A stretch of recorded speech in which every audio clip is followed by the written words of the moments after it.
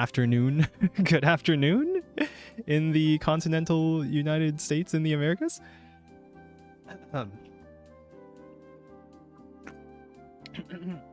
As you can see, I've set up neovim. I'm using a lazy nvim as my setup. I spent like a couple hours messing around with my own specific config, trying to make stuff.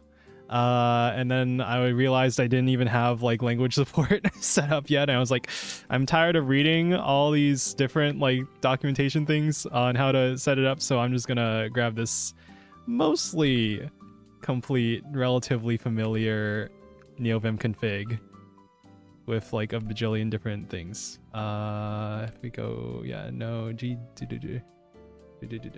so like I can go to ball spawner, GD, go to definition, or is that declaration? Go definition, yeah. And I can go to this. I can swap between the buffers of a keyboard. You can see my keyboard strokes on my model. Big 5 Amigo, hi! I Neil playing with his balls live on twitch.tv. I'm playing with my balls. I'm working on something? Something. Let's see if I can... Is this? Yeah, there we go. There's the preview window. At the moment, it is very bare bones. It is a ball simulation. I've been working on this idea sort of in my head and also writing down a couple notes on what I wanted to do with it.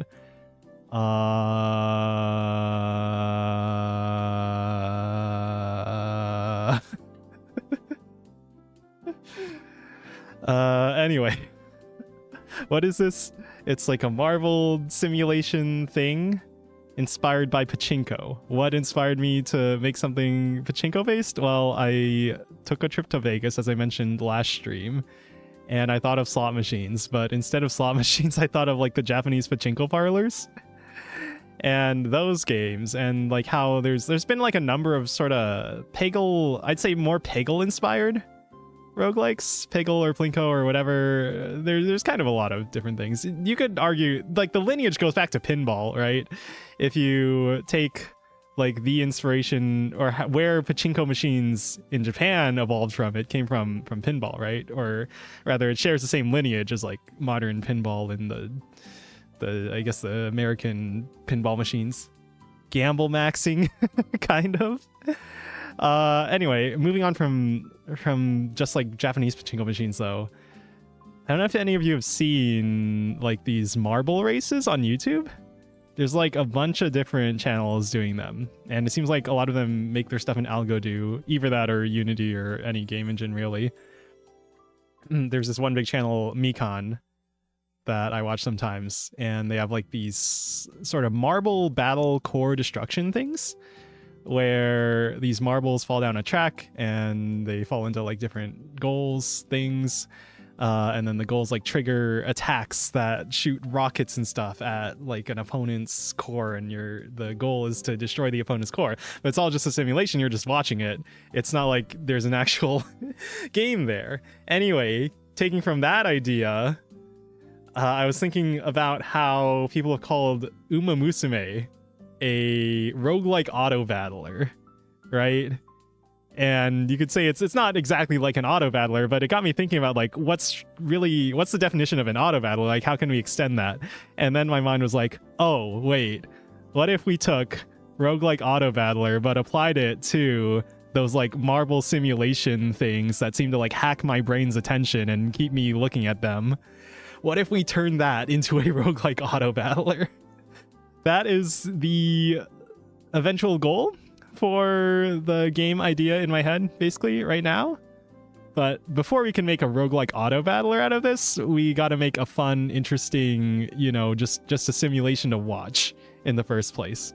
So that'll be my goal for, I guess, this stream or the next couple streams or the next week or however long it takes, is before we even think about like making a roguelike out of this or making an actual like sort of auto battler like game out of this, we'll think about making an interesting to watch simulation, and then maybe take some cues from that and then turn those into pieces that become like elements in the roguelike part of the game, where you're like, the goal will be like to build a board that is super strong. You're like building an engine. It's kind of like how all the auto battlers in a way are kind of like an engine builder, right? Except in this case, the engine is going to be your pachinko board with like all these funny goals that transform the balls or transform the state of like your board as a unit, like shooting rockets or putting up shields or replenishing your ball count, and your ball count is going to be both your HP and your ammo. So that's sort of the idea. Game, but without the gameplay, brilliant. Yeah, I mean, really a lot of the inspiration for this was from thinking about the races in Uma Musume. It's all, you know, it's an auto battler kind of, because you're just watching it, right? You're not actually directly involved. All the gameplay is like outside of that. But like, you know, we could extend that to probably a lot of different kinds of simulations, right? Right? Who needs gameplay when I have gambling on a 99% failure quadruple rainbow speed training? Gold shift can drop kick me any day. If I was able to survive that, then yeah. Oh yeah. I had a gold ship run. I was doing it like a day or two ago, like 2 days ago. It was pretty good. It was pretty good. I only got the training restricted event on the last turn on the Ure finale finals, and since it was a race day, it didn't even matter. That was my last gold ship run. It went pretty good. I also built like a really good King Halo, better than my previous King Halo run, to beat Bakshin in the champions race. What was it called? Not the champions meet. the legend race. That's what I've been doing off stream, I guess. Although thinking more about this project has been taking up my time a bit more. Makes me not want to be wasting it on playing games as much as making the game. Although I shouldn't promise too much in terms of me being productive, because I am prone to get distracted. I finished Cinderella Grey, the anime, not the manga. So now I'm out of episodes to watch while I run on the treadmill. I had to watch was it Alexa? I was watching Alexa play like a dice roguelike game. Is it Alexa? Anyway, I was watching someone play a dice roguelike game. Is it called Dice in a Million or something? And I was watching that instead of watching Uma Musume as I ran on the treadmill today. But I still have what was it? The Road to the Top OVAs to watch. Funny story, when my brother was 6, he was sent flying after being kicked by an angry horse and flew into the barn wall. He also has an IQ of 87 now. Bro. Bro. Yeah, I think I might have talked about this once. My closest experience with horses, actually I guess I've seen horses since then, but I haven't actually like interacted with them much. I was like really young. I was like in kindergarten, and I went to a field trip to a farm, and they had pony rides, and I got to ride a pony. And I was really young, and I didn't really know what I was doing, but that was my experience riding a horse for the first time. Hype! Hype! Okay, all right. Don't get too hyped. I'm making like zero promises on on the completion or the progression of this game idea. Neil wishes he could be the pony. Can you imagine? To be free of all this, to have your food taken care of. I guess it depends on how good of an owner you have if you're in a horse. Anyway, what are you doing today? I don't really know. I don't have like a strict strong goal for this stream. If anything, because I'm streaming, I'm gonna be less productive because I'm gonna be yapping more, for better or for worse. I mean, that's kind of good though, right? I feel like I need to be doing more yapping. Just to flex the yap muscle, wake up the yap muscle. You know, that's what you guys are here for, right? Right? Or are you here for the coding? Or are you here for the games? I mean, all of those are kind of intertwined in like the appeal of a stream, I feel. Are you here for the background music? You're literally just watching because you want to listen to something as noise in the background. Either way. Either way. Should I talk about my neovim config? I already mentioned a bit earlier, it's lazy.nvim, but I think I posted in the Discord about this. I was trying to get it set up with WSL because I think I was seeing some errors due to not having Fuzzy Finder installed, but then I realized I could just install Fuzzy Finder on Windows. So I think, yeah, I can like search for GD ball, GD spawner, GD yeah.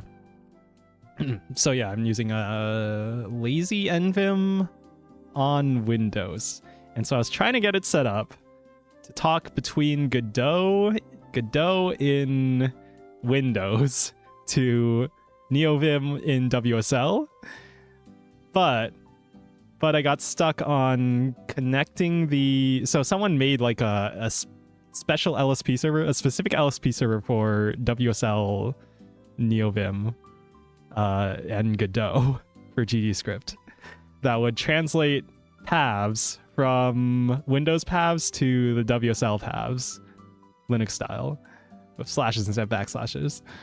But I got stuck there because I was having trouble connecting from WSL to a server running on Windows on my same machine.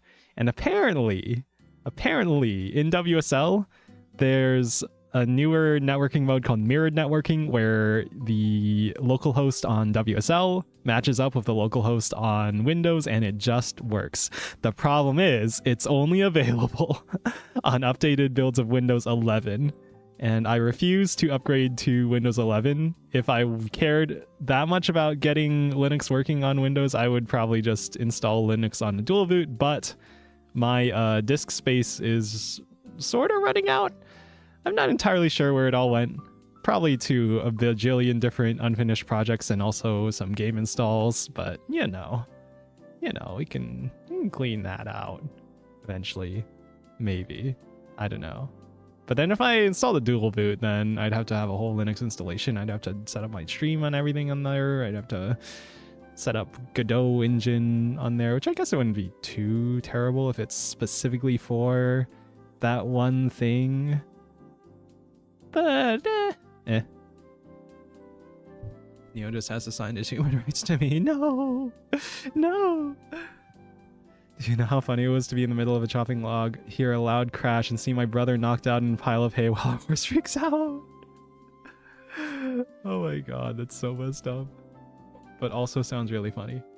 Do not get Windows 11, trust me. As a Windows 11 user, it takes 3.33 gigs of RAM, and I only have 4 gigs of RAM. Oh, thank god I upgraded to 80 gigs of RAM. Last Black Friday? Yeah, last Black Friday.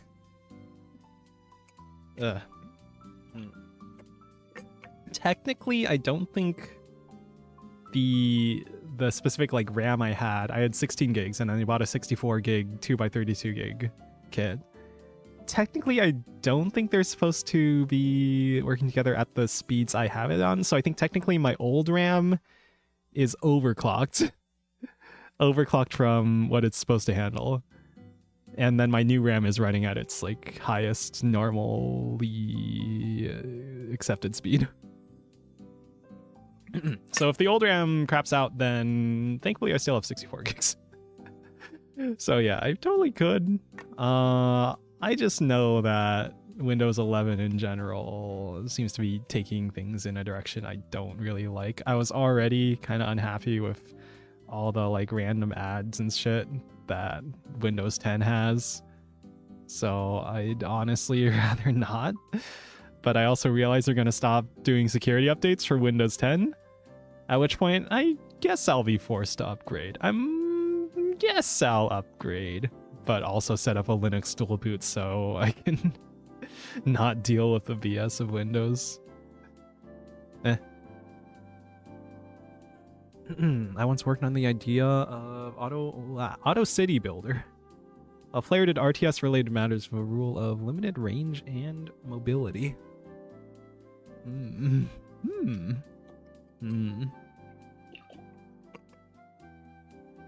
Yeah, anything's an auto battler if you think about it. Anything where you make choices and then you play a simulation is Polybridge an auto battler? Okay, maybe let's not extend the definition of auto battler that much. But I don't know, I've been thinking about, what was it? There's one YouTuber who made one of these like marble simulation things. And he talked about like or I think someone in the comments talked about the idea of a 0-player game, and the YouTuber sort of compared it to watching raindrops fall on a window and like seeing them race and like thinking of them as racing like it's a marble race but with raindrops. And I don't know, it got me thinking about like you could take any sort of system that behaves on its own. You could turn that into a puzzle game, you could turn that into an auto battler, you could turn that into something, right? Right. So units outside of friendly's field of influence lost a buff, then penalized, and finally damaged HP.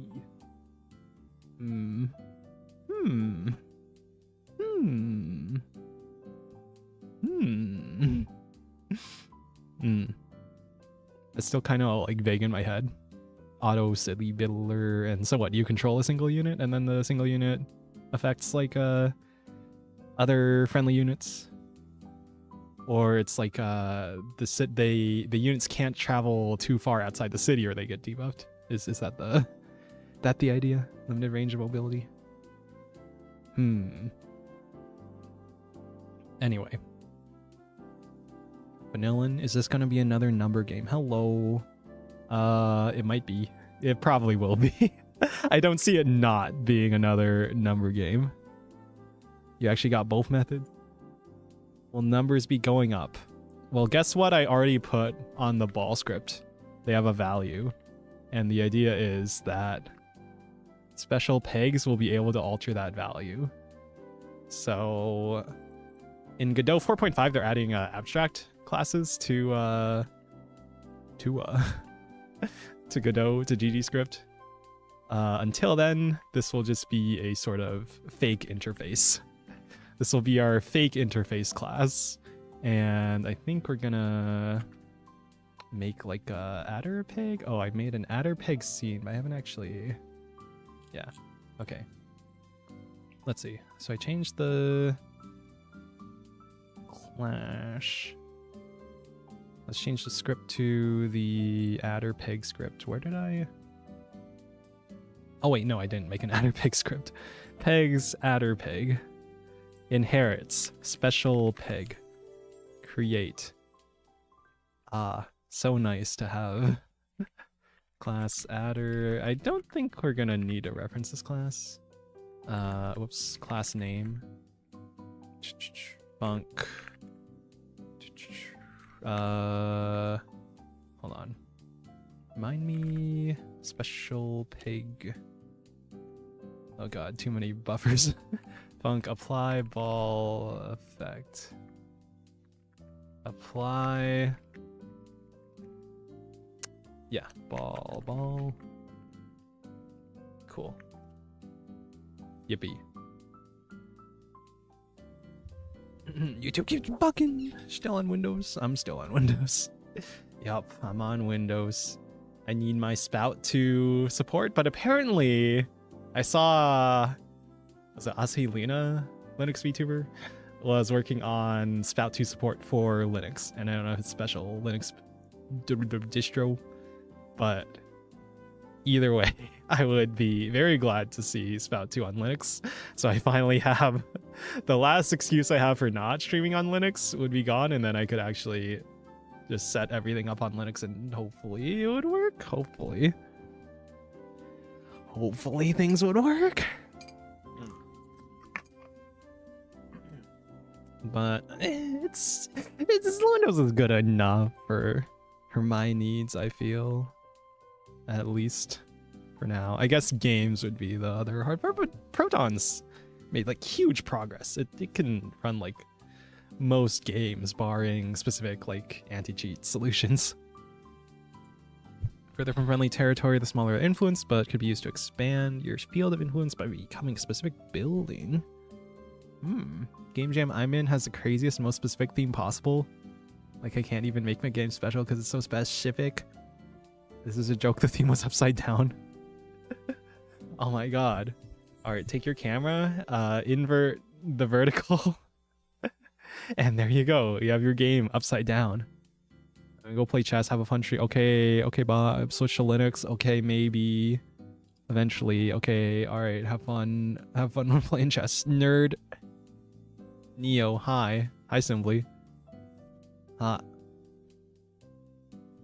When I said nerd, I wasn't saying it to anyone specifically. I thought I read your comment simply as nerd. That's what I am. That's what I am. I won't hide from it. If the supply building had enough time, it became a minor unit, producing building or resource gathering building. Another one I worked on eons ago was where buildings had unique upgrade branches offering different bonuses. Like the towers could be heavily armored for more range, or bunkers to hide. Yeah, could they be armored against okay.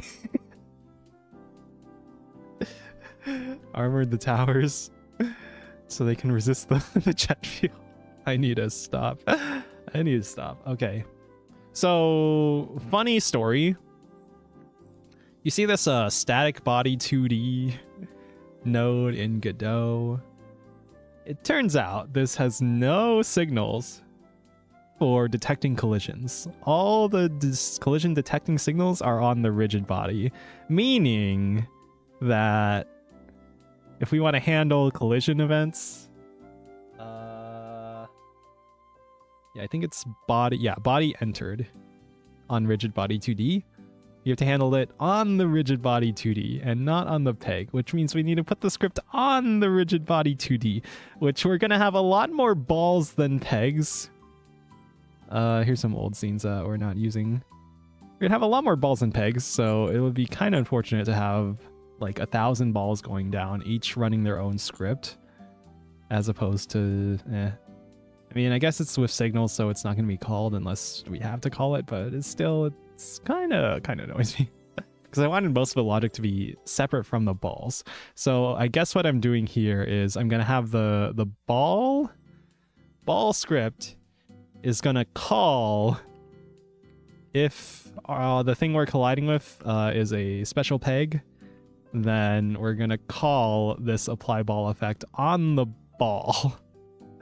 The ball is going to call apply ball effect on itself. And then, so let's see, our adder peg, we have like export var, add value is an int. We'll set it to 1 as default. Then ball.value plus equals add value. And that's our apply ball effect for the adder peg. The idea was different upgrades offer different values.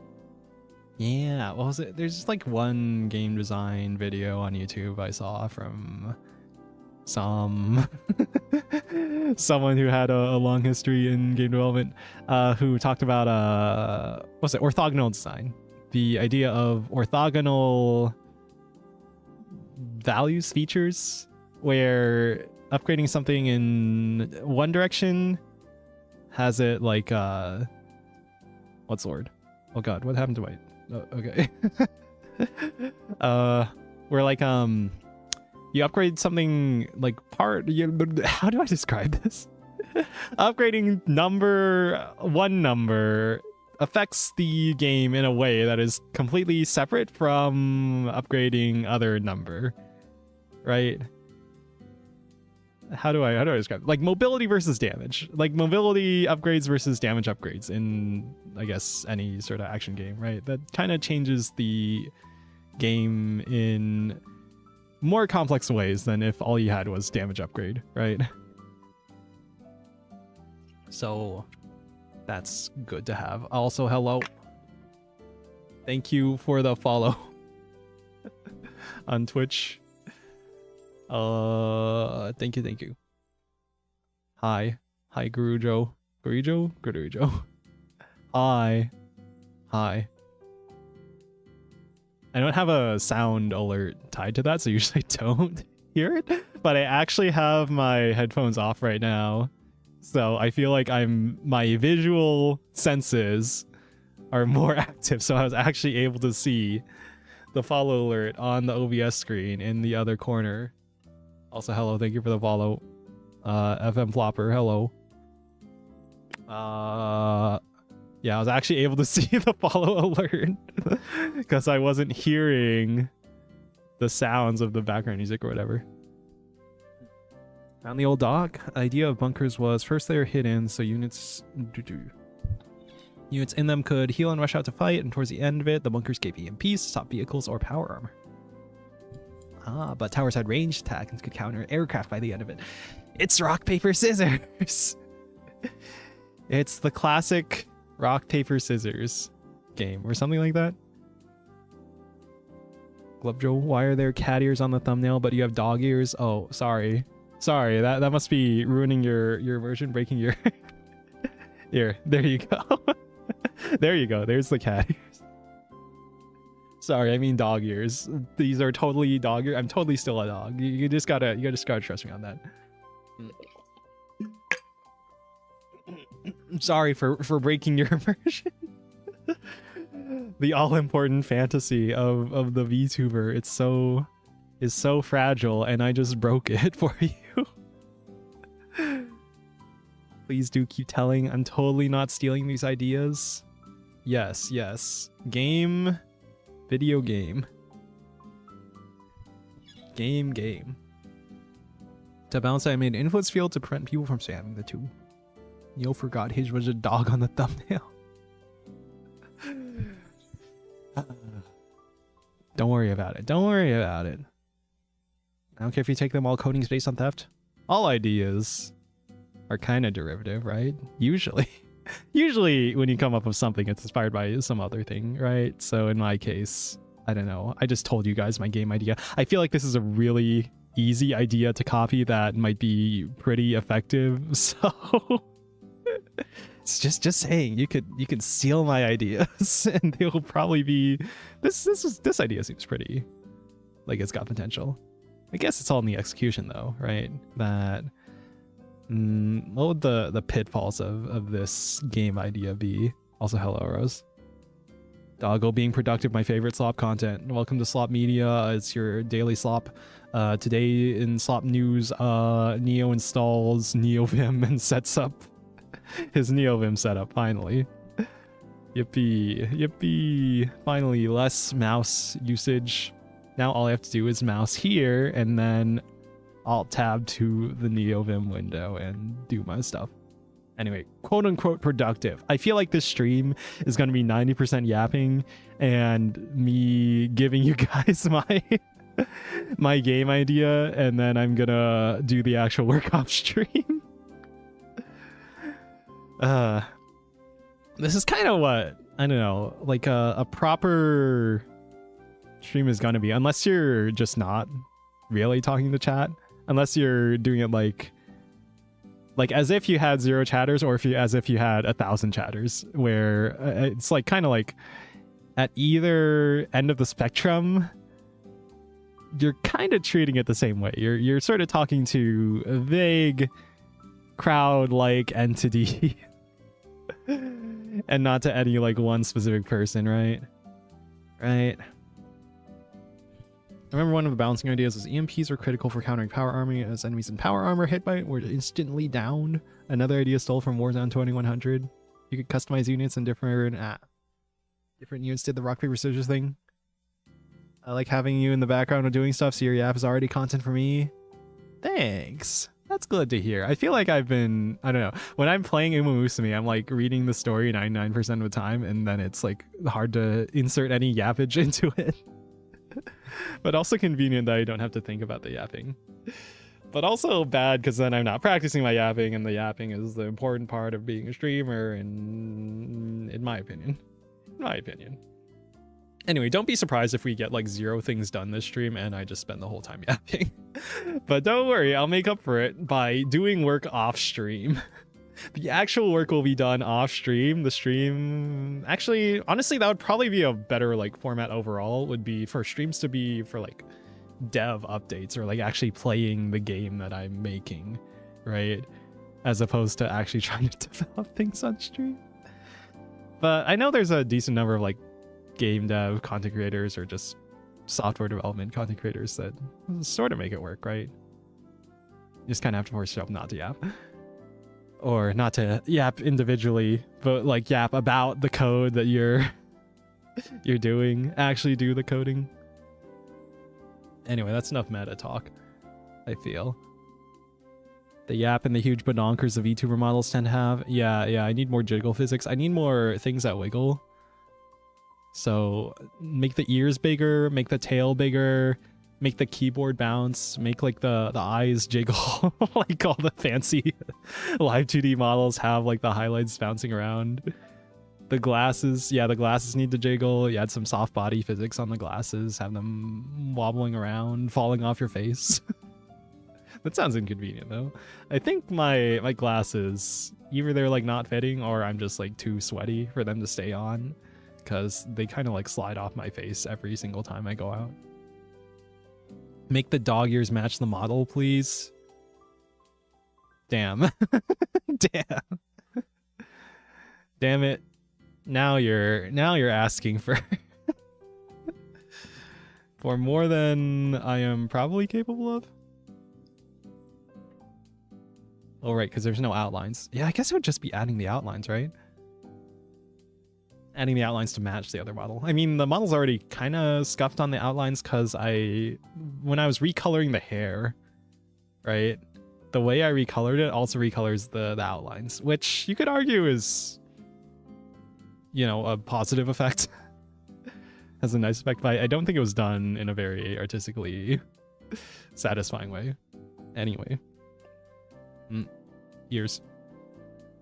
You made the model yourself? I bought this model for $17. This is a customizable Chibi model for $17 called Type H1 by a person whose name is a hex color code. And it was probably the best deal in terms of VTuber assets I've bought, because it's, well, super cheap. And it's a pretty good model. It's a pretty good quality model. Yeah, like in terms of value per dollar, then the pre-made models are kind of where the best value is. But in terms of like, I don't know, making an actually professional, good-looking model, you kind of do have to have it like custom made for everything to fit perfectly, unless your design happens to align very well with the pre-made model, or if you have enough artistic ability to build on top of the pre-made model and the model's license allows you to do so, then you could, like, this is technically a customizable model, right? So I think the one thing is the vertices are set up for the specific like outfits that come with the pre-made model, so you can't really customize the clothing beyond like textures, beyond well, I mean, it's 2D, it's all textures, but beyond like the outline, the shape of it, the existing shape. But you know, there's still possibility, I think. Hi, Neo IRL, nerd emoji. Yeah, me. Actually, what you're referring to as Linux is actually is actually the kernel. Anyway, where were we? I'm not even using Linux right now. I'm not even using WSL right now. I was talking about how I tried to set up WSL and it was a huge pain in the ass, but apparently they fixed it for Windows 11, but not for Windows 10, because the networking is a weird, convoluted mess. There's like a NAT mode, and then on Windows 11 only, they have the mirrored mode where it actually works as expected, and you can ping localhost, and you can connect to a server that is running on Windows on localhost, and the same as the WSL. But, you know, working with limitations, just like the first generation of video consoles. The limitations being my artistic skill and ability. Skill issue. They want to kill Windows 10. Why they won't fix it? I know. And they're killing Windows Mixed Reality too, but apparently a Microsoft engineer in his free time is working on a proper driver for the old Windows Mixed Reality headsets. Apparently. So that is my hope, that it'll work on Windows 11 eventually. Not that I've even been like playing VR very much at all recently. You know, it'd be nice to know that it'll work. Anyway, where were we? Not doing work. Hardly working. That's what. So if the special peg, I need to double check. Godot is class. Is class function for objects of a... What's the proper way to check if a variable... If object is class name... Because the idea is that I have this special peg class that I want to use as an interface. And in Godot 4.5 plus, it will be an abstract class. And I'm using the abstract class as an interface because there's still not going to be like an actual interface. Set meta. That's a hacky. Can I get the name of class via to.get class? Is it just is? Oh my god. Why is this so confusing in Godot, I swear? Yeah, that's my... Or is it? Using set class name not allowed for use. Using get class with is class. Other is custom class. Okay, using is class. Get class is meant to return a native class name. Other dot is... Hold on. If your class is inherited from other dot is class self dot get class. Okay. Using get script. Using... This... What the fuck? The is... Wait. I didn't know you could do this. What the fuck? What is that? Neos don't work. I mean, yeah, my work here is yapping, not actually getting the game developed. Which is why I'm like 90% sure that if I want to be as productive as possible, I would be doing this work off stream.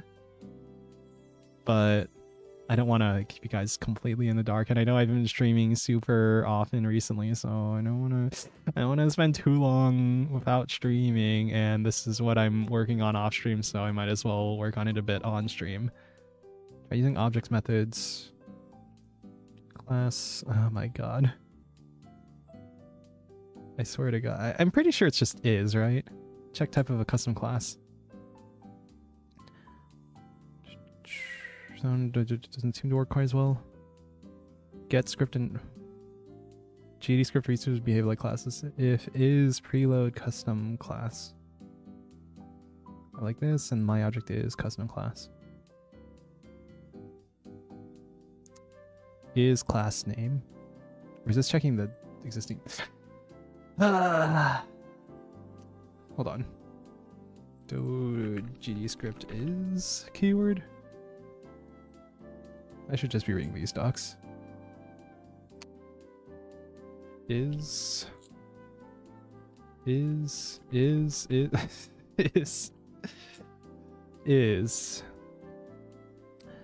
test whether a variable extends a given class or is of a given built-in type. Okay, so it should just work, right? Right? The is keyword should just work for this case, right? In this case being is special pig, right? So func handle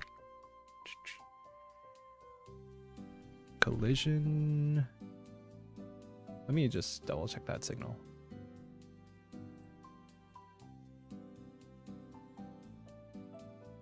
We'll just call it on collision, I guess.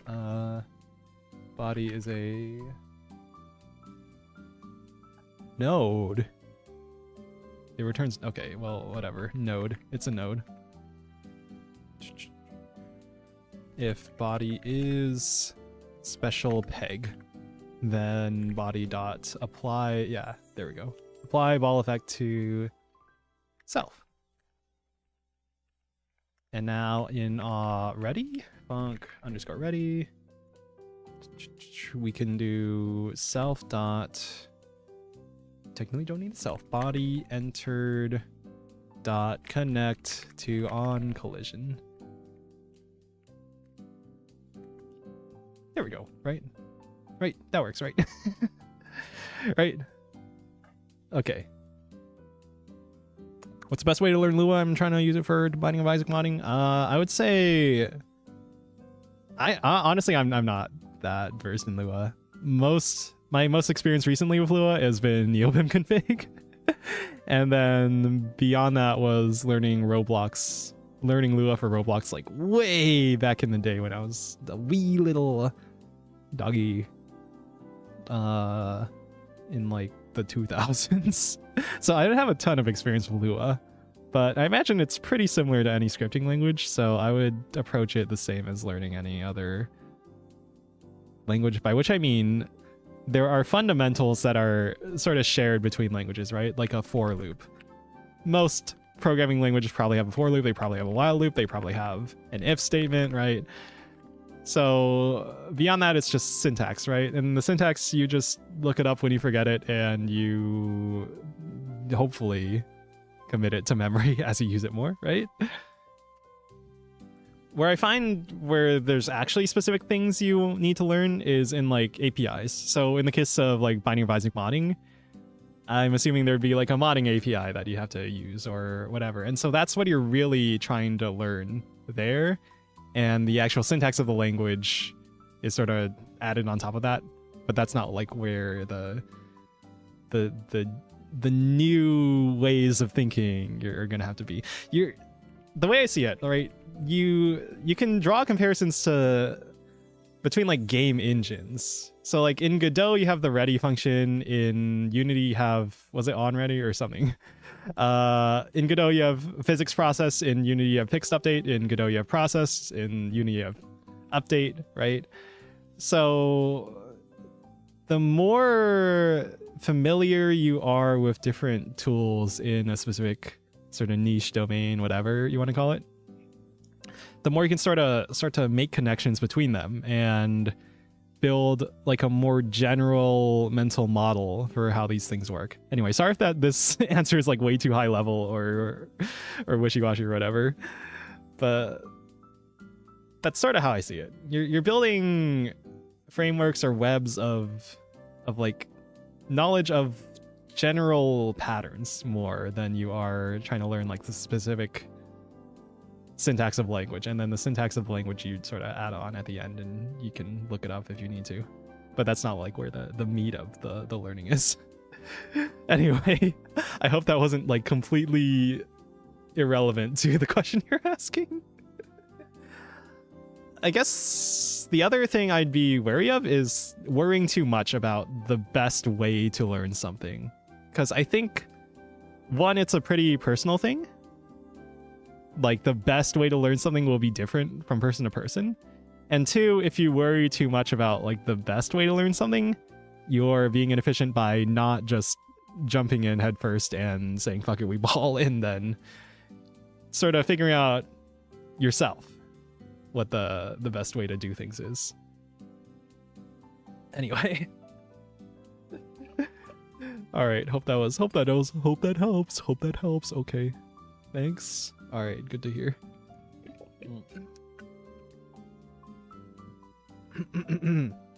Anyway, what was I doing?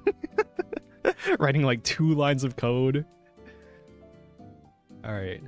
On collision, if body special peg, apply ball effect. So now, in theory, theoretically, we make our adder peg.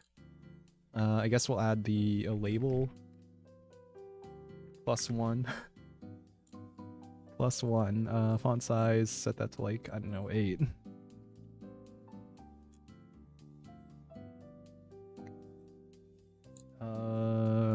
Change that size. I think that like 20. position minus 10.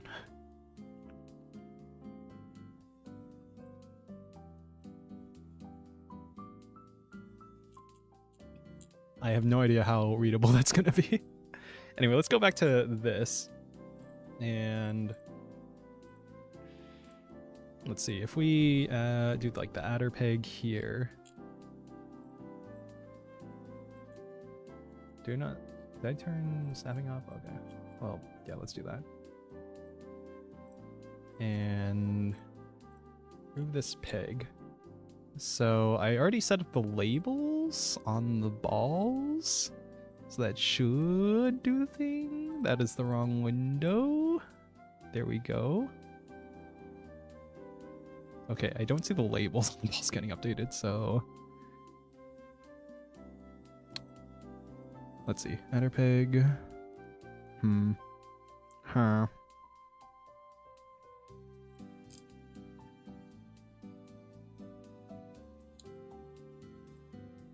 Okay, on the ball scene, we have a label, value label. This is tied to the ball. Oops. Yeah. Ball value change connect to set the text and set visible to the value not equal 1. Where's the ball script? There's our value. When you set it, we emit value changed. When we apply a ball effect in adder peg. Update that, so it should do something, right? Oh, this is probably a great time to actually try the debugger in neovim, which I haven't actually tried before. So yeah, the rest of this stream is just gonna be me figuring out the debugger. Yeah, I have no idea how to do that. I'm going to look up. I was following, was it Lazy Vim for ambitious developers? Oh yeah, I think I said Lazy Vim a few times. It's actually called Lazy Vim. Lazy Vim. All right, pretending I know what I'm doing. Programming language support, linting formatting, diagnostics. No, I know this. Where's the debugger? Yeah, debugging. Debug adapter protocol. Are you hello agent? Oko. Is that how you read that in Japanese? Hello. I'm doing good. I'm attempting to use the debugger in neovim for the first time ever. I kind of just set this up because I got tired of mousing around all the time. Even though in VS Code, like, you can use it with your keyboard shortcuts pretty efficiently. I already have like the Vim keys extension set up on VS Code, but doing the integrated Godot script editor, the keyboard shortcuts are kind of lacking. It's kind of hard to navigate keyboard only. All right, dap, install the dap.core lazy extra. Hold on. Lazy. No, I guess not. Okay, well, here we go. Instead of doing Godot, we're doing neovim. You should use Vim to read man pages. Okay, yeah, you're right. Yeah, you're right. Hi, Thunder. But I'm on Windows, by the way, so I can't even... I don't even have man. Although there's like the Vim help, right? And Vim help. Although, and specifically this is for lazy Vim, the way they have it set up. This is a problem of using someone else's config, but I just want things to work.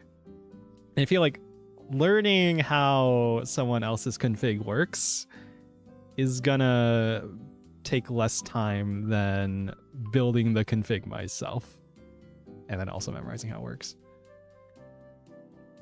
So there's me outing myself as a tourist. FAQ, general,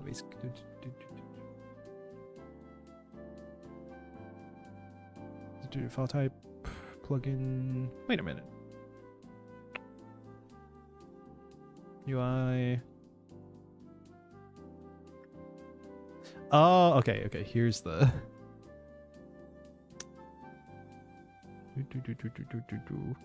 Speed config. We don't have the dApp setup, right? Except it's in lazy extras, right? How's this work? Go. Lazy engine. Oh no. Does it help? Lazy engine?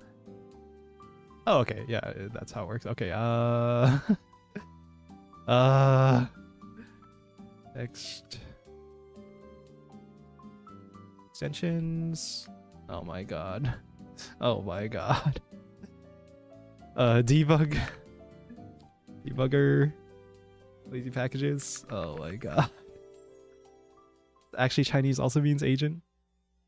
I've been learning Godot for about a week now. I'm still lost. Would you mind sharing how did you learn? Me when Neo tells me to steal code. I used to use Vim to read man pages, then upgraded my computer. It broke. Turns out Vim was symlinked to NVim, and it didn't work. But it's also easy with NVim. Nice. Nice. How did I learn? Making stuff. But also, I came from Unity, so I had some knowledge existing from Unity, and I feel like a lot of the sort of core concepts of a game engine, like the scene tree, will generally carry over, right? In Godot, you only have like one script per node, but in Unity, you can have like multiple components on a single entity, right? But it's relatively similar, right? Which I guess doesn't help if you're learning it for the first time. To which I would say, I don't know exactly how you go from like following tutorials to actually sort of knowing what you're doing. I think the big thing to remember is to know how to read documentation. Not exactly like to just to read the documentation or like just to follow a tutorial or anything, but like follow a tutorial, but also understand that like how you would learn how to do something you don't know yet how to do, which would be like looking up in the man pages and looking up in the documentation, looking up online, how to sort of learn what you don't know. And then from that, slowly get a bigger picture understanding of like all the tools available in the toolbox, which there can be kind of a lot when it comes to game engines.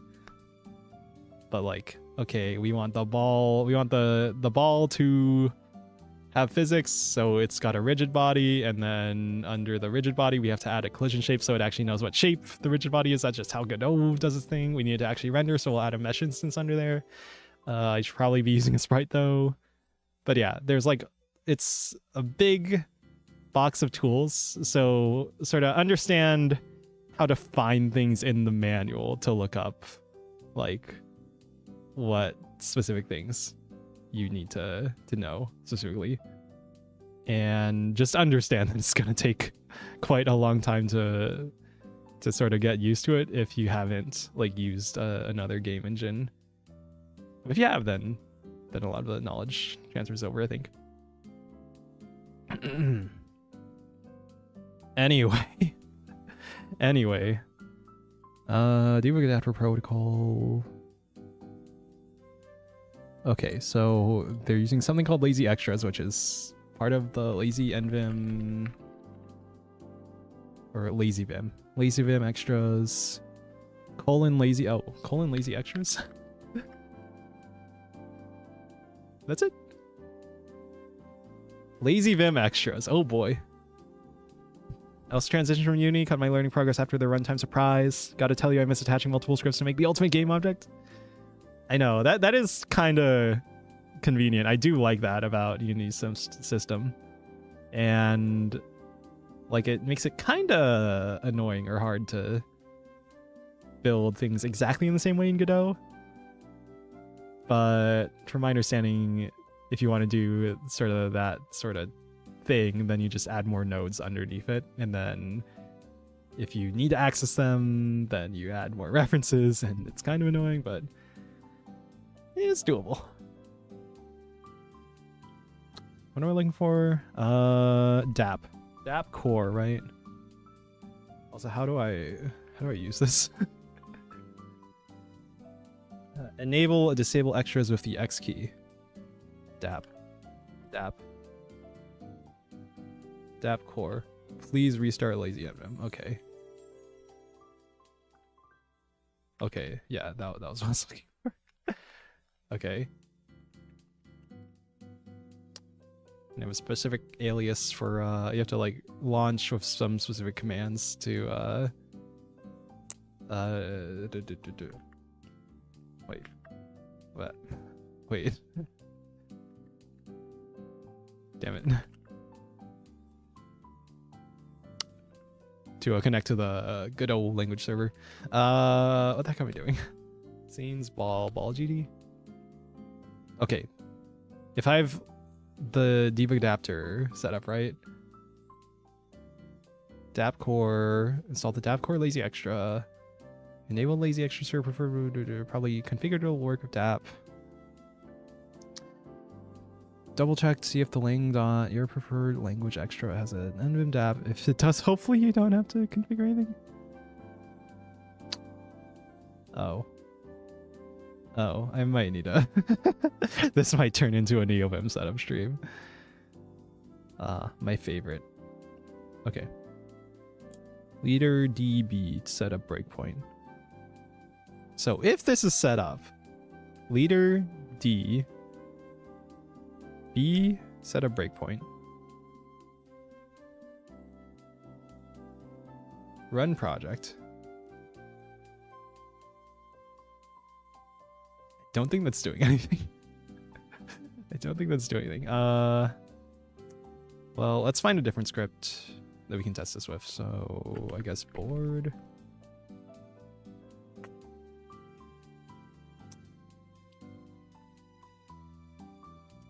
Leader D for debug. And then B for breakpoint. Let me read these others. Session terminate, DAP UI. Oh god. Okay, let's run. I don't think that's working. No. Okay. Well, alright, let's figure this out. Godot neovim debug. Increate debugger of neovim for Godot nvim. Then configure remote debugger nvim DAP. I don't know what's I reading. There's one that was for Windows specifically, but I don't think they went into the debugger yet. Server mode, Godot, editor settings, LSP support, tree sitter, debugging. Okay. Godot has a built-in debug adapter protocol. Okay. I used to have nvim DAP installed. This can attach to Godot's DAP. Light set. Breakpoints. Run the game from neovim. nvim DAP UI. TBH Godot's debug UI is hard to beat. I know. It's actually pretty decent. Launching specific scenes.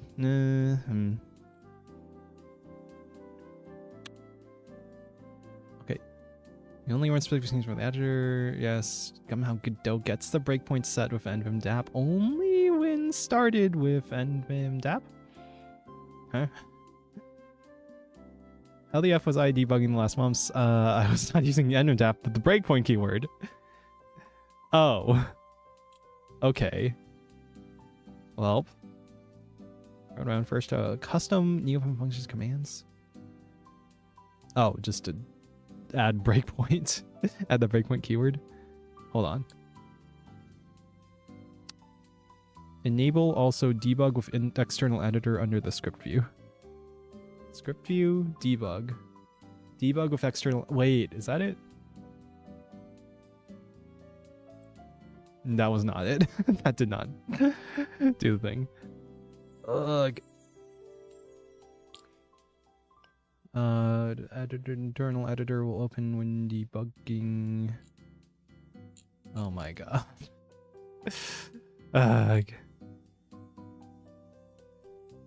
Godot 4 comes DAP integration. Wait, so this should just work? nvim DAP. Oh my god. Oh my god. Dap toggle breakpoint. Yep.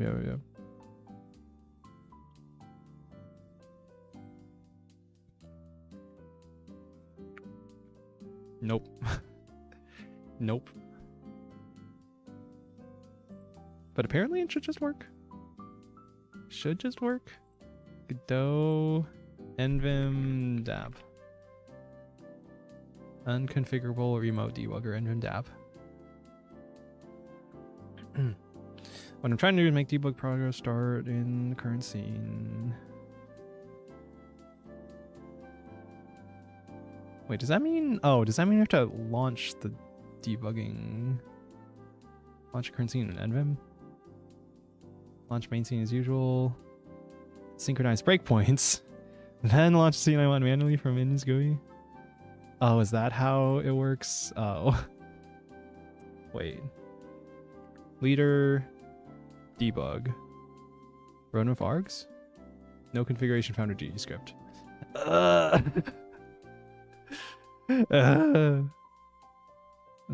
Yeah, that would make sense. Great. Okay, has anyone actually gotten this working? Integrate debugger in neovim for Godot. I have searched for a lot of stuff in Google, as it appears DAP already has implemented inside Godot engine. See this issue, these pull requests. If I understand correctly, there is already capability to implement fully featured Godot debugging inside any editor. The problem is when I search for any instruction or actual configuration example, there was nothing in the internet to figure out how to configure debugger for Godot inside nvim. nvim DAP is actual neovim plugin for DAP integration. Unfortunately, there's no GE script. Has anyone figured this out? nvim DAP wiki? Wait. Godot GD script. Godot GD script. Oh my god. Okay. Adapter definition. DAP adapters Godot. Type server. Host. Localhost. Oh no, my IP address. Editor settings. Debug adapter. Remote port. Yep, 6006. Okay. Debug external editor. Configuration. DAP configure. Launch scene. See the configuration section in the Godot VS Code plugin. README for a description. Okay, great. Okay.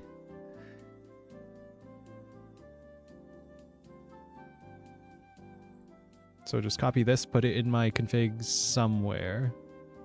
Okay, let's figure out where in my...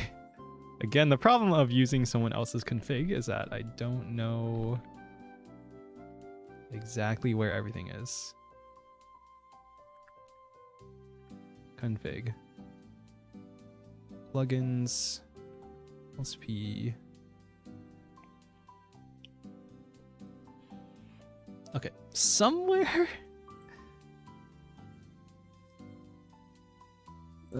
Lazy nvim. LazyVim. DAP. DAP core, LazyVim. LazyVim DAP. LazyVim DAP. Trying to get a base configuration. And the link type. Okay. So type here. Customize config. And then Lua. Plugins. Lang. Oh, okay. DAP.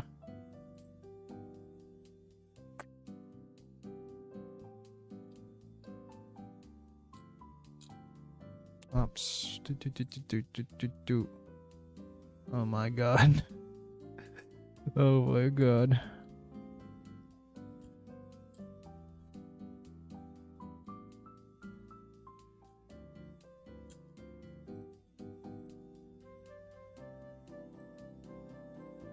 I swear, every time I'm trying to like learn something about how to configure neovims, they put in like the most minimal piece of code. Because I mean, it makes sense like that where you're supposed to put that code is gonna vary depending on your specific config. It's such a pain in the ass trying to translate from, okay, here's some random code, and where the fuck am I supposed to put this in the config? But again, that's on me for trying to use someone else's config instead of learning an entire, making my own entire config from scratch and knowing where every single thing is supposed to go. Core.lua,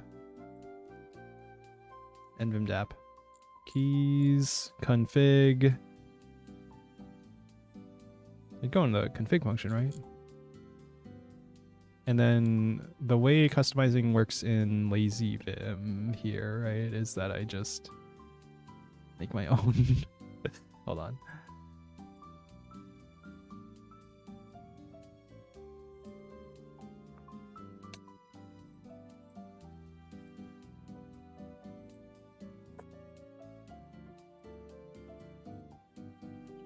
You know, I never actually set up an external editor before on the debugging for Godot, so it does kind of happen. Adapter definition, adapters Godot. I'm assuming this goes in. I make a configuration function, right? Not here. Not this, not this. Yeah, so I make a config function here, and then I put that code there, right? I make a file in my plugins. Hold on. Or in my config.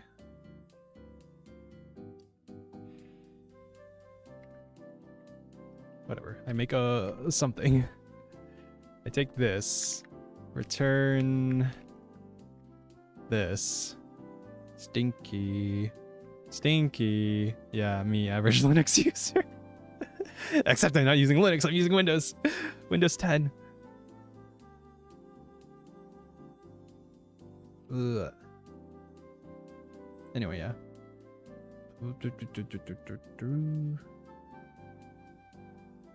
Is what? mvim-dap? So I think, I'm assuming it's like this. Config equals function. Oops. I was too used to pressing tab instead of enter to complete.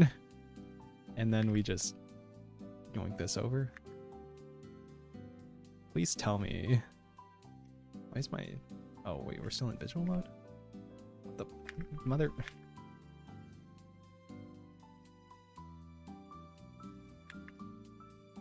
Please tell me this works how I think it does.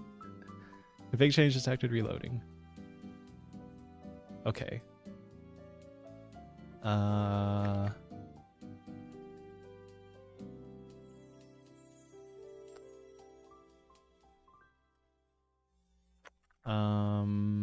Was it board GD?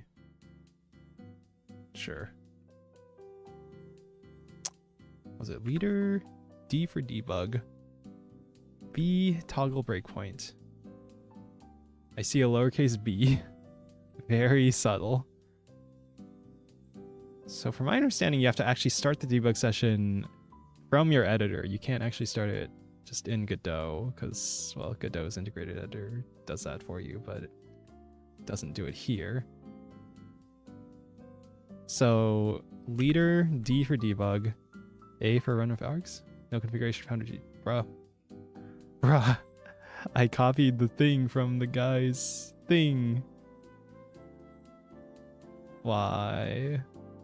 I swear, setting up your development environment is like the most painful thing every time compared to actually running the code. LBS ignoring forgiving food advice, good advice in general. Is Windows WSL good? I used Cygwin before, it was alright. I feel like I've noticed... I notice the performance hit, but usually when I'm doing file system, like work on the Windows file system from WSL, I think it's doing like annoying translation stuff that slows that down specifically. But Cygwin's alright. I think I'm using MSys64. I don't know exactly what it's called for most of my like Unix like stuff. I've gotten pretty used to just installing stuff with winget, the Windows package manager, when that works. It's not quite the Linux experience, but it works mostly. Okay, I swear, how the frick do you set up Godot debugging in neovim? I just look on YouTube. Godot neovim debugger. Neovim setup for Godot GDScript. How to set up neovim for GDScript. My neovim setup for Godot. Debug adapter.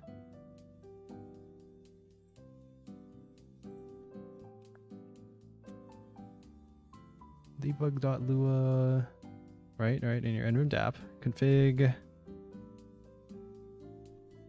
Debug adapters Godot.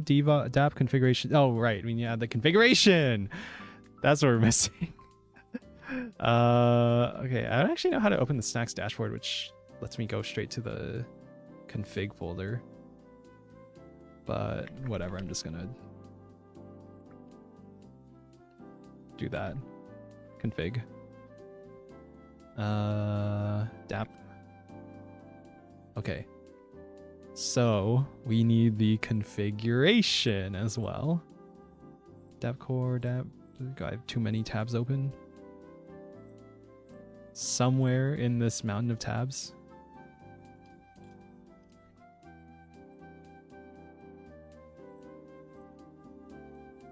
Somewhere. All right, here. Dap configurations.gdscript. It's here.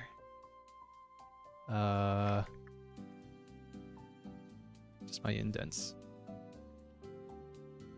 And that's the same as VS Code, right? That's how it works. That's how it works, right? Right? Please tell me that's how it works. All right. Open up our, I guess, board GD. Okay, leader, debug, B, toggle breakpoint. Leader, debug. A, run of args.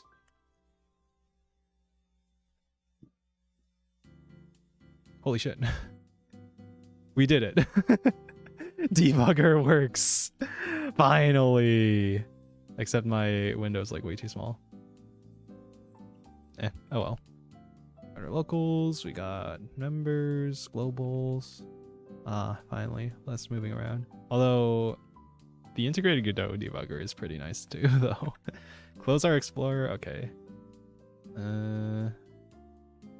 Main, or in physics process, no expand option, huh? Huh? Oh, thought there'd be a... Neo-ish debug in the system. I'm in. Hacker voice, I'm in. So is it leader debug? Down, up, last, step out, over, pause.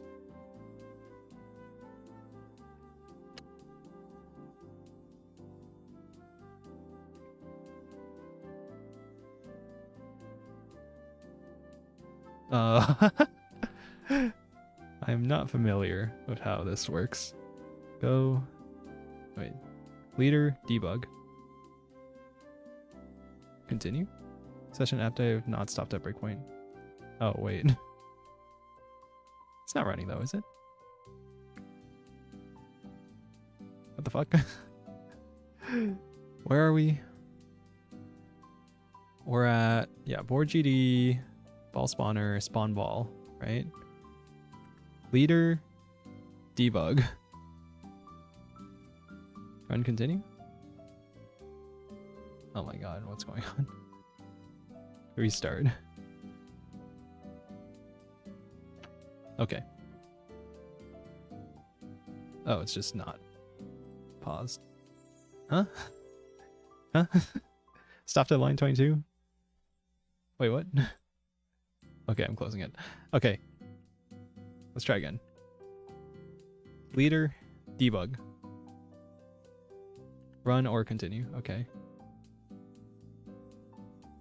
Okay. We're at the breakpoint, right? So I see those icons down in this window. But I don't know if that's how it works. Debug.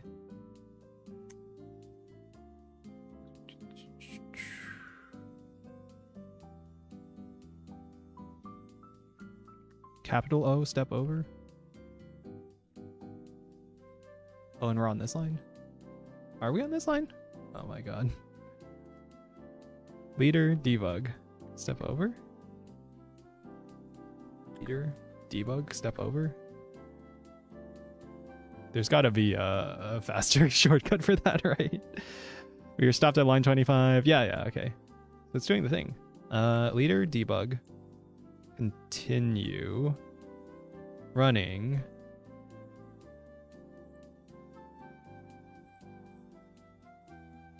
Should be at this breakpoint though, shouldn't it?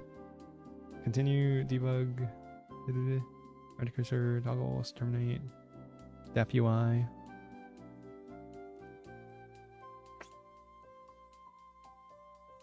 Okay, well, I'll figure it out eventually.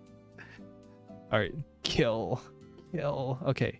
I think in vol GD, right? We wanted to set a breakpoint here. Leader, debug, B, toggle breakpoint. Leader, debug. C, run or continue. It stopped at this breakpoint. Wait, Godot just crashed. Godot just crashed. Good night. All right, have a good night.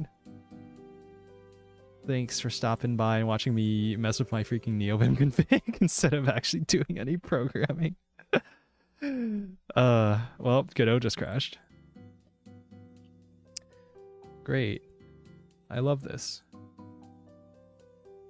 I love technology. Okay. Leader, debug. Can we clear breakpoints or do I have to manually? Oh wait, no, wait. What? We're in a session? Go, debug. Terminate. Wait, what? Leader, debug. Session terminated? Okay. Okay. Space DB. Okay. And we have this breakpoint still. You debug run, okay. This isn't triggering. Oh, wait. No, I know. Go to ball. Solver. Contact monitor on. I had this checked earlier because then I unchecked it because I thought I could do it with the static body, but nope. You have to check the collisions on the rigid body. Okay, now leader, debug, C to run, continue. All right, we're stopped at this line. If body is special pegs, body is an object. Can I go to this window and then expand this? Yes. All right, nice. Static body, node, collision object, node 2D, canvas item node, script. One of these nodes has a script, I think.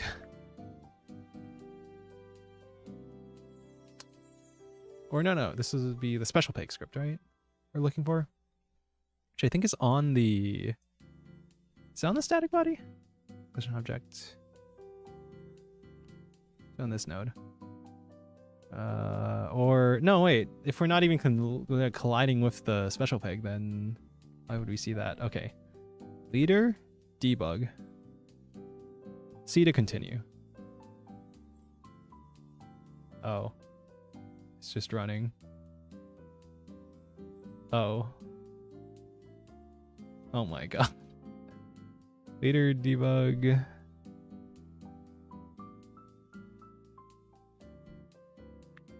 Pause. Leader debug. Red pause, leader debug. Continue. Okay, well, at least I figured out how to start and stop it, at least. At least.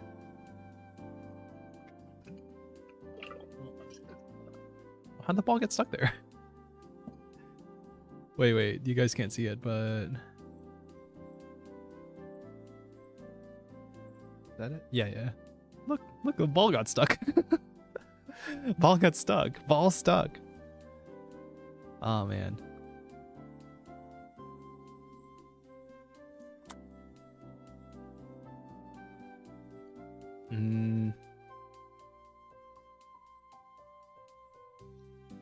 How about I turn debug with external editor off and then see if I can... Oh no, but then I have to open the scripts in the Godot editor. Yeah, I'll figure it out eventually. I'll figure it out eventually. But anyway, I think I'll try what that other guy was doing and just do debugger. Or no, it's what, breakpoint? Yeah, Godot has a specific keyword for this. Ball special effect. Or not? Okay. Well then... We did add the... Yeah, it's adder peg here, right? With the adder peg script. The adder peg script extends special peg, so it's... But the is keyword should still match it, right? Right? Right? Ah.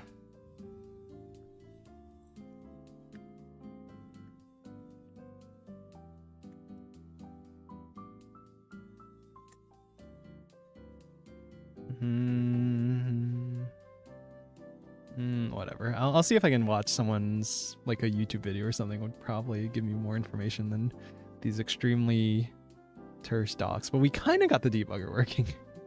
We kind of got the debugger working. Anyway.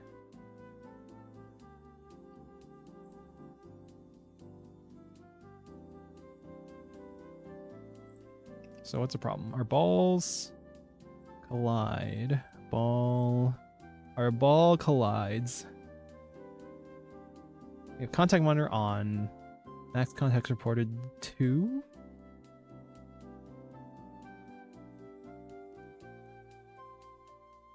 Which should trigger the body entered signal?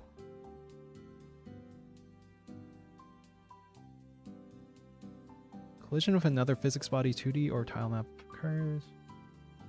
Body in the node if it exists in the tree of the other physics body 2D or tile map. Right. Wait, no. Wait, I know why.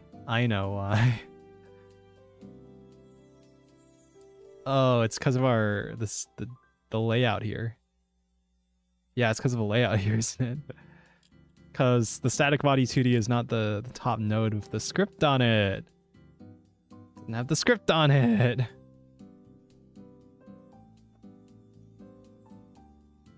Right?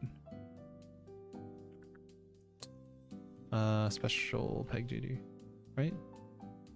Extends polygon 2D. No, we need to extend static body 2D. Or really physics body 2D?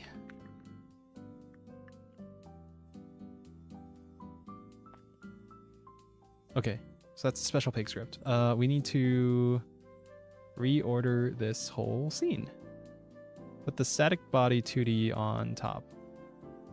So right click, let's make this the scene root. Yeah. Yeah.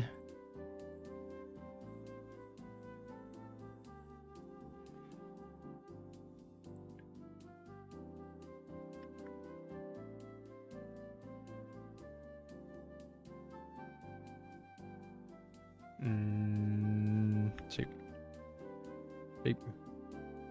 Dog on Neo's tail. No. No. Man, what's like the anime trope where the whatever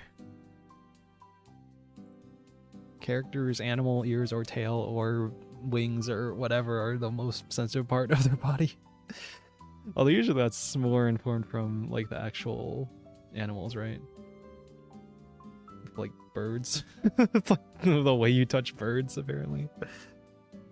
You know what? Don't worry about it. Okay. I think we made this clear inheritance.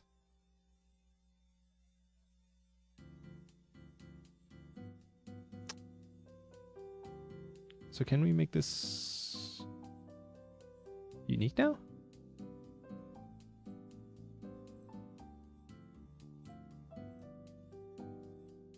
Yes, it's unique now. Okay.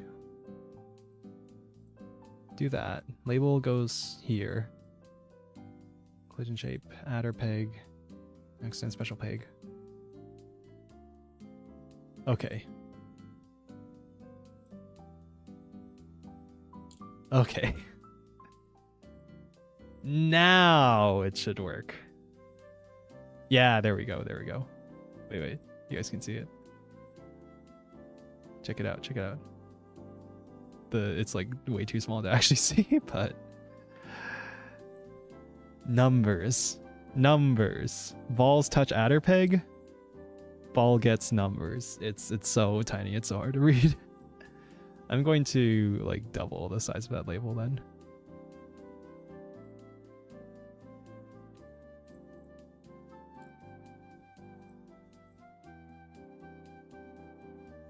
Or 1.5 times it.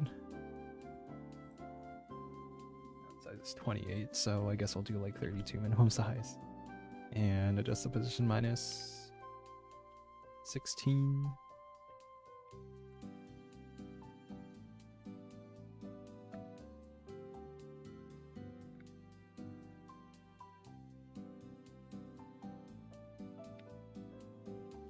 My strike 4? How's that? How's that? Can be font size 12 as well.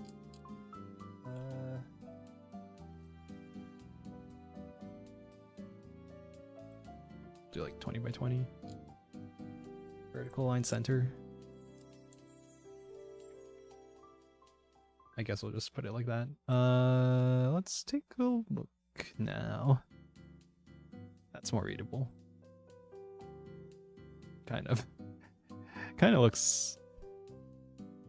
It's like really hard to read because it's so tiny. At this point, we're probably gonna want to add a theme, so...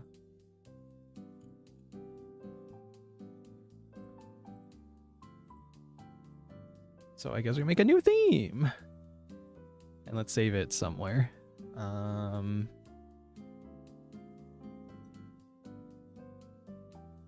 Or do we save it?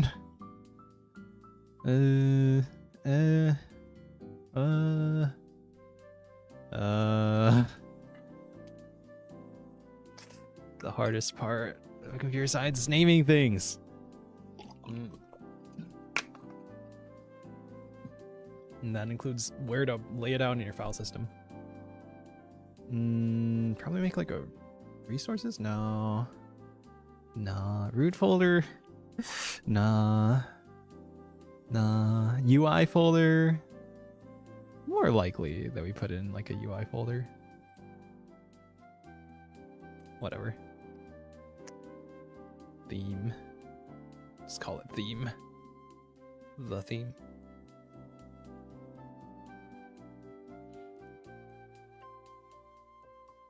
I think the way I usually do it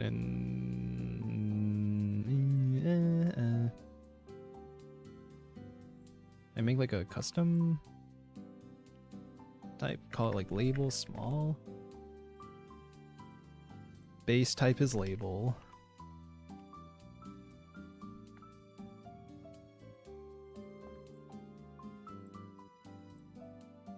Now we can set our font size. Set our fonts. Set R.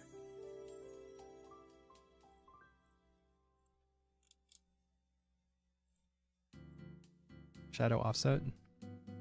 Like 1 pixel.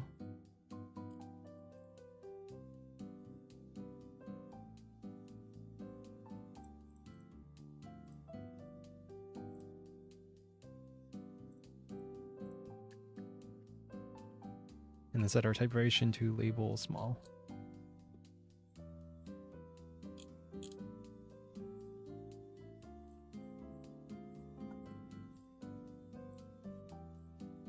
Unset the font size. And make sure we'll adjust the font size. Yep, okay, cool.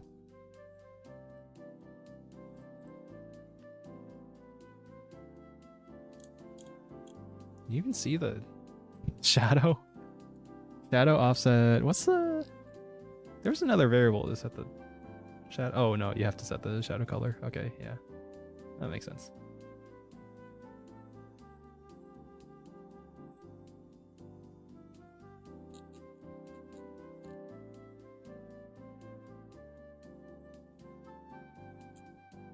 Two pixels is a bit much.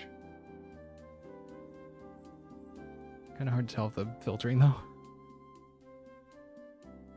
Yeah, we'll do that. See how readable that is. Adderpeg, you can have the same theme too. Theme. The theme. Type variation. Labeled small. Run the game.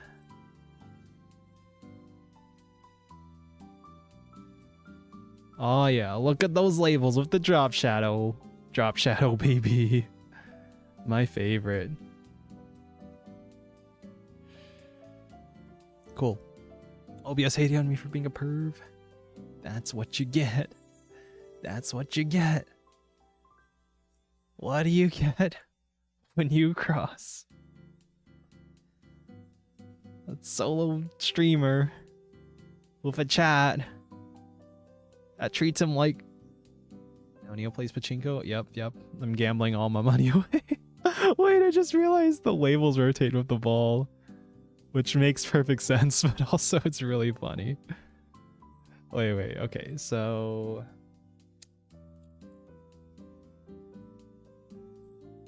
Is there a way to do top level for rotation only, or... No.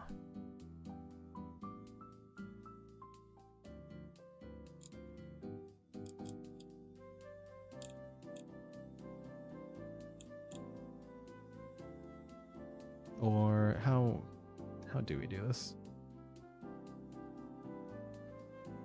Right, because it's gonna inherit the position and the rotation of the rigid body, right? We want the other stuff, but not the label to inherit that, right? Right?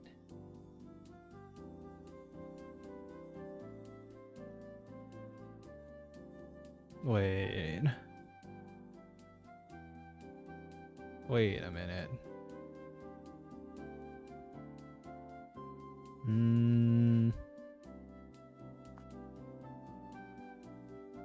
Right, if we didn't care about the position, we would just do top level. Otherwise, we'd have to... I guess we put a script on it. I guess we have to put a script on it. Or, well, we already have a script on it, so I guess we have to, you know, update the position every single frame for every single ball. Self dot position. We'll just do global position equals ball dot global position.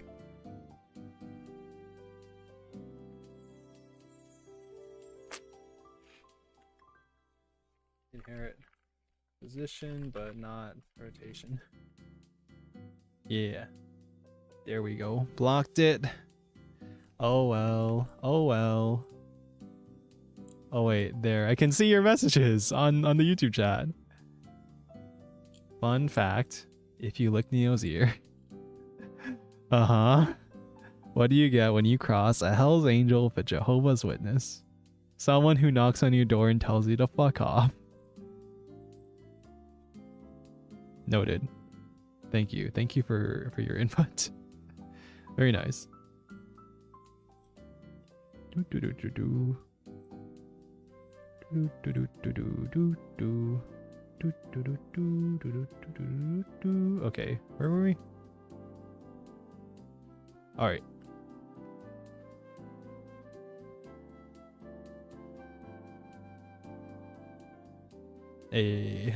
All right. I saw your your post on the Discord too. Okay. What am I doing now? Checking that the label adjustment works. That is the wrong position. Oh right. Oh, cause the offset.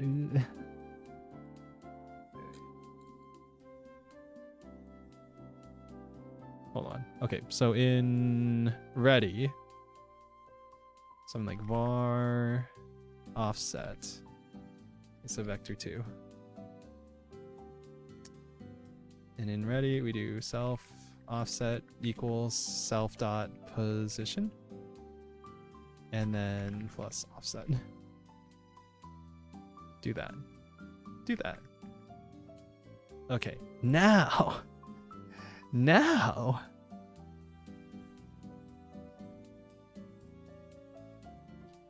Look at it. Look at it. Our labels are no longer rotating hilariously with the ball itself. All right. Well, that works.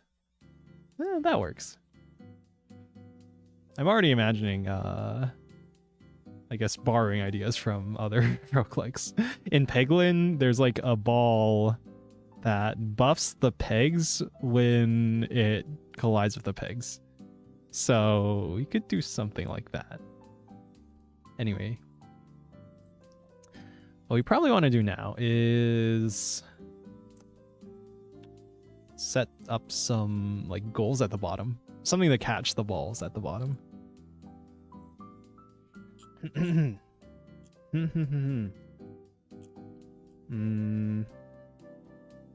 Yeah. So I don't know exactly how that's gonna look, but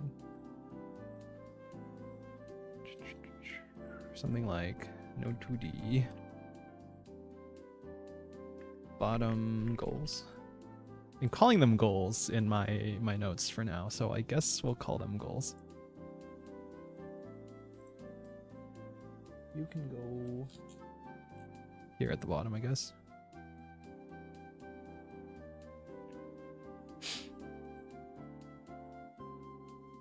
And I guess, how are we gonna set this up? Do we like triangles to separate them? Why don't we just make a new scene, 2D scene, U. I don't know how big we're gonna make these. Start with an area 2D. A collision shape 2D. A rectangle shape. I don't know how big that is. Let's save the scene somewhere. Make a new folder, goals.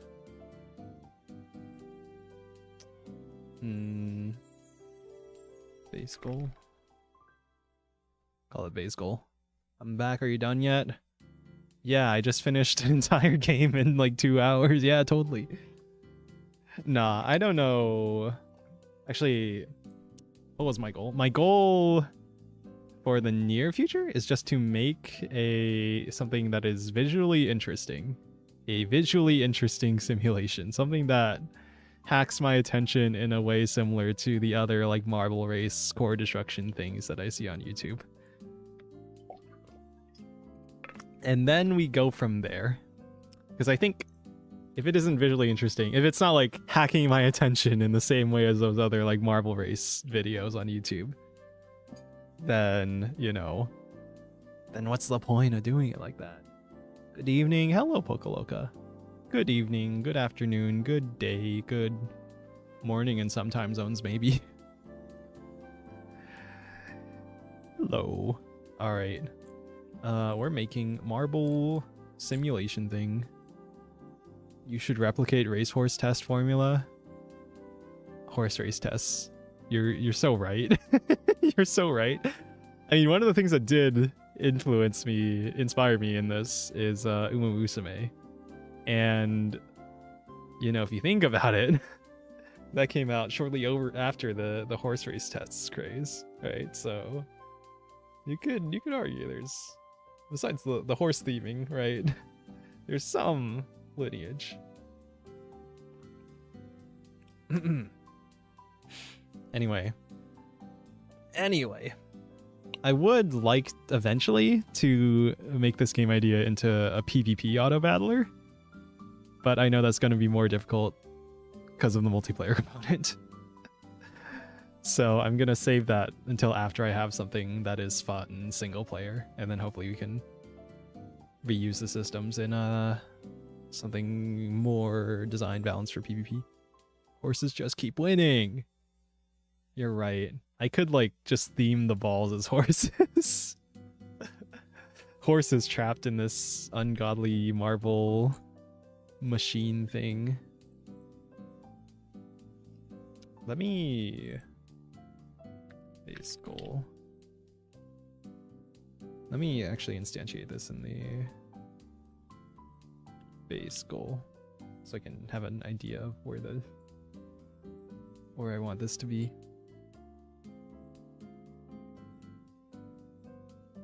Yeah, let's do something like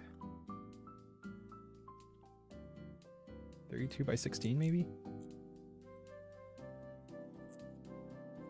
Seems kind of small, but I think I'm down for having like a lot of different goals that can appear. And then maybe we do like 30. And yeah, 'cause I have some really tiny static bodies. Collision shape. I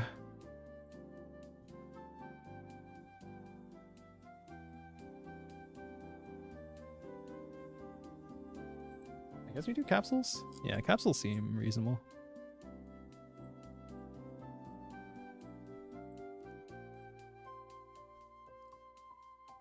Radius 1 pixel, so 2 on either side. Guess that means we need to adjust the sizing. What if you use the YouTube API to have balls have the profile photos of your subscribers? We should do that, yeah. If I was making this for stream, which this totally could be a thing for stream as well, then yeah, we could do that. Take it from... You can get that from Twitch API too, right? Right? Surely? Surely. Horses just keep winning. You need good horse racing names, though. Racehorse names like Skivity Riz and Fortnite Dance. Stream slop game. Yeah, it'll be the slop. The sloppening. I love slop. That's like a pretty reasonable...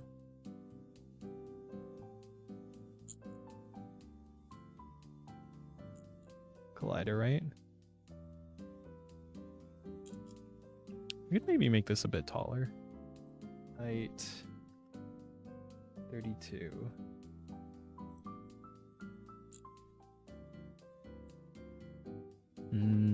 Yeah, that seems reasonable. Duplicate this. Bring you over there.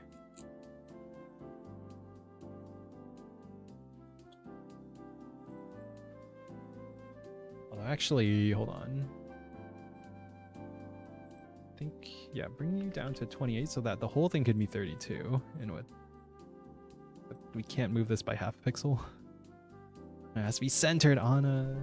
Or no, actually, no, I just have the grid snapping on. Yeah, I can move it half a pixel, or 1 pixel. Wait, how's that work? This whole thing's like 32 pixels wide now, right? Yes. Okay, good. The stoppening. I guess we put our renders now. Polygon 2D?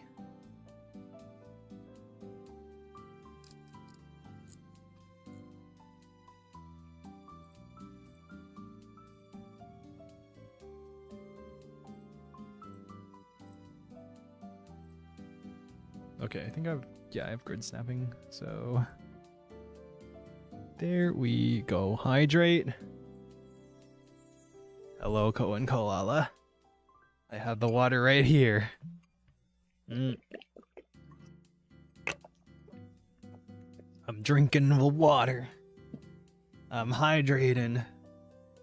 Anyway, thanks for reminding me to hydrate. I would surely forget and die of dehydration if I did not have this set up. Maybe go with like a dark red. I mean, these colors kind of just are lame, but whatever.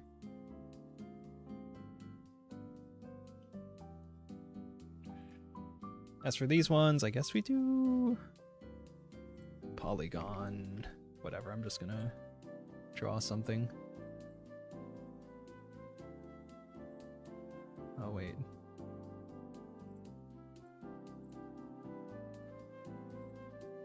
Yeah, do something like that and get rid of that. And yeah, set the color. Drinking the water in it. I'm drinking water here. I'm water in here. I don't even know. Was this a dark green? Why did I even make the board colored gray? Boring ass gray.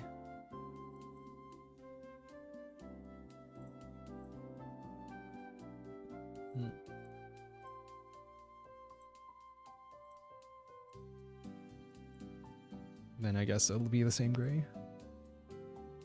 Alright, duplicate this. Put it here. Move it here. Alright.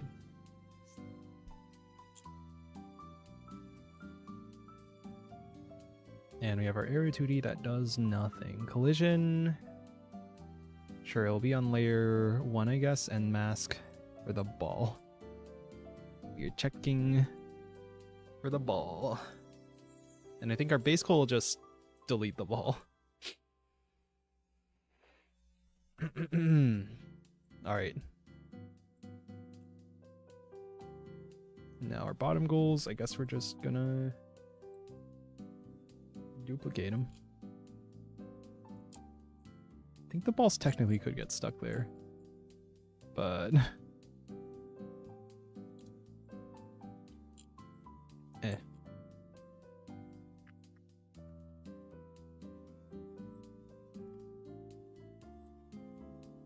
Look at that. Fits perfectly.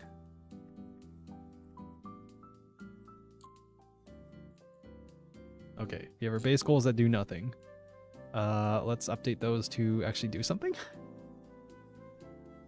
We're gonna make everything a child of this area 2D. Seems a little goofy.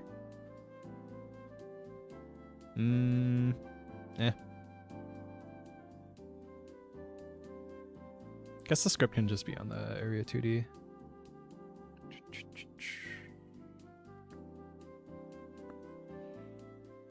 And then this can be like class name base goal extends area 2D.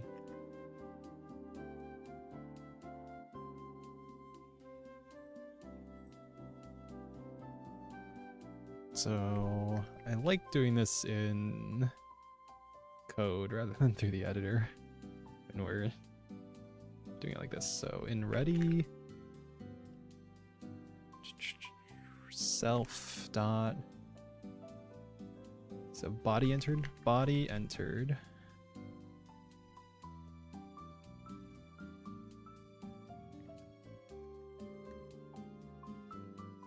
on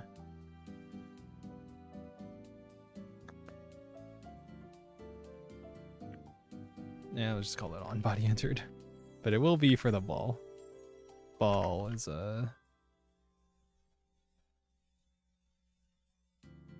it's a node 2D. God, you're so inconsistent. Node 2D. Body enter connect on body entered. Yeah, do your thing. Okay. So now ball is all ball, right? And in our base goal, we'll just do I guess we'll just do ball.queueFree. Kill it. Destroy it. Destroy. I didn't know you could use signals in that way. Oh yeah, signals are super useful. I mean, it's literally just an event system, but I use them like everywhere in Godot. I feel like it's super useful to set things up in this way. And I've already kind of forgotten. I guess Unity you have like C# actions and like the whole actual event system that you can use in C#. But doing it this way is kind of really nice. You can set them up in the editor, you can set them up in code, you can use them to communicate between things. I use them here in this value label to connect to the ball's value changing here. And I also define the ball's signal for when the value changes here. So instead of like having to update more than necessary, we only update when that gets called. I don't know what the overhead is for the signal call.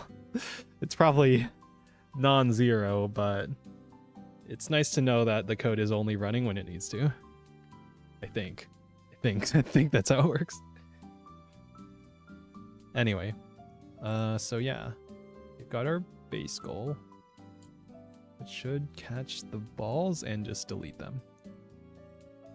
All right, let's watch the balls melt into nothing. Poof. Poof. Balls are being deleted. So I think next we could add a goal that like adds the value back to the board's ball count. But that does mean we need to, oh wait, it wasn't showing. hold on. Here, you guys can watch. All right, balls. Look at the balls. Certainly doesn't seem like a performance hindrance. Beyond just GD script having to do a bunch of like dynamic calls with string names everywhere. Yeah. Surely it's not going to be worse than like using GD script for other things.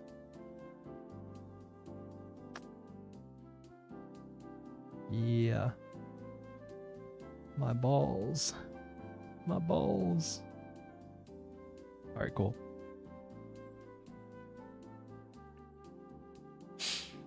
So I think next, gonna do like a replenish goal.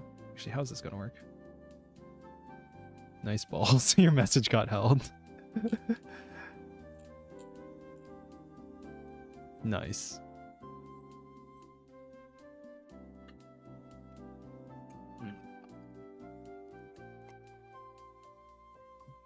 Okay. So I think next I want a goal that adds the value of the ball back to the board, which has the ball count.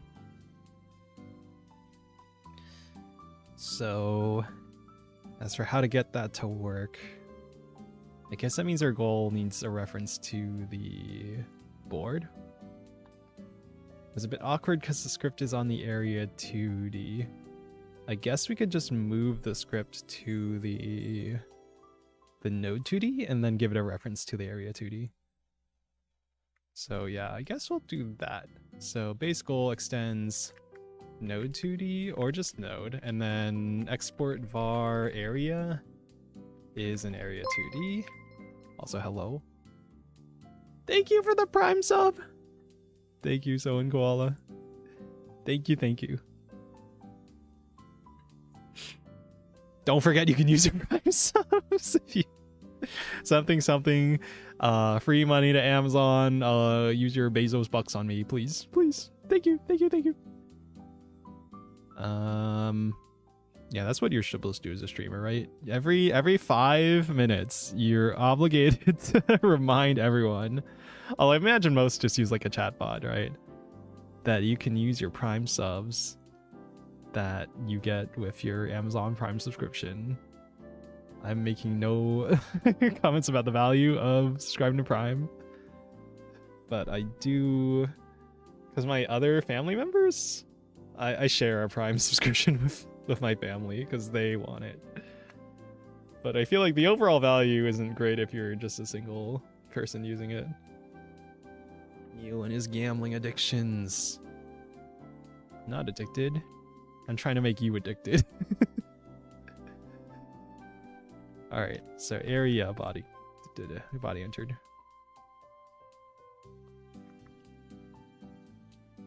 But yeah, I don't know. The more I think about this concept, the more I'm like, this could be dangerous. We might have something dangerous on our hands if I continue to develop this to a point where it will be taking my time. But that's kind of the goal in the first place, right? Is to make an addicting game that people want to play. Anyway, I just like roguelikes, man. I like randomly choosing between 3 options and getting an upgrade and watching number progression go up. Like, is there anything better in this world than that? Do you need anything else to make a compelling game? No, I think not. Alright, so now attach the script, the base goal script, detach the script, assign the area. Yeah, nice, cool.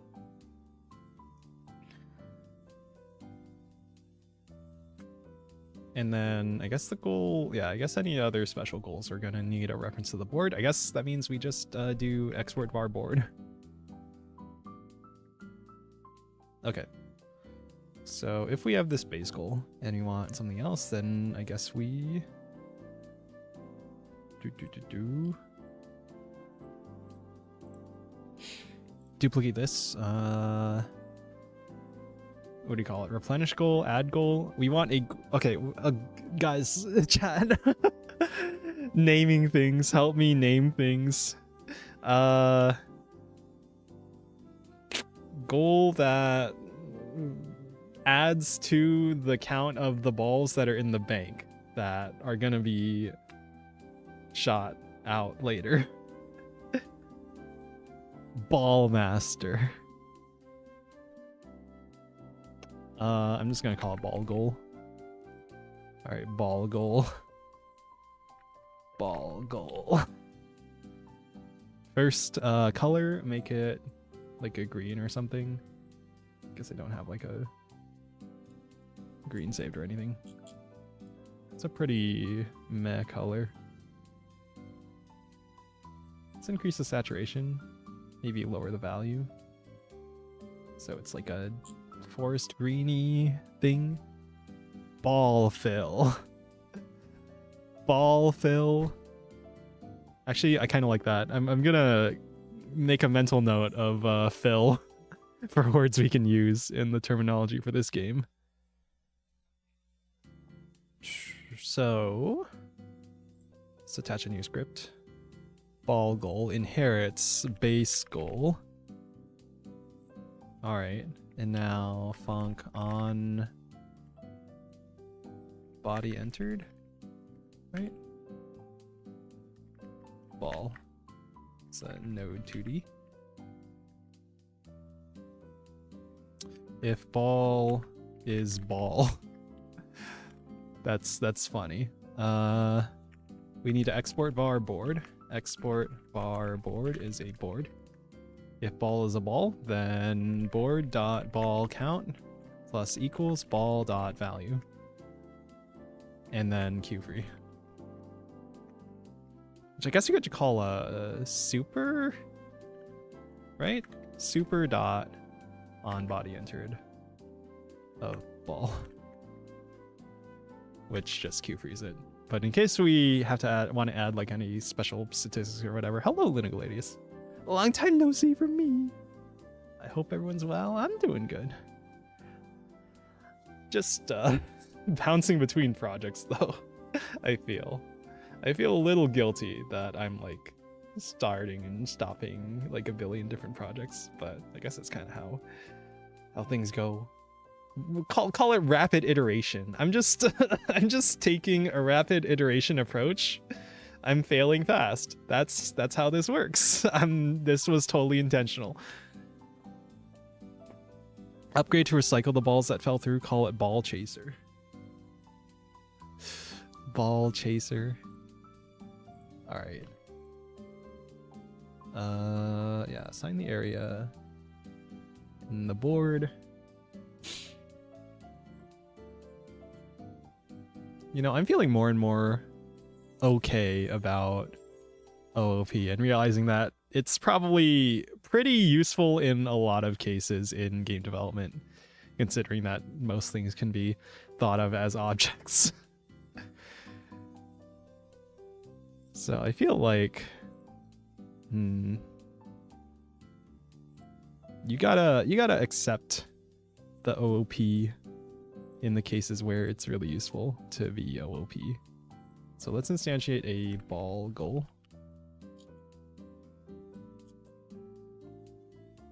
And maybe like 50% of the goals can be ball goals. Something like this. Delete that goal. Delete that goal. Delete that goal.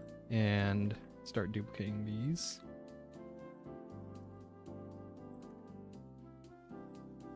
Alright, now let's watch our beautiful ball machine. Oh, that's the wrong debug. Okay. Watch. Look with your special eyes. Oops, we forgot to set the board on all these ball goals.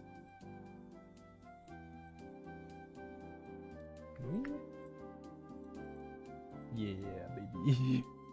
Yeah, boy. Okay, there we go.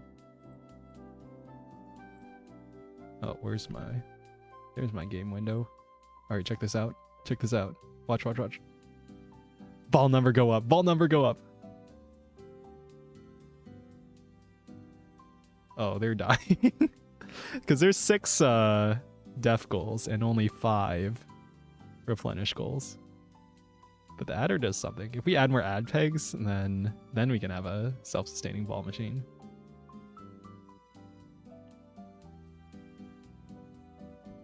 Random question, what's the most parasocial interaction you've had as a VTuber?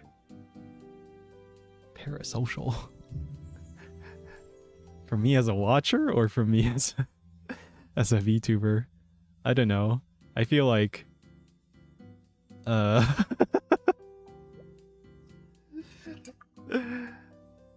sometimes I get the feeling that Random Perf is getting a little parasocial, but I also realize that he's probably got like a pretty reasonable head on his shoulders.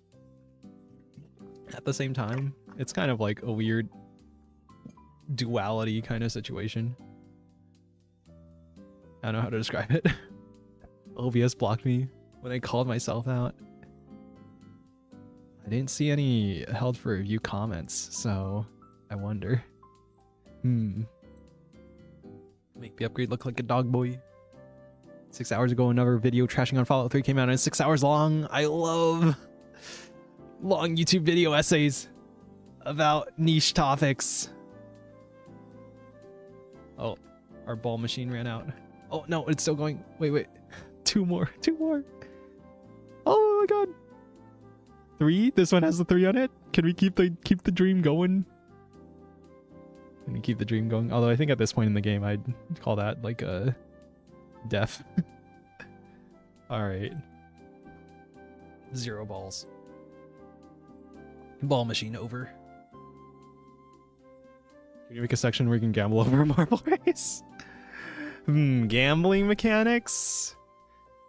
I think the idea is it's going to be an auto battler, and then like your goal is to make your board just win against the other opponent's board, and I'm probably not going to add any gambling mechanics, but it is themed after pachinko, which is totally not legally distinct from gambling, which is like the legally not gambling form of gambling, because you buy the balls. So the balls are going to have like, we're going to have it so you get a reward after a fight based on your remaining balls. So if you're like really far ahead, if you have like a crazy healing build or something, then you're going to have like 1,000 balls left over, and then you're going to get a bunch of dollars for that. And then you can also scale it to make it so you can't get like a huge advantage early on, depending on what we need for the balancing. So like a form of inflation where the value of the balls goes up over time in further rounds. So yeah, that's just sort of what I'm thinking of. But yeah, gambling you can do. Parasocial. I've talked about this before, but I think like the most I was inspired by another VTuber to want to become a VTuber was Bayatani in like 2020, 2021. Oh god, it's been so long. God help us. But I don't know, it was kind of like my first real experience of watching an indie VTuber kind of seriously. And it kind of reminded me that like every creator is just like a normal, there's just like a normal human being on the other side of the screen. And you could be that human being too if you wanted. So I don't know, it's kind of nice, the like small stream vibe, I feel. And probably also lends it, I don't know, does that lend itself more or less to parasocial? That sort of leans the parasocial part closer and closer to social. It's still not quite like a face-to-face interaction, like a human, like even a voice-to-voice interaction, because it's like one side is voice and the other side is text, and there's like many people on the other side as well. But it's closer than like, I don't know, larger stream chats, I feel. But also, you get the feeling from like the larger streams, you get a feeling of like being a part of a larger community. And the smaller the community is, I feel like the less strong that feeling is. Like, I'd almost forgotten what it was like to be part of like a larger fandom until Umumusume came out.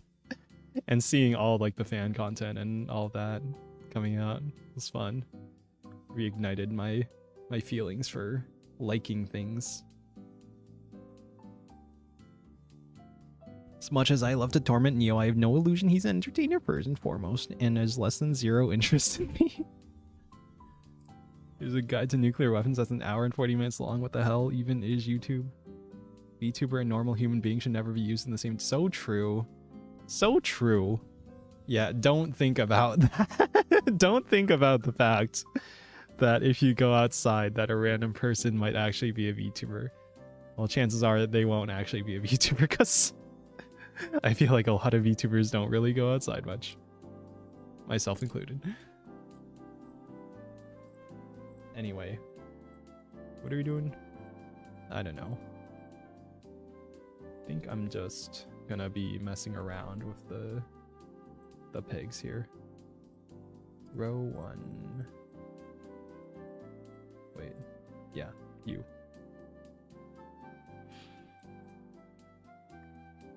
Whoops. Peggy 18.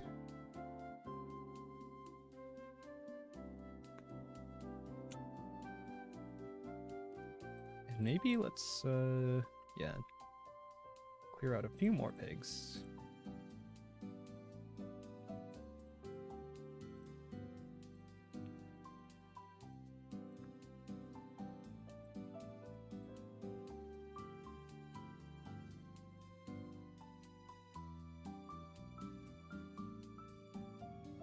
Oh yeah, look at that.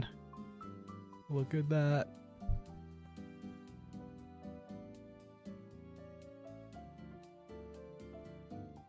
Okay, surely this is a forever perpetual marble ball machine. Oh my god, the ball got stuck.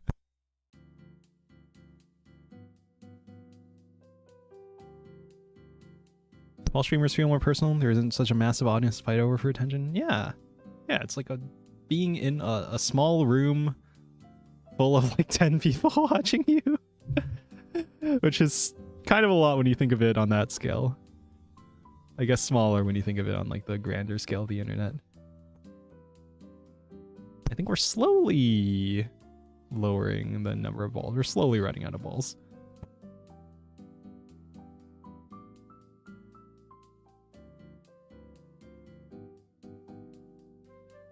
This is kind of fun to watch. Oh my god, chat, we did it. The game is fun to watch. Because small streamers like Neo can interact with chat members rather than chat as a whole. How long till Neo made model? I had the pixel model that I brought out once on April Fool's Day. Oh my god, 80 balls? Wait, we're profiting. Wait, balls go up. Balls go up.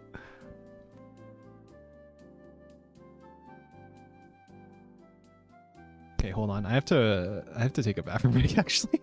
I'm gonna leave this running as I BRB.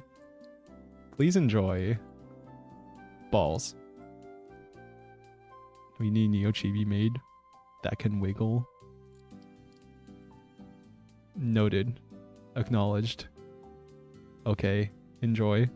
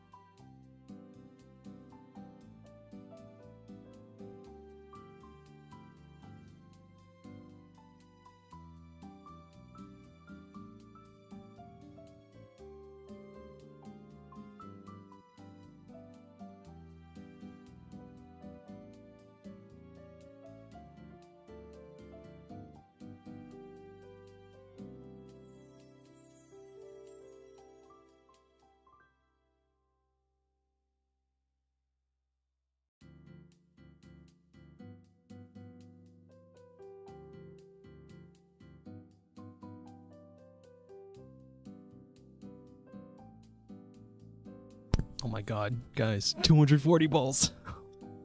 Look at the ball count. Chat, you're going crazy. It's insane. Oh god. Okay. Okay, so we figured out how to make something that is kind of interesting. But there's not a lot of like tension and release, I feel. Like we need something more interesting and exciting than this, and I think I have at least a couple of good ideas on how to do that. We're gonna start adding like goals in the middle of the board, like pegs. And what I want to add is first a second board. I want to add a second board, and then I want to add a goal that shoots rockets at the other board. And then that reduces the number of balls in the other board. And then since I think our machine is still going to be like positive EV on ball return, we're gonna need to add like a sudden death mechanic. So like after 60 seconds, then the damage taken doubles and the ball consumption doubles or something like that.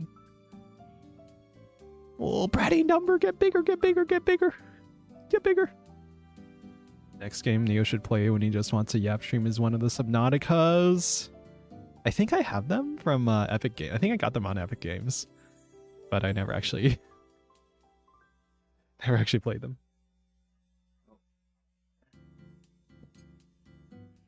Anyway. Oh, that ball got stuck. Yeah, I think we need to adjust our balls that get stuck. I think I'll leave it in for now though, because I know it's just kind of funny, and then another ball knocks it down.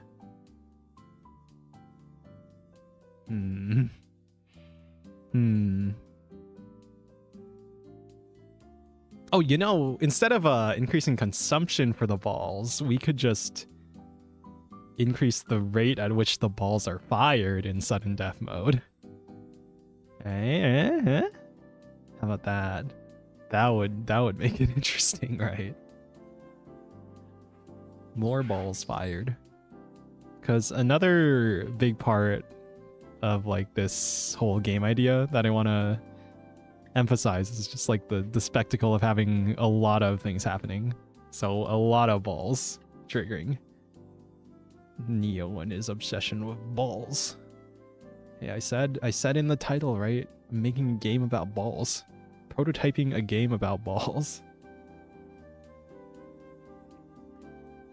But like, I don't know if you guys are feeling it, but I'm already kind of feeling it, that this ball simulation thing is hacking my attention and makes me want to see the number go up, even though I already know that like all the other marble race simulation things on YouTube are like way more visually interesting than this. Just already seeing this is capturing my attention in a way that is interesting.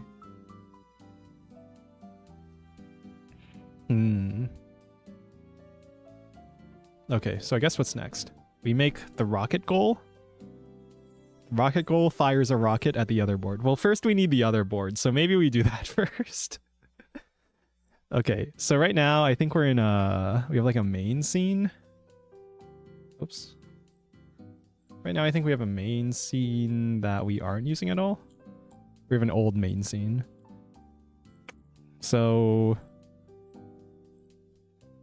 I guess yeah. So take this board scene, make a new scene.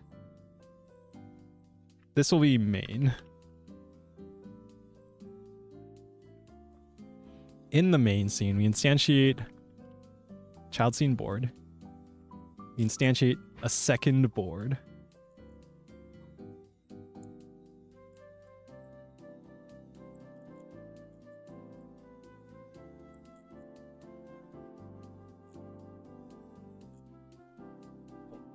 Oh, whoops. All right. 2 boards.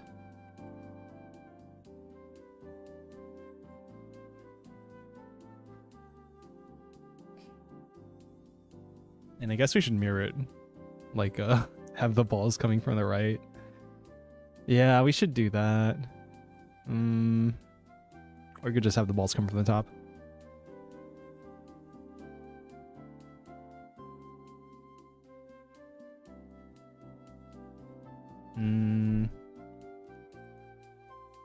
Although, what happens if I just do negative?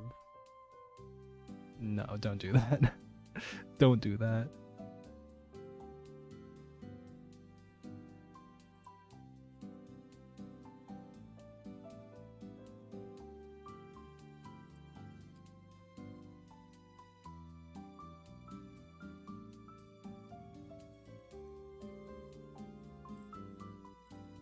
Guess we do the edible children and then...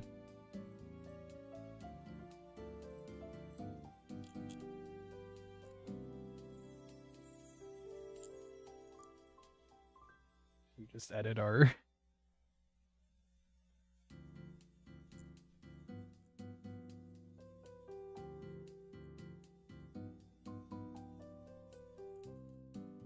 Yeah, edit our ball spawner to be there. Edit our launch force to be negative 200.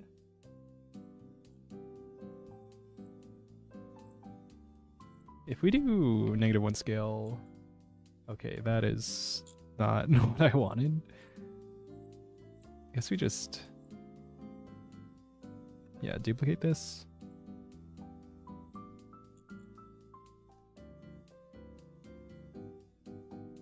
Put it here. Edit the polygon. Like so. Edit the collision polygon as well to match.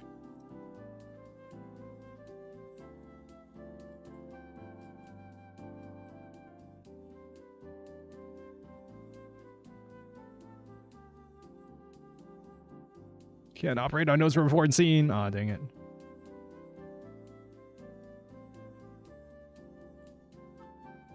Then I guess we just do same but on the existing polygon.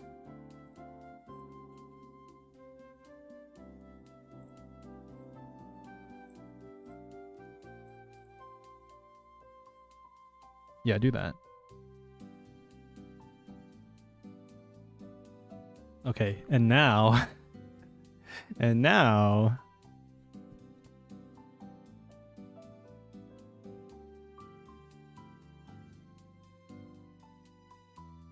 hold on, product settings.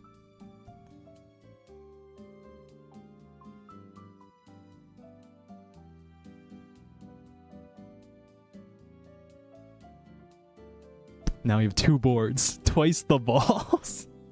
Twice the balls, chat. Oh no, hello, Fanboy Cultist.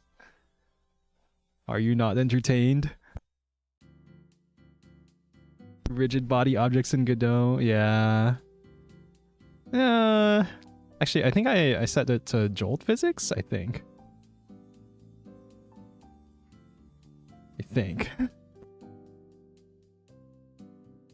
And I did see, actually, so part of this idea is like turning it into an auto battler, right? But for like efficiency's sake, we'd probably want to, what's the word? Oh god, I'm getting distracted by just looking at this. This is like dangerous. This is like crack cocaine on in urban communities in the 80s.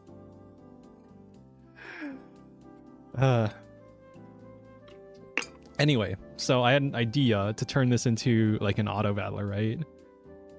But for the sake of like computing efficiency, ideally we'd want to have like deterministic physics that we could run, so we could run the exact same simulation on both computers. So all we would have to transmit would be like a random seed value, right? Anyway, if we do that, then we need deterministic physics, right? And apparently, they've ported the Rapier Rust library to act as a stand-in for the physics server in Godot, and that is deterministic. So, or rather, there's a version of it with deterministic physics that is less efficient than the normal version because it can't use certain SIMD processor functions, right? But that means we could turn this into a deterministic physics auto battler for multiplayer. I'll be the PvP of this thing. It's an auto battler, or the idea is to make an auto battler out of this. Right now, my goal is just to make an interesting looking simulation. But the idea is that these like adder pegs and these goals and stuff, there'll be pieces that you buy with currency, and there'll be a randomly generated shop, you know, like most auto battler roguelike games. Anyway, so then it turns into a game of like building the best board to compete against other boards. And so that's the idea of how this is going to be like an auto battler game. Place the balls of horse boys. Add a racing motif. When a ball hits a red square, make sparkles. And cool music plays to get gamers. Yeah, I'm gonna add all the flashing lights and colors of like the real pachinko machines in Japan. And thousands on their horse boy / girl. Oh god, yeah, it'll be a gacha game. The boards will be characters. The boards will be like tied to characters.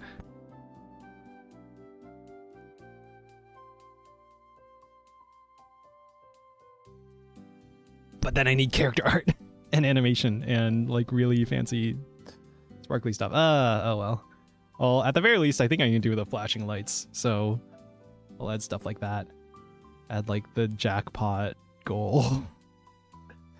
Goal that spins a slot machine and then rolls for various effects and plays literal slot machine noises.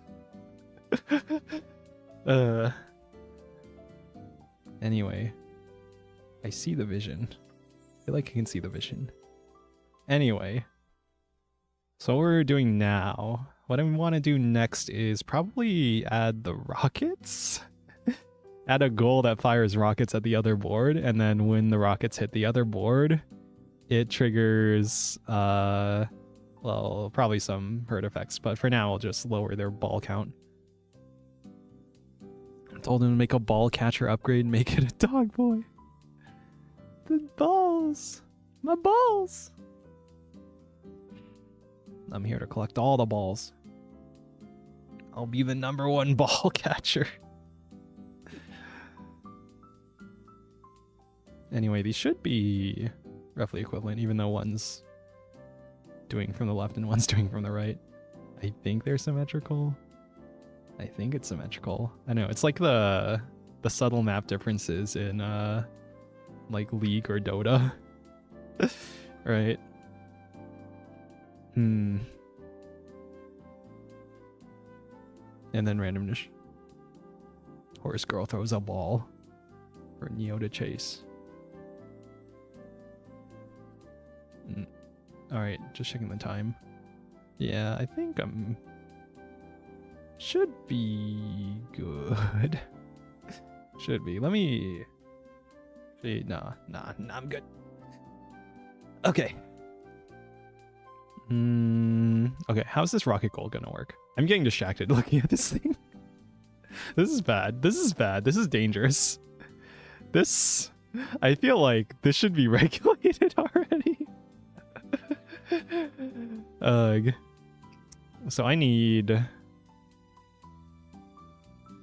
want a special goal. A goal that'll be... place one of the pegs in the middle of the board. So it'll be like a cup or something that catches the balls, has an area inside that collects the balls. And then when it collects a ball, it triggers a rocket that deals damage based on the value of the ball. And the rocket fires at the other board, so we need a reference to the other board or some other way of like just determining the shot direction or something. We could treat it like an actual projectile, which we probably should. Yeah, so spawn an actual projectile that travels in a straight line, maybe with some gravity. Add particle effects, add sound effects, whatever we want. Add explosion effect when it lands. But I think for now we'll just have it be like a really basic placeholder art, so it just shoots like a square or something. And then when the square collides with the other board, I guess we need to set up like collision layers and stuff. Yeah, one collision layer for one board and one collision layer for the other board, unless we have it so boards can shoot themselves in some cases. So like a reflect shield. What if there's a reflect shield? Okay, so like a reflect shield power up. That's one of the goals. The ball falls into the reflect shield goal. It triggers a temporary reflect shield. The other board shoots a rocket at the reflect shield. it hits the reflect shield and bounces off, depending on the angle, it might bounce back onto the board itself and deal damage. Wait, yeah, that we should do that. That's gonna be great.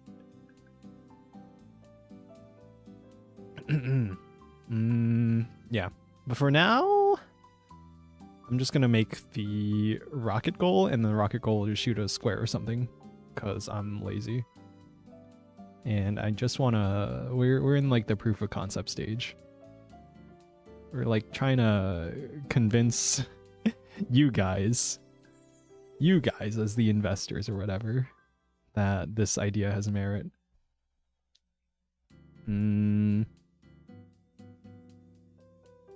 Okay. What if I leave this running while I work?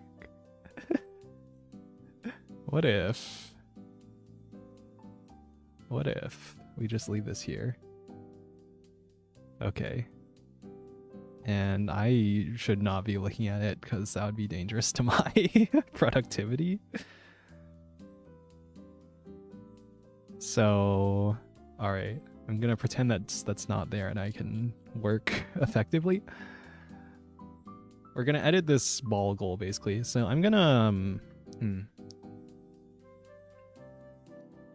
I guess you could just tie the fire rocket function to the board.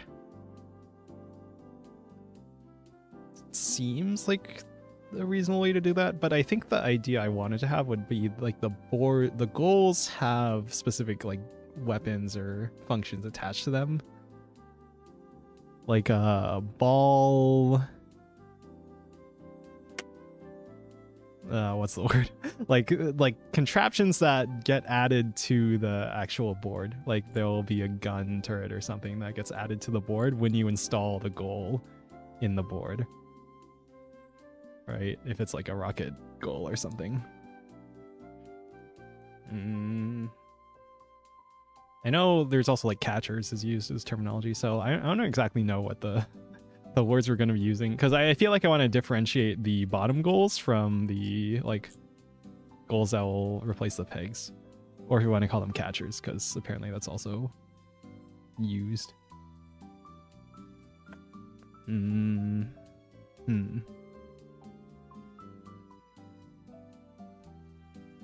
And then also, I guess I want to add goals that are like that like add the balls directly to the machine as opposed to into the bank. The ball bank. Balls are stored in the bank.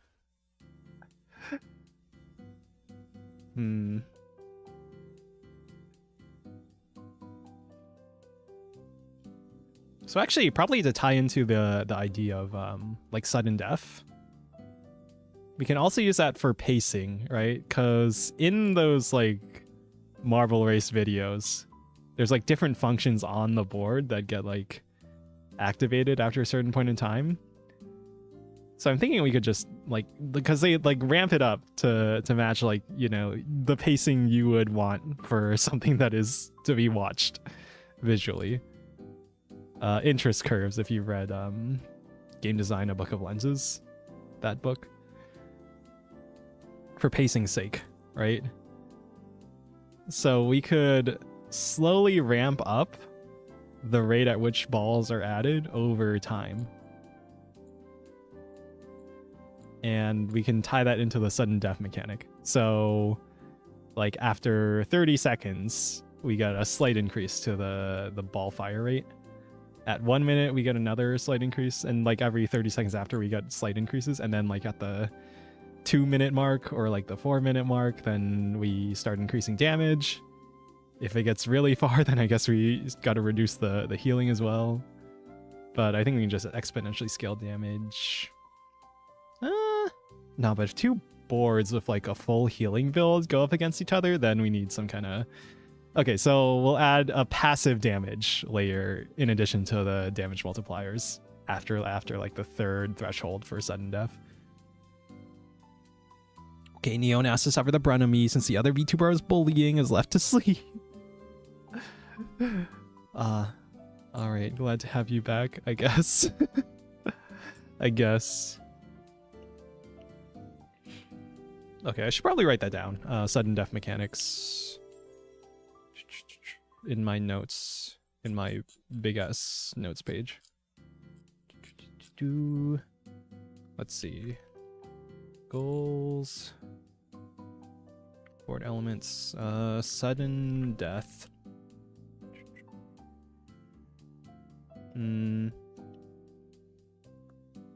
Layer 1 is ball fire rate increases every 30 seconds.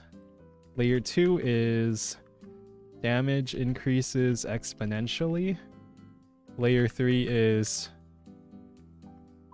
passive damage to all boards increasing exponentially. Will there be a 4-stop button in case a ball gets stuck somewhere? Hopefully we design it in a way that it does not get stuck. Surely. Surely.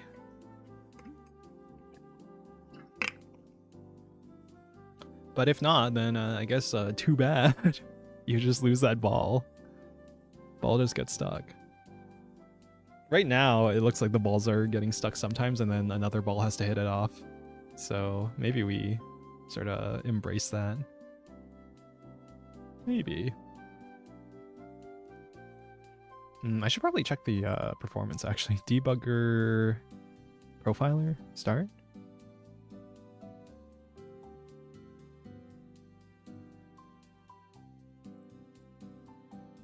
Yeah, so we're pretty healthily under the frame budget. I imagine it's fine, but I guess on lower spec hardware I should be concerned about that. Then the game may never end. Okay, I'm writing this down right now. There will be a sudden death mechanic. So it's a PvP auto battler kind of thing, right? So both boards are competing against each other. When a board reaches 0 balls, then it dies and the other board wins. And the sudden death mechanics will be for the first layer of sudden death is the ball fire rate increases every 30 seconds.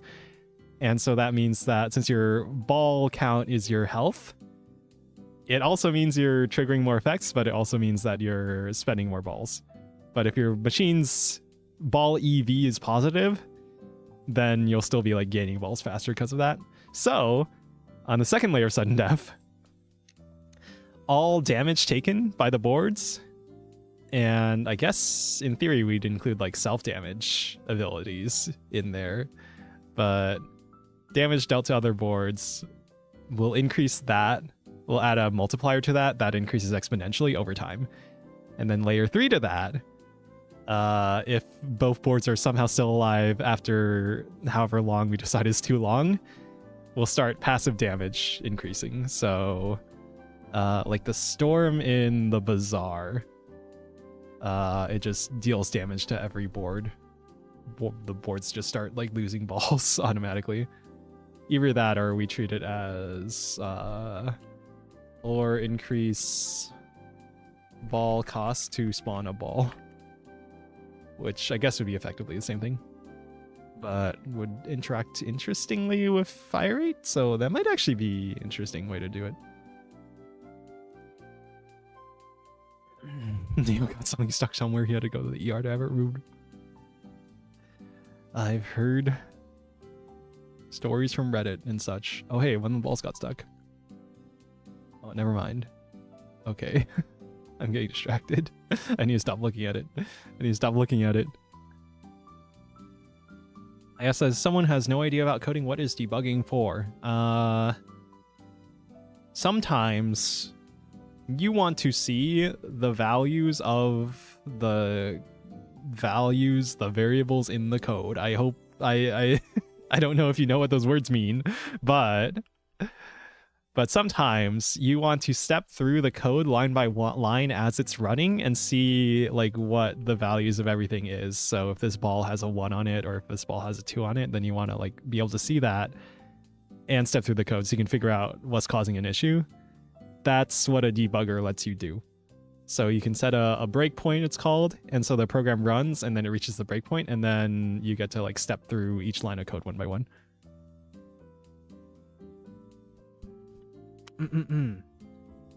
Don't try and BS your way around it. That's how they know how you shoved it up there.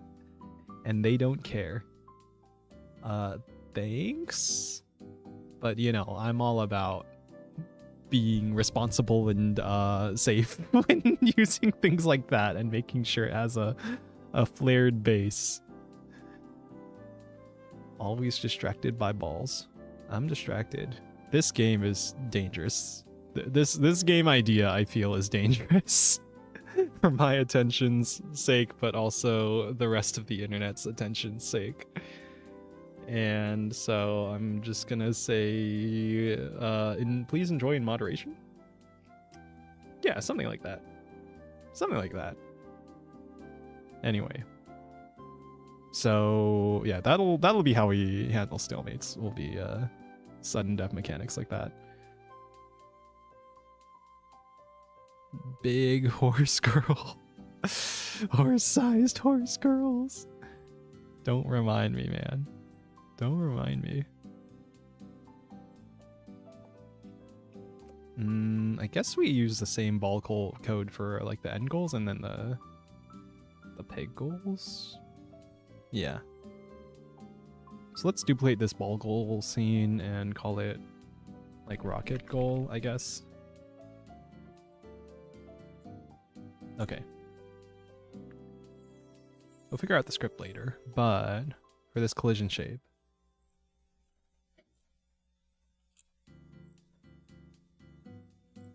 Is there a half circle we could do, or would it have to be? Because I want it to be like a half circle thing, but I guess it's a little weird. I guess it would just be a circle, and then...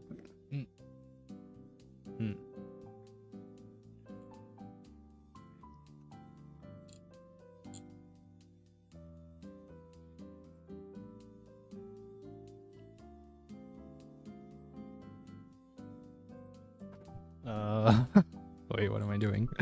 What am I doing? These animals are so fucking funny. They want to make me... they make me want to merge without looking. God. Yeah, that'll be me looking at the balls in this ball simulator. Can I play this while driving and merge without watching? If you get the jackpot, an anime dog boy in a cheerleader outfit bounces up and down. Yeah, with lots of jiggle physics. It's a technical demonstration of our clubbing simulation. These balls are so funny. These balls are so fucking funny.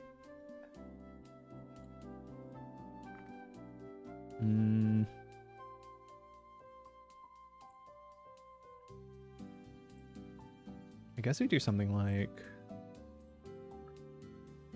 Here. If they're rockets, rockets are gonna be red. So rockets are red. Violets are blue. Our collision shape is gonna look something like... I don't know. I don't know how to draw this cup.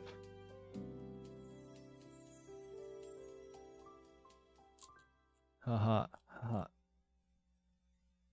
Also, I should probably see how big...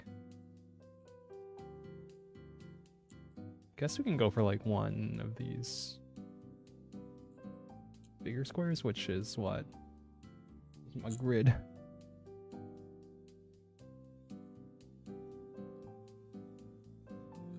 Yeah, I guess this is a reasonable size. Okay, let's do this. Add...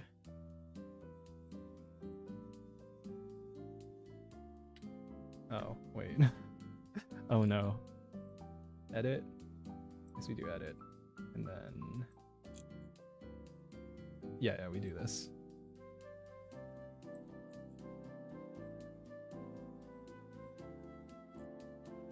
Bird. Bird up. Hydrate! Okay, I'm hydrating.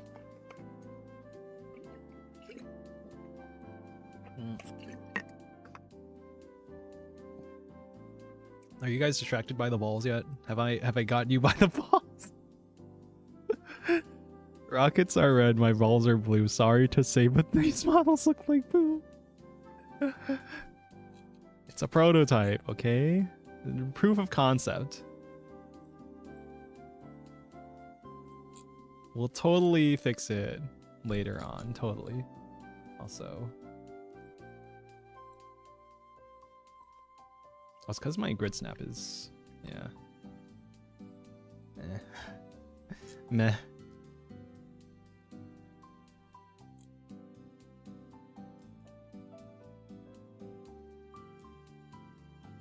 Guess we're gonna try and do like 45-degree angles and such. Oh god, I don't know math. This is like, how do you make smooth thing on pixel grid? With more vertices, I guess, right?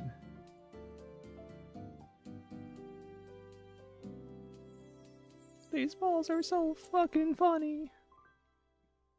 Oh god, okay. You. Okay, that's kind of looking like a thing. I think.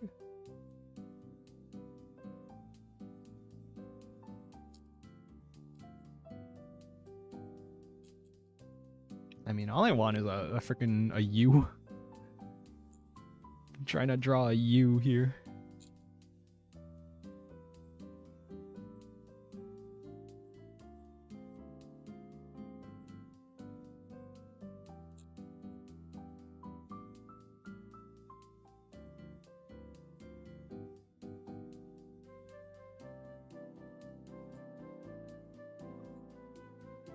Although I guess at the pixel level like this, it's not too terrible.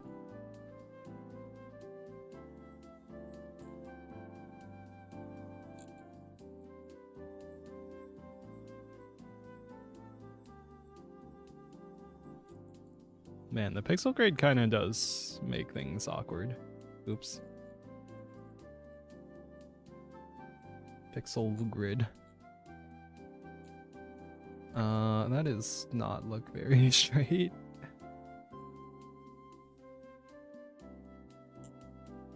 How's that? Close enough? I feel like that's just...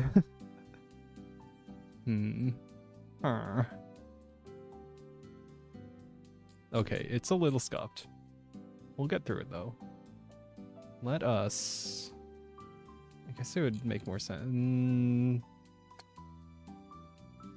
Wait, but this is convex still, right? No, that's not convex. That's concave.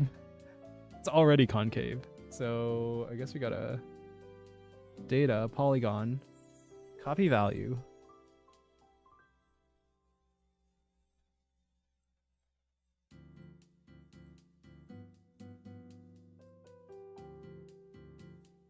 Paste value?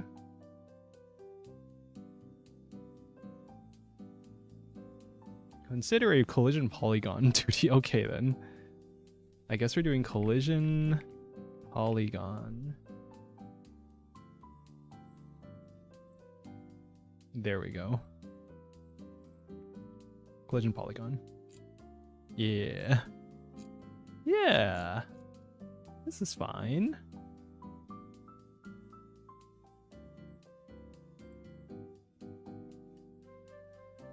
Balls are making me more productive right now. Yo, nice. Oh my god. Where are the numbers at? 1100! Holy crap. They're going crazy. They're going crazy. The balls are going crazy. Working on some of the arcade cabinets I got to plunder. Neo making his gambling machine to make money from Japanese addicts. I mean, come on. I did say that this was inspired somewhat by Uma Musume. So let's just say the gambling DNA is somewhere in there. It's in there somewhere.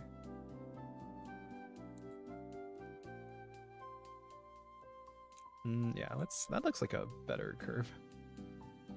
Let's copy this. Paste this. Yeah, do that. Now, can I duplicate this and flip it? It's like more than a little scuffed.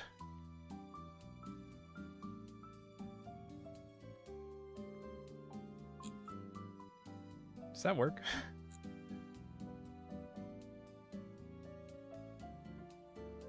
Does this work?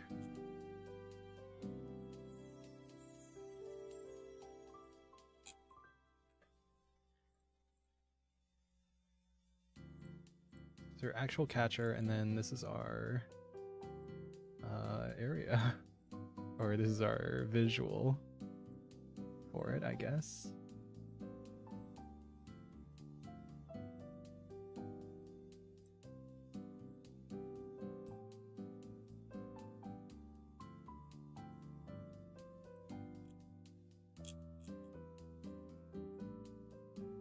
I feel like this needs to be brighter, and then maybe slightly transparent.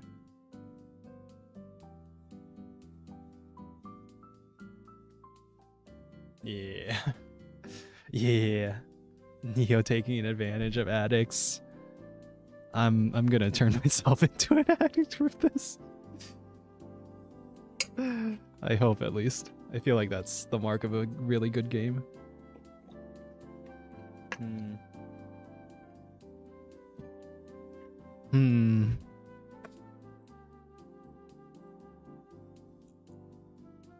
Yeah, we'll do the circle shape, and then...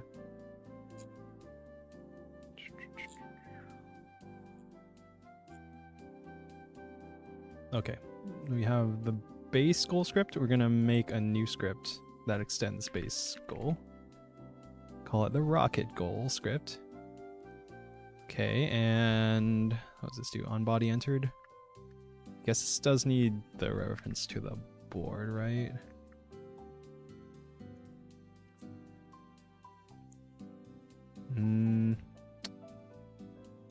Yeah, if we're gonna have the board fire the rockets, and I guess we do that. Yeah. Okay, so on the board script,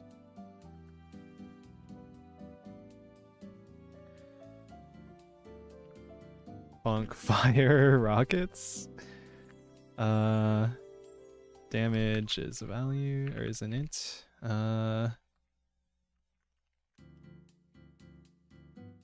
Yeah, do that. In our rocket goal, call board.fire rocket.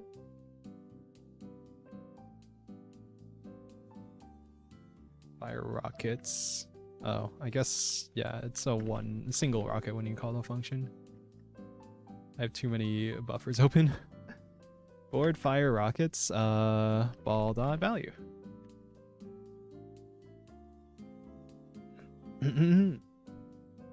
Chat, I've turned myself into a pickle. I'm Pickle Neo. I'm Pickle Neo, chat. And he turned himself into a pickle. It's the funniest shit I've ever seen. Man. Okay. Alright.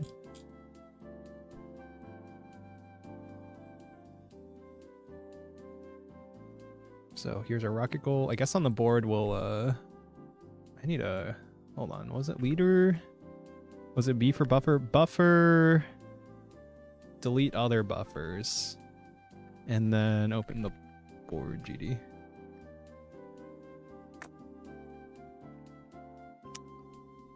I guess we'll just do a print. Fire rocket.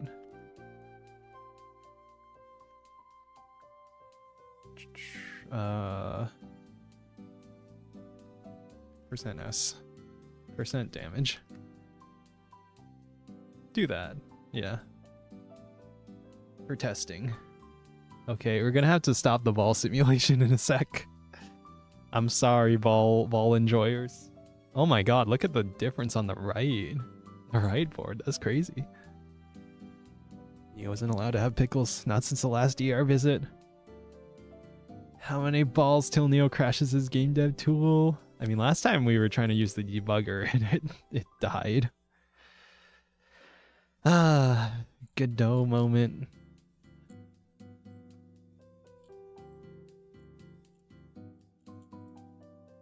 Okay. So one of these pegs, I guess we'll do this one at the center. That will just delete.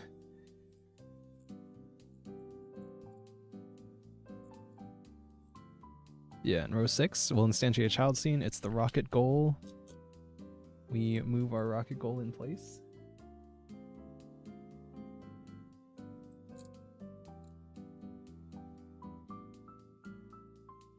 I guess it goes there. And then we have to assign the board to the board. Oh my god. Oh, okay. Okay, it immediately updated. I didn't realize it would immediately update in the game, but now the board isn't assigned, so it's messed up. Okay. Alright, say goodbye to the ball simulation, because we gotta restart it now.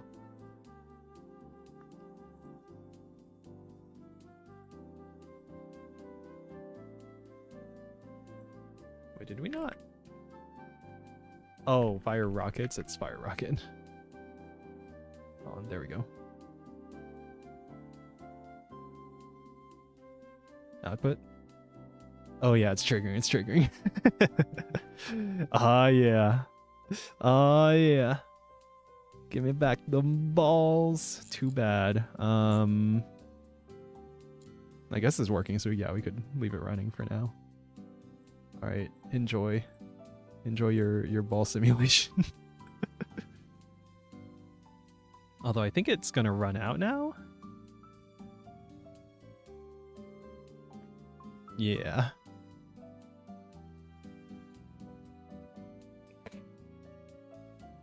Because of that added rocket goal. Rocket League. Oh my god, but the right one is succeeding, it looks like.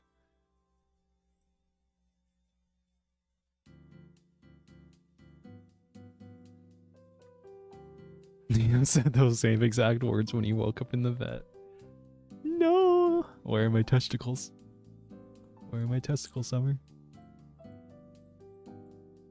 Can't believe I made a second Rick and Morty reference this stream. It's current year. Who even still cares about Rick and Morty, man?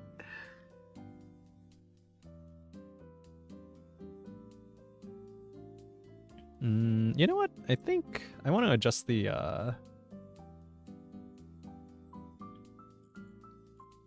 that's a base goal, rocket goal. I want to adjust the this. Oh man, dang it. Why does this polygon editor suck? Yeah, I want it to be like that, and then copy your polygon, paste your polygon, do the same here. I just paste the polygon, right? Yeah.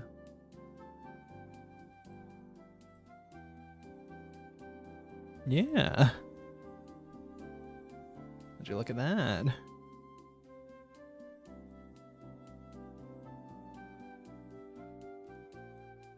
With the shape and size, it kind of messes up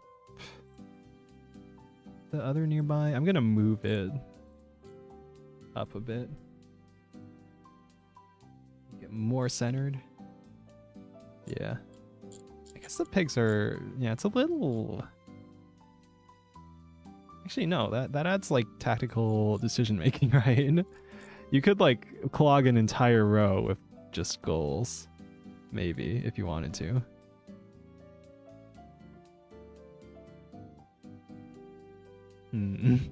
The new season is good, is it? I guess I haven't like caught up like any time recently, so. All right. With Neo's horse girl owner, huh? Huh?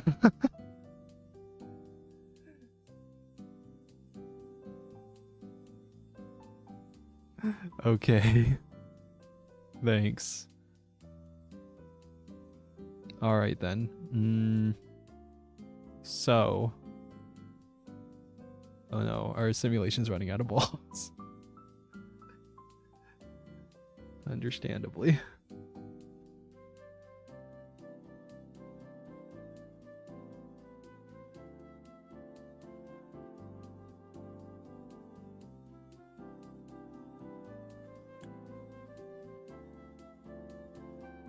You know, we could also have it so a board dies not when it has 0 balls, but when it takes damage. after reaching 0 balls. I think that could be interesting. Could maybe do that. Anyway, so now the rocket goal triggers a function on board. So now board needs to fire the rockets, but we should probably delegate that out to like a I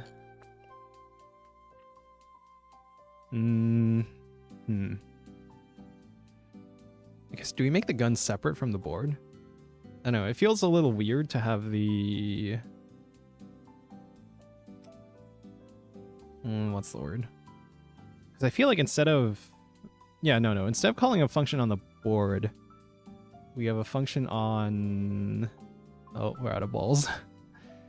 Instead of calling a function on the board, we have a function on the actual gun. And then in the future we can like make it abstracted out, OOP style. Yeah, so I guess for now we make a gun class. The gun fires a square. When a square touches a board, the ball counter is reduced by the value of the damage value. Just like when she had neofix. No. No. Okay, gun script. Make a gun.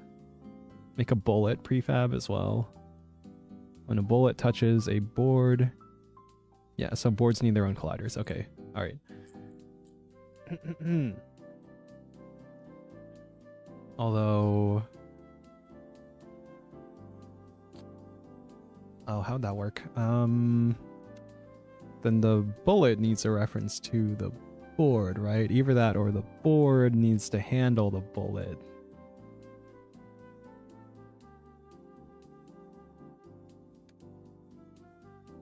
And we could do that with meta, or we could do that with collision layers, or... I guess we could do something like, what was it? Like what we did with AdderPeg, where script has a function. The function doesn't get called until it's collided by something else. Wait, no.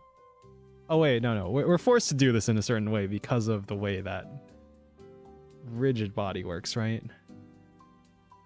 I guess it depends on how we're gonna do it. If we do rigid body, or if we do I guess it would be area 2D we could do for a projectile as well. But probably rigid body to allow for funny collision interactions. Okay, so a bullet's gonna be a rigid body, right? Okay, bullet is rigid body. And why is this simulation still going? I've just been getting, like, extremely lucky. Oh my god. I'm getting distracted. This is dangerous. This needs to be regulated. We cannot let our kids have the ball technology here on display here. We need to generate some controversy. We need to generate a fake outrage campaign in order to do viral marketing for our game. That's what we do. This game was too addictive. They had to ban it in stores. Neo cheated, so he cannot lose. I haven't lost my virginity because I never lose. You mean like collective shout? Oh god. I was thinking like the GTA campaigns back in like the 2000s that Rockstar did.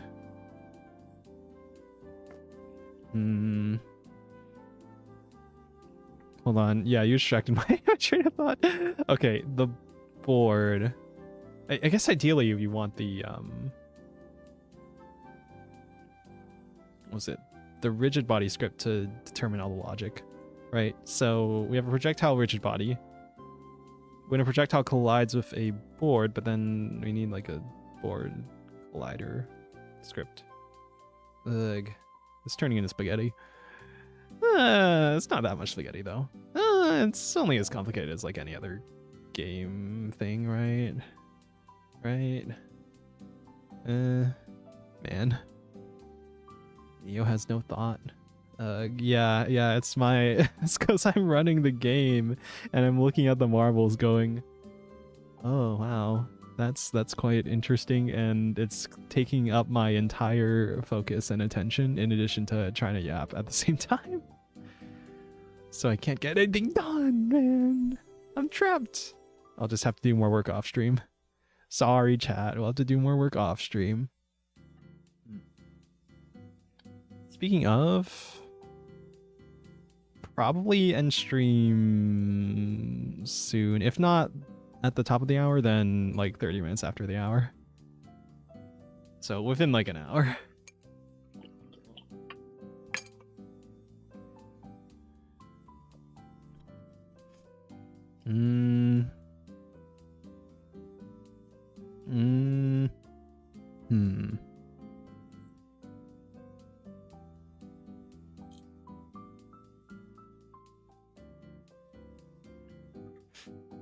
I guess it's because the board script is on a node 2D. Either we like attach a script to a static body for the collider, or the board gets a reference to the collider. The board gets a reference to the collider. Wait, but no, it's a static body. So no, all the logic needs to be on the rigid body, right? The rigid body is the, okay, rigid body projectile. We want the projectile to deal damage on the board. The rigid body collides with a static body 2D that is a child of the board, but is not necessarily the board script directly. Either we need a reference on that static body to the board, or we use signals. Yeah, then we have like a weird API of we call methods on the static body script, and then the static body script talks to the board, or we just give the static body script a reference to the board, and then we do stuff on the board from our rigid body script.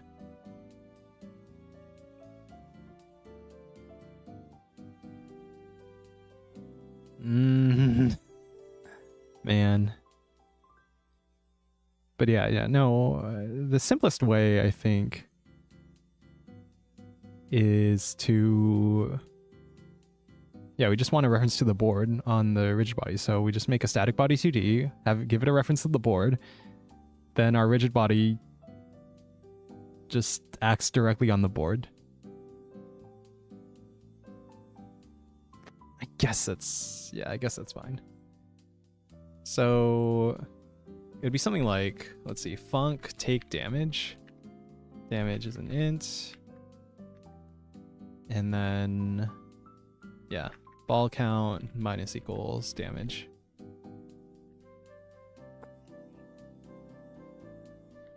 Well, ball count equals max of ball count minus damage, and then 0. And we can do max I. What do you mean no information available? Come on. Don't do this to me, man. Oh, did it end? 0 balls. No balls. No balls.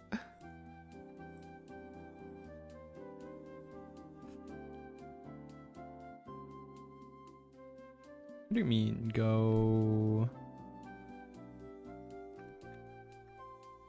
Oh, there we go. Okay. Yeah, there's my IntelliSense. Okay. Okay, we have a take damage function on the board.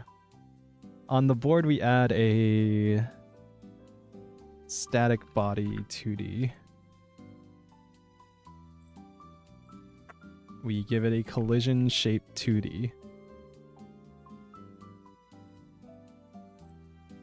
Our collision shape is just a big ass rectangle. I don't even know how big this board is. 400?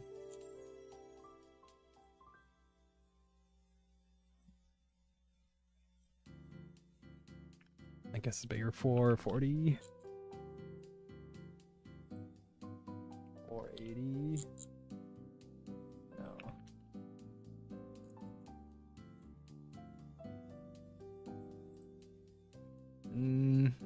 No, we'll do for... I guess we do 450. Eh.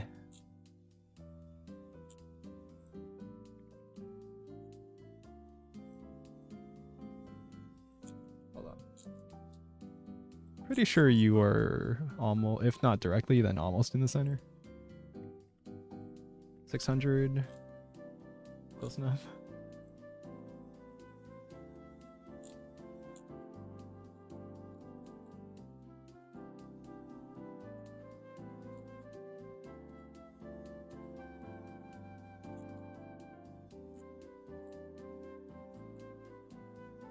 Close enough.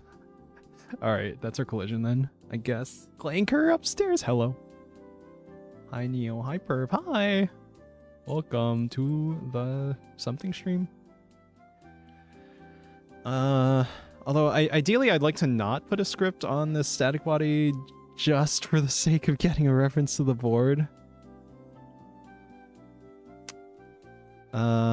If we do this like dynamically, then it's what, like a find parent or something?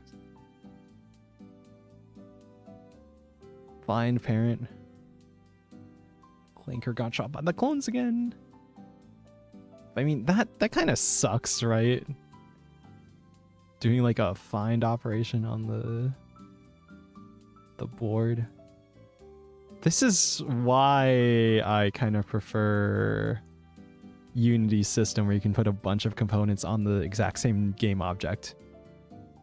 Should be equivalent to node in Godot, right? Because now I have this weird thing where I have to get a reference to the board. Reference of the board, which doesn't have the static body 2D inside of it. We could just make the board a static body 2D. Which I guess is how, probably like the most Godot-y way of doing it.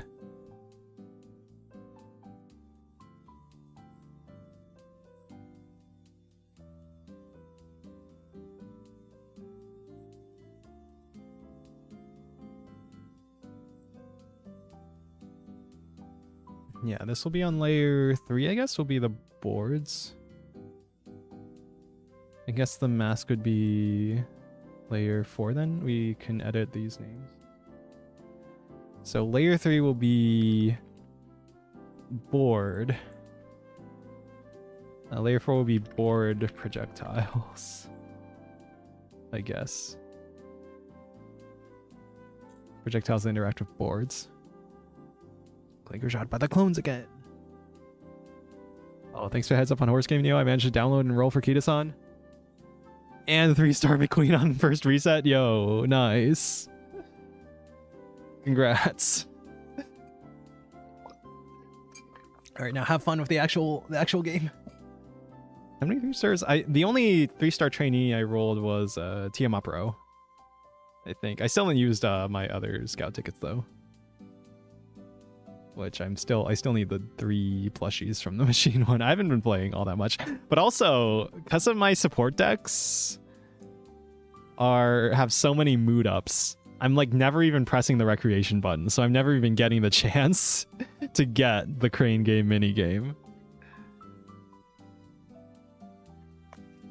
Oh well.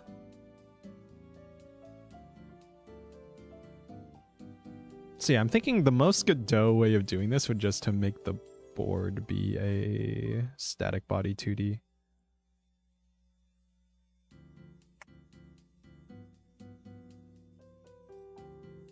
Yeah. And we don't need any reference to the... Hold on. You're on layer 3 and you check for layer 4 is the board projectiles. Yeah, and the actual board script doesn't need any static body 2D methods. Is only for the rigid body, so we can get a reference to the board script itself. Right? I don't think we even need to inherit node 2D. We just do node. I'll leave it as node 2D though. Okay. So.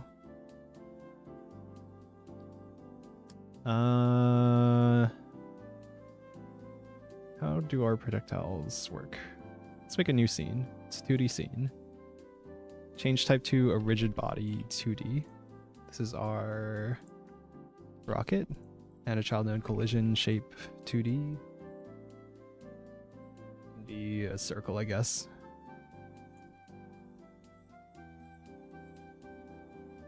Okay. After Turl Boxing run, I managed to complete Urara career to the end. C rank 11 out of 17 wins. I then ran a super lucky gold ship, bulldoze everything. Nice. Yeah. Man, it's a good game. It's fun to watch the horses race. So I'm trying to make a game that's fun to watch. Here, you guys, I'm gonna sap your attention again. Oh wait, hold on. Oops, balls label. Oh, right, okay, because I changed the type of the board and then it messed up the board scene. So balls label needs a reference to the board. Ball spawner doesn't need a reference. Yeah. But I think the goals need references? Yeah, all the goals need references to the board. In the future, this will be dynamic, so you don't need to worry about that. Where did I put the rocket goal? You also need a reference to the board. Okay. Watch. What do you mean she won with no effort? What do you mean? She's too powerful. Oh yeah. Neo just wants to make a gambling video. I want to make a gambling something because I think literally in what was it? I think Sakurai's series on games on game design, he talks about the fun of gambling. How like a lot of game mechanics are, you know, based on gambling.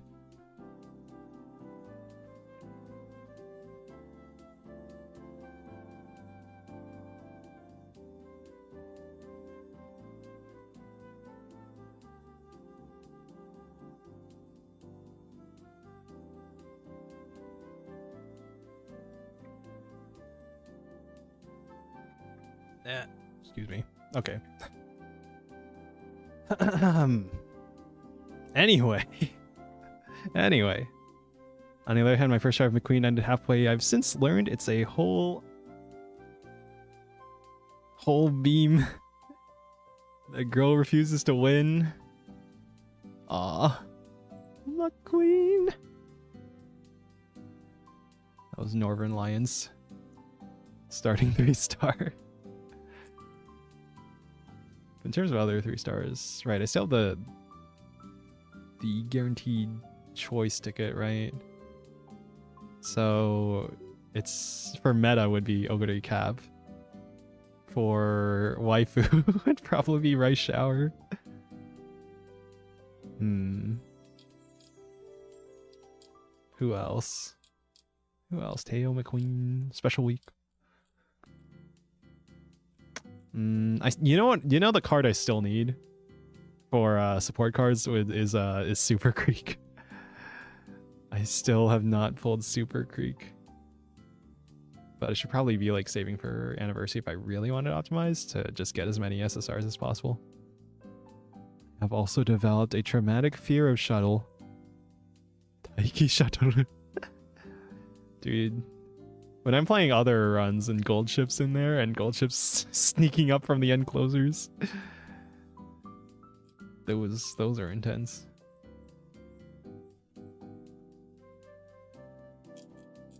Okay, rocket goal calls a function on board. Board fires rockets, although ideally we just call it directly on gun, right?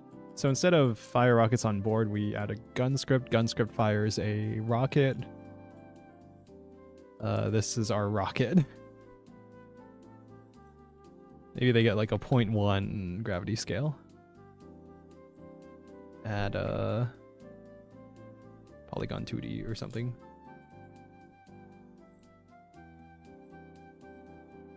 Oops.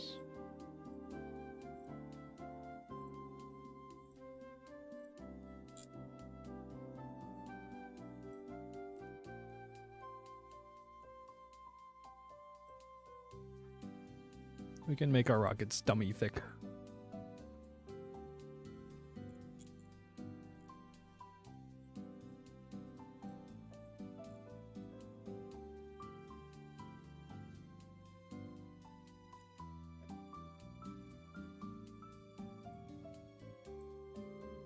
Yeah, nice red like this or something like that. Add a particles 2D.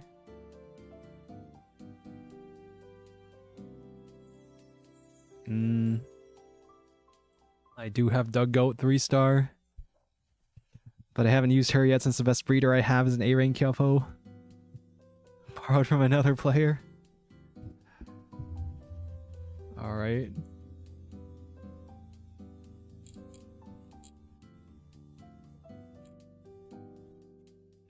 Ogre cap.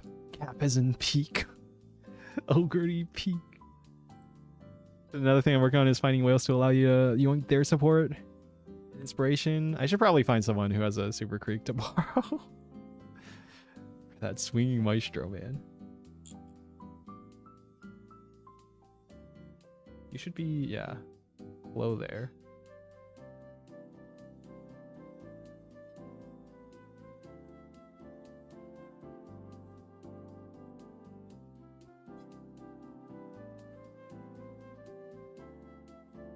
White sphere, rectangle. Why is it?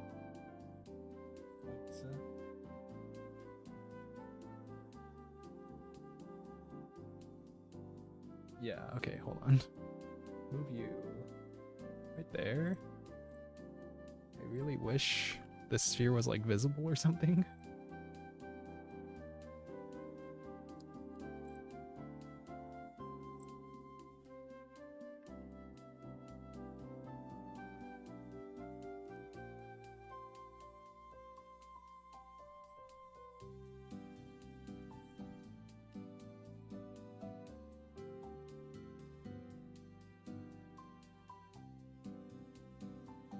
Oh yeah, that looks reasonable. Okay, and then -1 the Y, I guess. Or no, it's 1 because it's positive in the...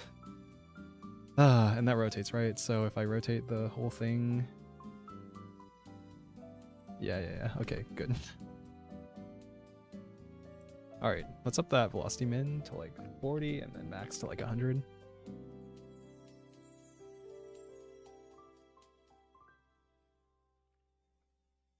We can do way more particles than that, yeah.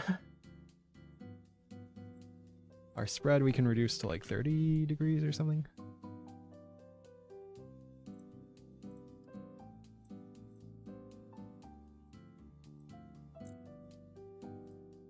Oh, how does hue variation work? I was expecting like a gradient texture, but... Well, here's a gradient texture. Yeah.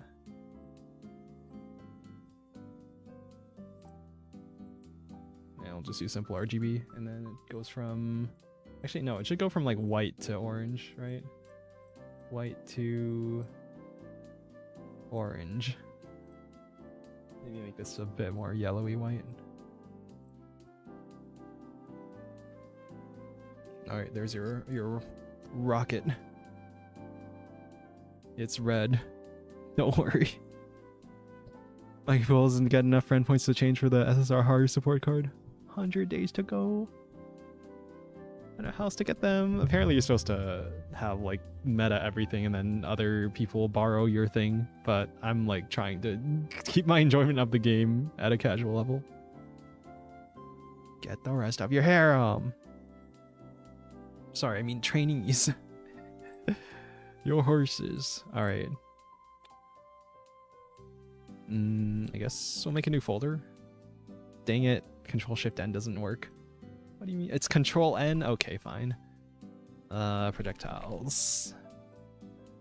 Rocket. Save.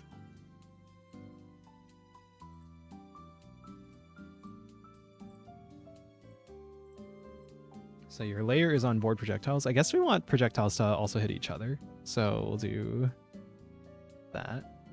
We'll probably also put a lifetime on them. Maybe like 10 seconds they delete.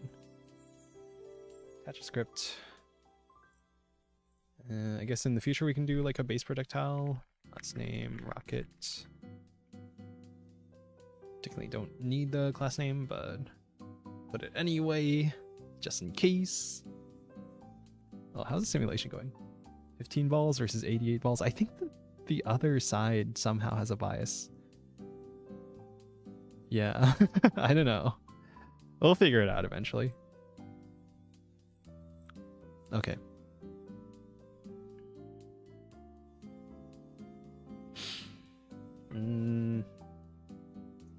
Let's see, func. We'll do on ready. We do self dot.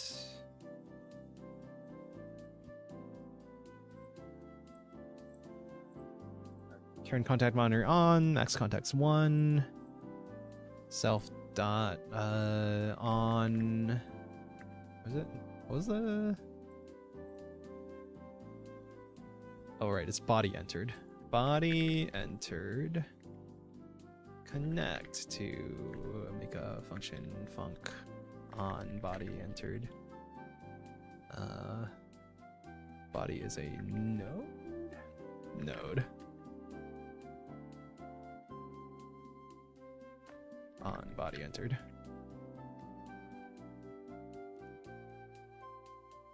On body entered.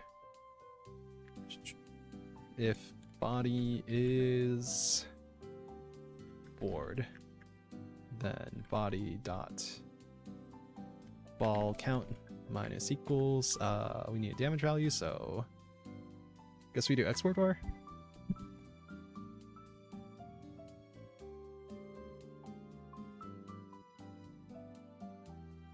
No, we don't need export.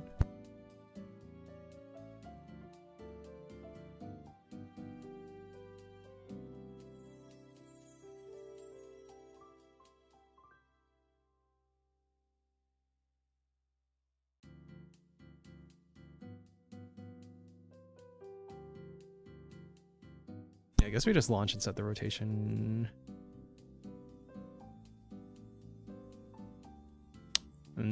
Yeah, from the gun script. Have a gun script. Yeah. Have a gun script.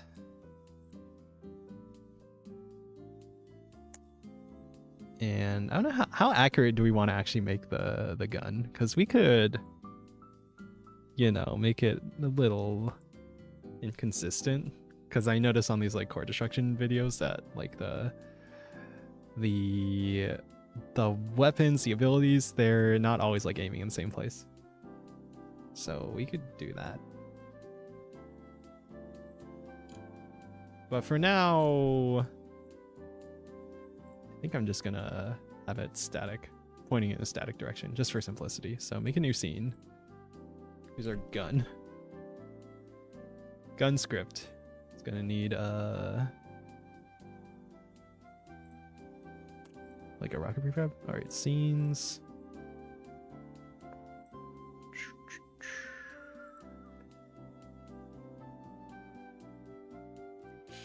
I want to call these weapons, but I want something more general than that, because I want to include like shields and other effects in this, but I want them to be sort of linked together. So I don't know what we call them. Gadgets? Tools? Not tools, I guess. Tech, equipment.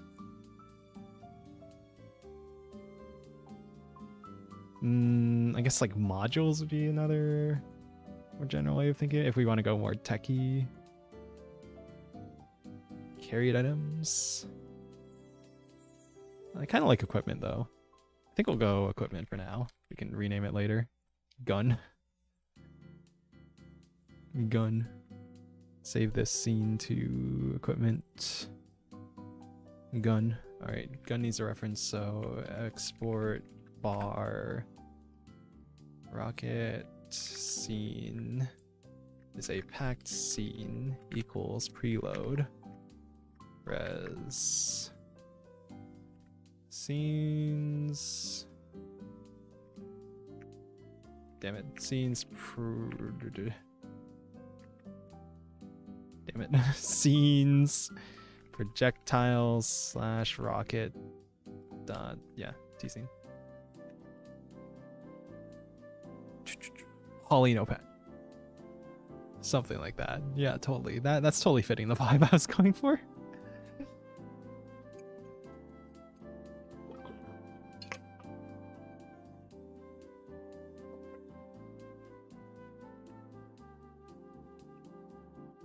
Oh, somehow the left side's still going. I guess it was just random.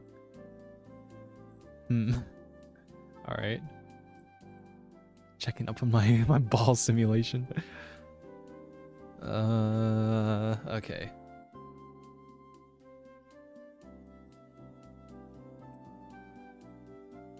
Do we do a fire? I don't know, fire direction, fire speed. Yeah, whatever. Export var fire velocity is a vector 2. Let's have it constant. And we'll set the rotation based on the velocity. So func fire damage is int. Bro, what are you doing with these extra ass parentheses? Alright, var rocket equals rocket scene dot instantiate as, I think I set the, yeah, as rocket, and then rocket dot damage equals damage, and then self add child rocket. Do we need to set the velocity too? So rocket dot linear velocity equals fire velocity, and then rocket rotation. Can we do a look rotation? Like look at? Yeah, look at. Points at param point, which is expected to use global coordinates.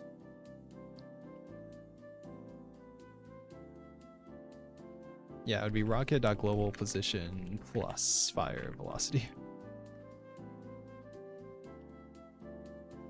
Okay, cool. Always call it puppy power. Don't think Warners has a train arc on that. Sure. Sure. Okay, polygon. And yeah, we'll draw our very professional looking gun.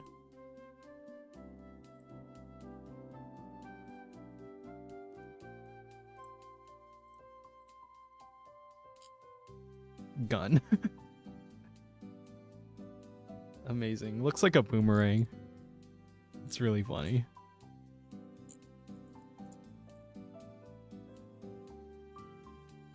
You know, I just can't put my finger on it. I feel like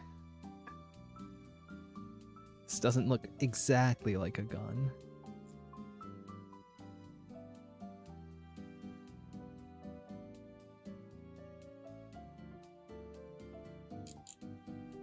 You know what? Screw it. Make it blockier. Make it glockier. And make it grayer. Lovely. And move it so the firing point is centered at our thing.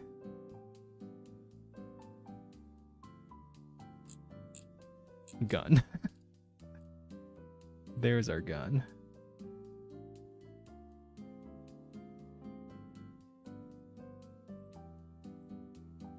Alright, we got our rocket scene, we got our fire velocity, which we're gonna set individually for both boards, I guess. Alright, in our board scene, we're gonna add a gun. We're gonna add our gun.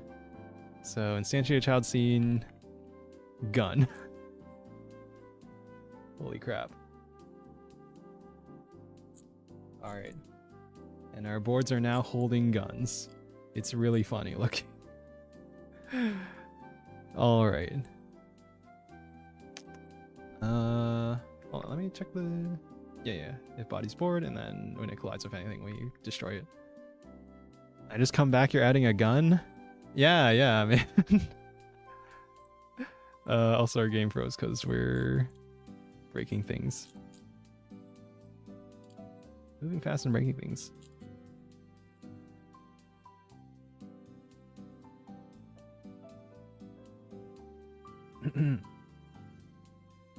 Yeah, our pachinko wards, they have a grudge.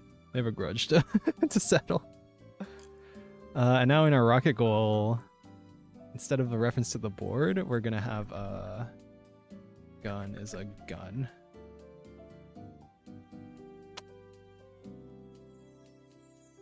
Gun dot fire. And I think, did I even, where's my gun script? Oh yeah, we didn't set a class name. Class name gun, extends no 2D. Now, we have a gun.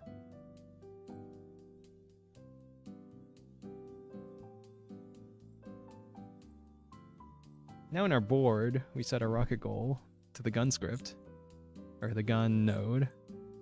We set our fire velocity to maybe like a 300x.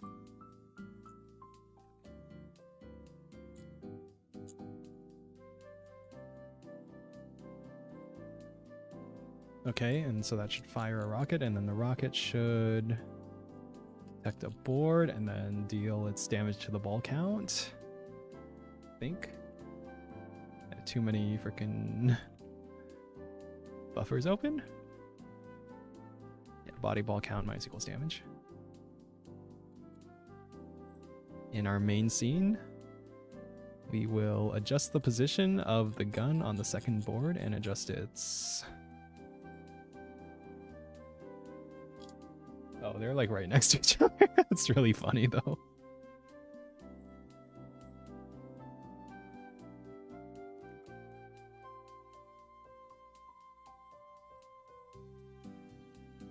Alright, and your fire velocity is negative 300. Far.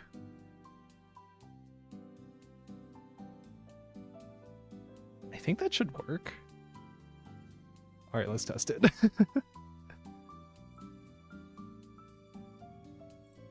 Alright, are you ready for the ultimate pachinko battle of all time?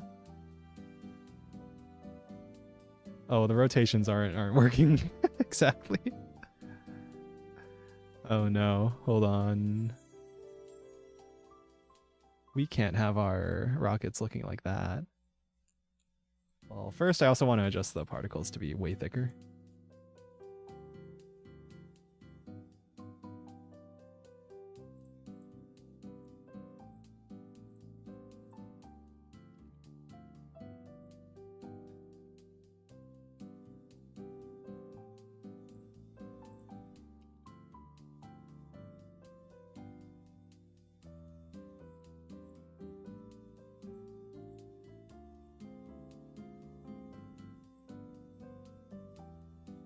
Yeah, that looks good. All right. Just our particles, and then the rotation. How do we set that? First off, how is rotation set? Okay, it's just in degrees, right? So in gun GD, right, we set rocket.lookAt. Rotates the node so its local plus x axis points towards the param point. Expected to use global coordinates. Param point should not be the same as this node's position.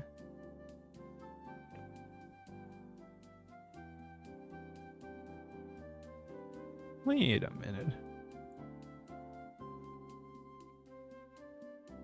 Hold on. Let's just try fire velocity. I don't know that is actually gonna work, but we'll try it.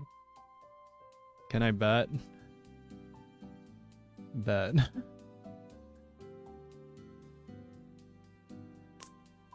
Hold on. Okay. We're gonna make some adjustments. Go to our board. Go to our gun. Let's move that down somewhere. A lot more reasonable towards the middle of the board. Okay, and then back in our main scene, we'll adjust the position of the other gun too.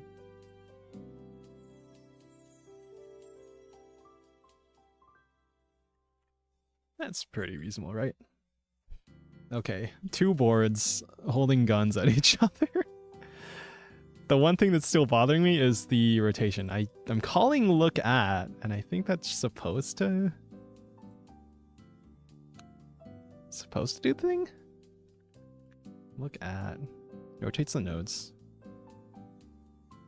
Let me Google in case I'm like missing something obvious. New window. Godot node 2D look at.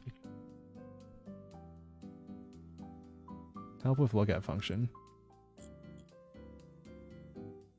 2 global, 2 local. Bruh. Global mouse, get local mouse position. Look at assumes your sprite starts looking to the right. AKA east, AKA positive X.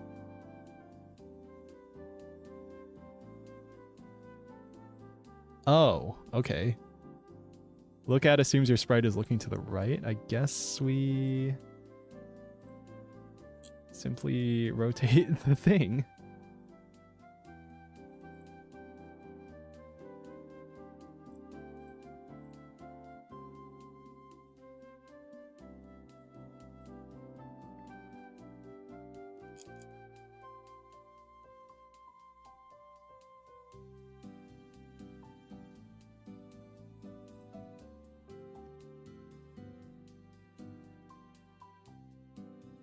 Okay, yeah, do that.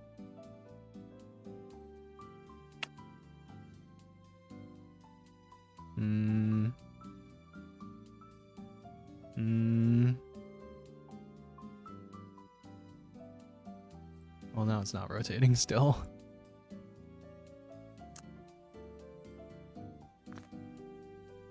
Man, hold on.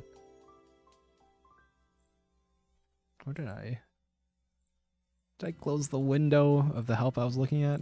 Hold on. Global mouse coordinates are relative to the canvas layer origin. So position that is not where your object is, so you need to take the difference.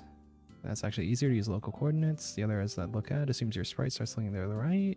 Your sprite is looking up, you need to surround 9 degrees. You don't want to do this in physics process, because you're extended no 2D look at. Swear to God. Top down look at. Pointing an area 2D the correct direction using look at.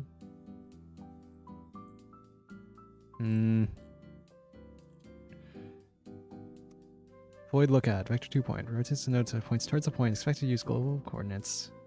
Using an example I have. What? That's it. It's supposed to just work? Tell me why is this... Oh, because it's not in the tree! Hold on. Add the child. Add the child. Add the child. And look at rocket at global position plus the fire velocity. Surely that fixes it, right? Surely? Destroy the child. Kick the baby. There we go. There now our rockets are doing the thing properly.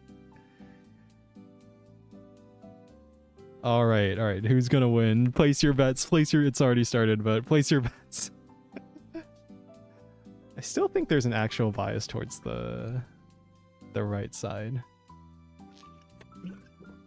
Even though it's just like mirrored, but I think there's some weird physics shenanigans happening.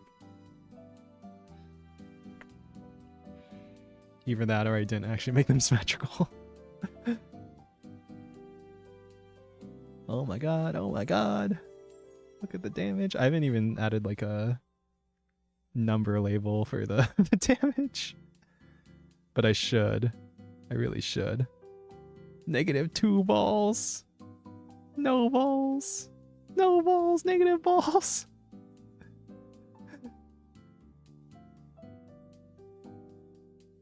Should be boxing robots, not rockets. Dogs and red rockets. Don't worry about that. Don't worry about that. Okay. Well, it seems like we got a clearly defined winner of this fight. So let me commit this. Oh god, what have we done? A billion things. Feature rockets. fight with rockets. Alright. Sure, let's do that.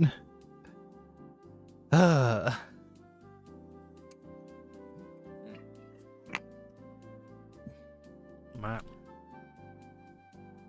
Oh no, you're gonna see my my GitHub.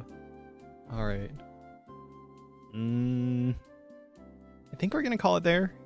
I think we've gotten enough. Although, actually, hold on. One thing I do want to add. Label is a label.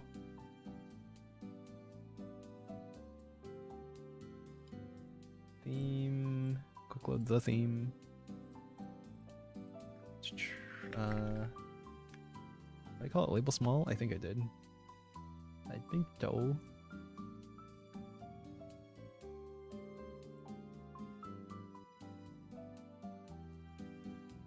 By 30, sure, why not? Move you above the thing here, I guess. Oh crap, you need to be top level. Oh right, because of the rotations. Is there really no way to set top level just for rotation and not for position? Like, don't inherit rotation, just inherit position? Because I feel like that's generally useful thing for UI elements hovering over things that could rotate.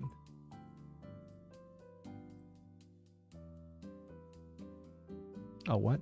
Body get space, fire, on body entered. Can't change his state while flushing queries, use call deferred. What freaking line? Gun GD9. Oh, add child?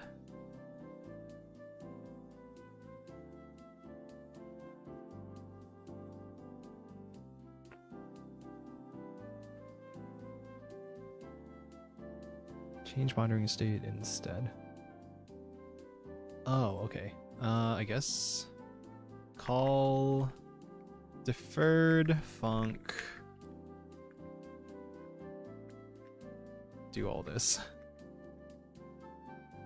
Whoops.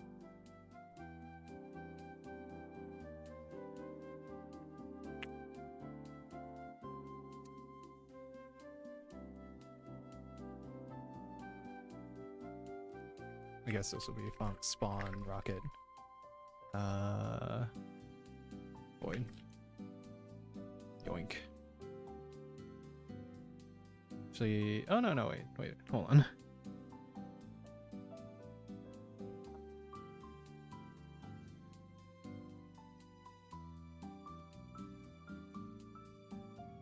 Hold on. Yoink. Paste. Do this. This becomes, this entire fire function just becomes call deferred.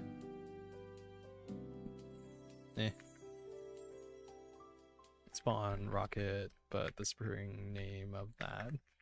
I don't know my Vim well enough to do that in a more reasonable way. And then you can give it arguments, right? So damage, and then damage int, right? Okay, hold on. Let me test that and see if it still errors. Anyway, to set the timescale of this, don't I?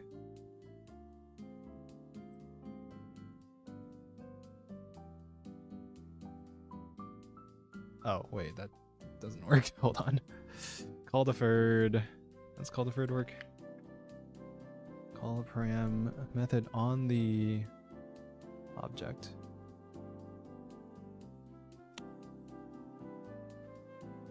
Wait a minute. But the object should be self, right? Self. Oh my god. Ruh-roh. Oh, hi Chase. Welcome, welcome. Where I'm suffering. I'm coding. That's what. Error calling deferred method. Node2d gun.gd method not found. What? Oh my god. How do you... Why does call deferred not call deferred? Call deferred on add child? Call deferred on... Just call deferred in the... Call deferred first saying the signal wrongly.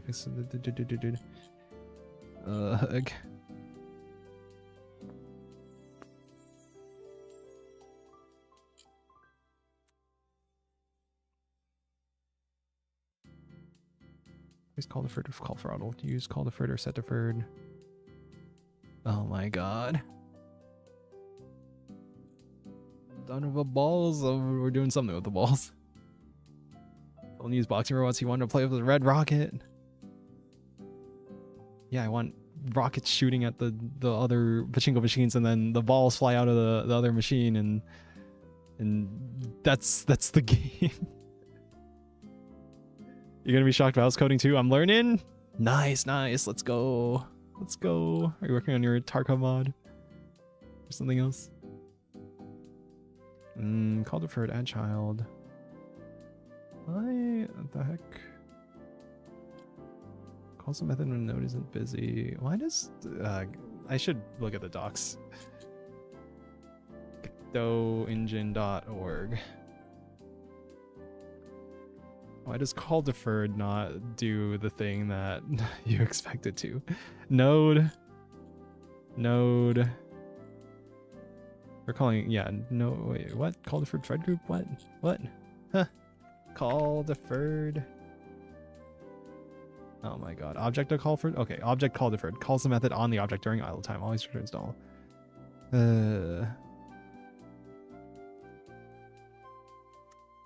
If you're looking to delay the function call by a frame, refer to the scene tree process frame. Callable, call deferred. Calls the method represented by this callable in deferred mode. Wait. So should I just... Wait. Instead of spawn, I can just do... Hold on. Spawn rocket dot call deferred. Okay. I guess that's what Godot wants us to do, so we'll do it the way Godot wants us to do. Man. Alright, here's our balls game. Hey, rockets are spawning. Hey. Alright, great. Beautiful. Okay, let's git commit that. Fix, call deferred. Spawn rocket. I should probably explain why that's necessary. Godot was complaining. That's why it's necessary. Now I made a full custom profile that has different starts based on their USEC. The exact starting point that I want. Nice. Cool. My mic arm is squeaking like crazy. About setting something on the physics body in this function. Ugh. Alright, that was the worst commit message of all time. I'm just not going to worry about it. This is damage label. So let's attach script. Damage label. Export var. Rocket is going to be the rocket, I guess. And then func ready. Yeah, entered the scene tree, right? So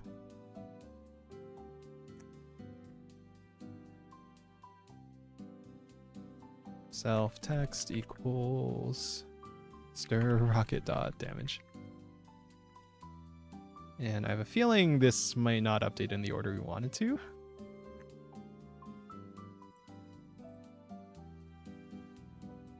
Just get a feeling. Just got a feeling. Also we need to set the export var. Duh. Okay. I just got a feeling that this isn't gonna... Oh, no, no. I think it just works. 1, 1. 1. Yeah, no, it's not updating the way I wanted to. Ugh. So we can just set the damage before we add child, and that also works, and I would honestly rather do it that way, I think. Okay, it's working, it's working.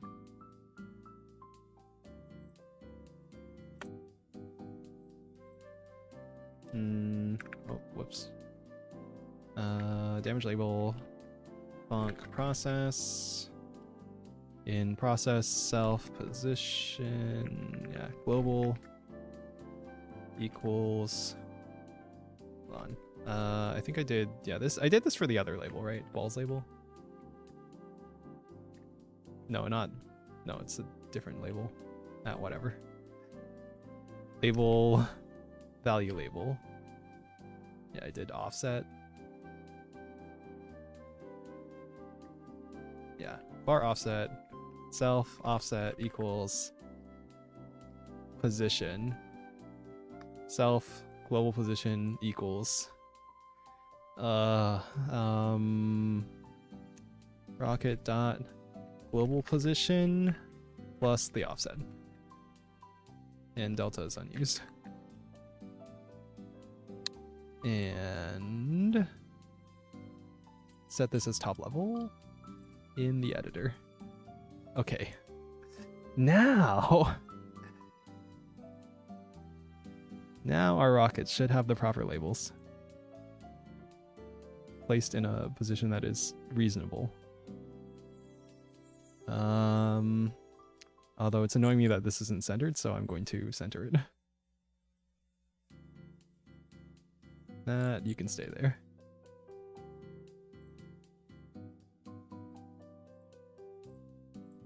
There we go. I think. I hope. There we go. Okay. Oh no! Wait, the position following doesn't work because of interpolation. Oh my god. But wait. All you have to do is call what? Get interpolated position rocket dot. There's something to do with interpolated position. Oh no.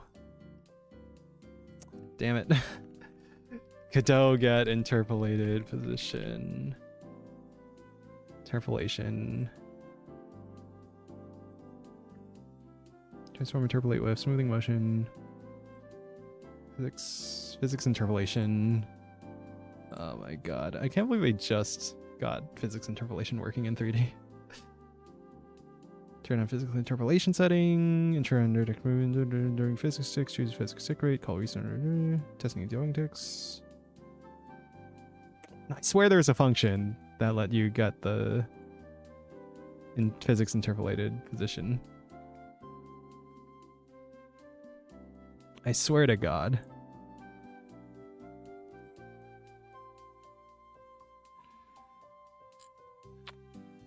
You can use engine, get physics interpolation fraction, and transfer 3D interpolate with.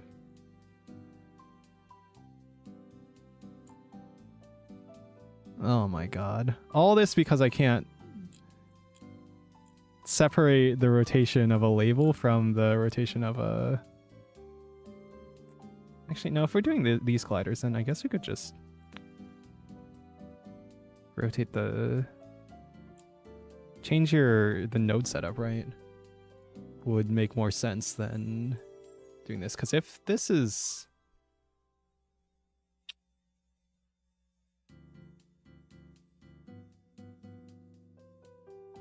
Wait.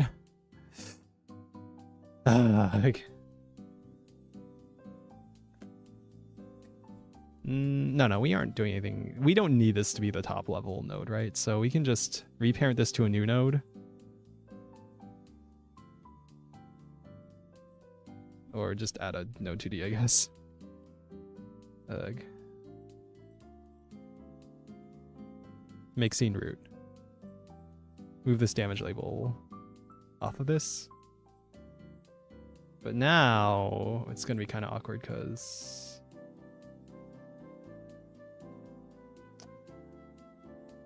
Actually, no, we just attach the rocket script.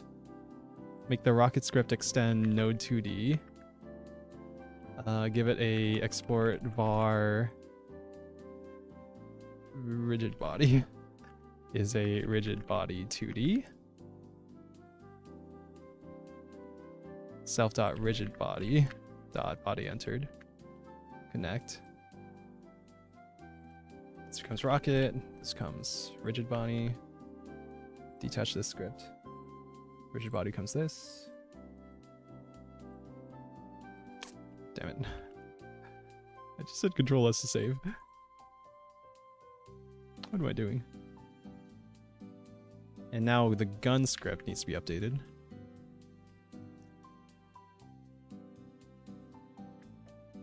We still keep the... Yeah, we keep the damage here. Okay, and then rocket.rigidbody.linear velocity. And we're basically doing it like we do in Unity, right?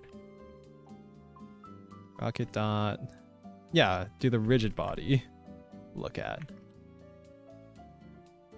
Let's separate the label out. Okay, yeah, no, that's a lot more sane than what we were trying to do. I think.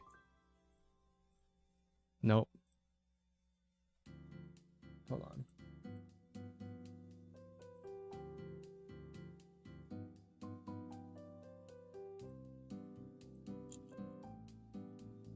The rocket is now the rocket script. Yeah. Okay, there we go. There we go. Surely this works, right? Except no, because the rigid body moves. Oh, right, because we need to update the damage label script. This doesn't fix our frickin' problem, which is the physics interpolation. Oh my god, you're kidding me. Rocket dot rigid body dot global position. But at least the rotation's more sane.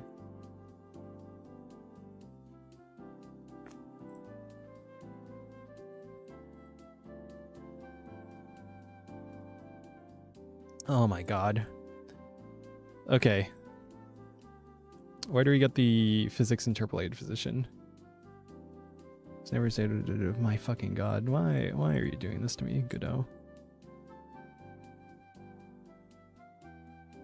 2D interpolate physics for rotations and objects interpolation. Am I supposed to do what? The physics interpolation fraction? Ugh. I swear to God.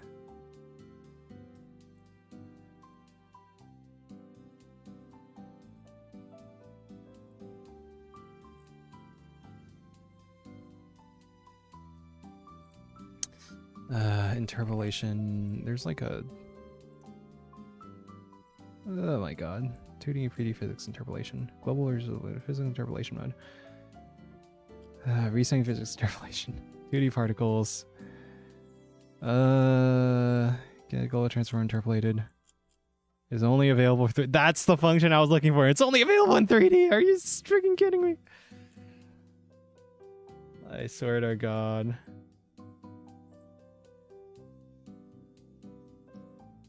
Physics interpolation is performed on the local transform of each 2D instance. 2D interpolated local transforms are passed down to children during rendering. Only the child's local transform is uninterpolated. Pivot behavior in scene tree is perfectly... Fuck. Ugh.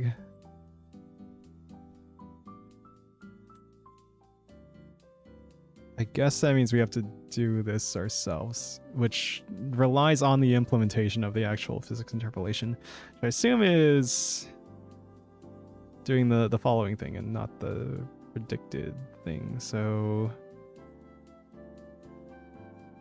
okay, so in the rocket, in our label function, we store prev global position is a vector 2. So now, is it engine.get physics interpolation fraction? Yeah, we need this value here.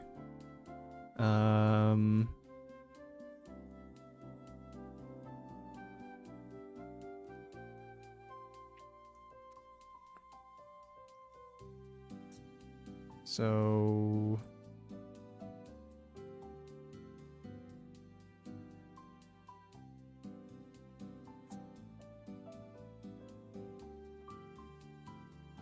right, because the global position isn't interpolated, right? Because that's the actual position. So our physics interpolate. We lerp from the previous global position to the new position.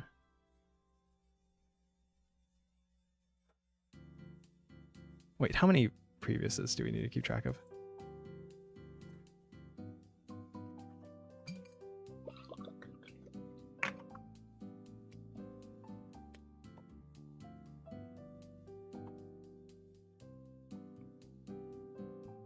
Does that mean we need a freaking physics process? Okay, we need a physics process function. Func physics process. Where we set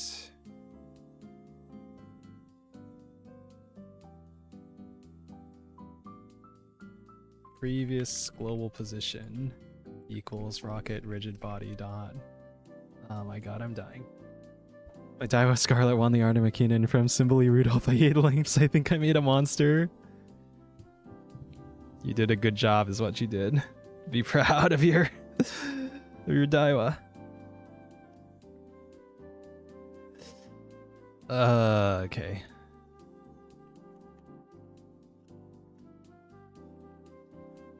Please tell me.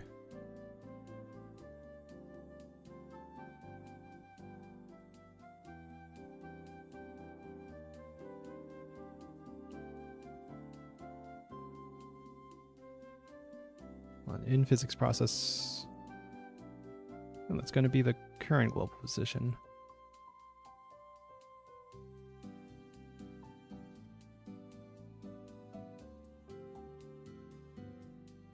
So we need a current global position.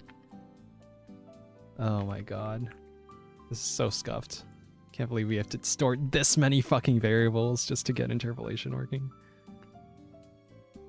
But, well, it's interpolation. I guess you'd expect to store a previous and a cur. And then cur global position equals rocket rigid body dot global position. And then also set this rocket rigid body global position and ready. Okay. Physics process set those. In process, our global position is prev global position lerp of prev global position to cur global position by engine physics interpolation fraction. Please tell me that I did my math right.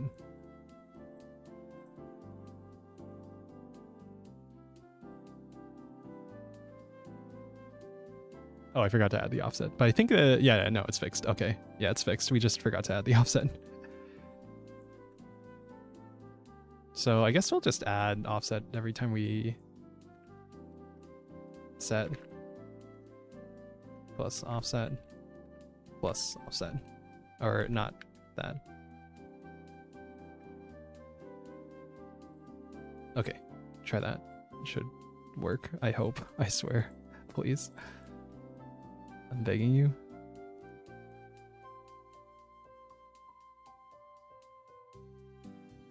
Okay.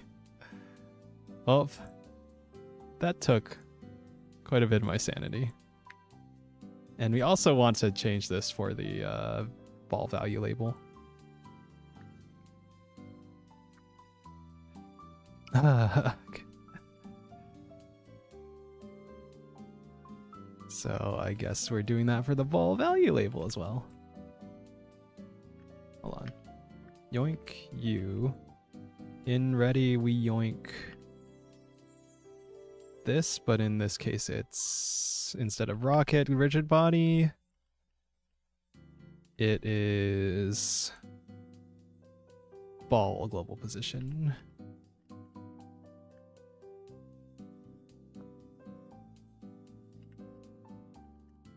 Ball global position.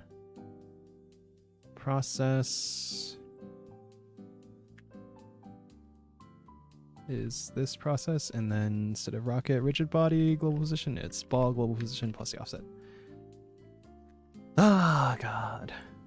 Okay, and that should also fix our interpolation on the balls.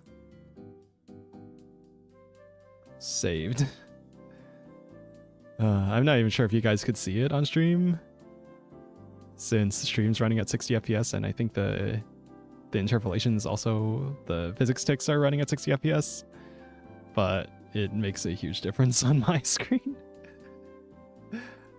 Okay, well, there we go. Here. Alright, place your bets. Who's gonna win? Who's gonna win, left or right? I think the right usually wins. It was all about the balls. I'm all about that base.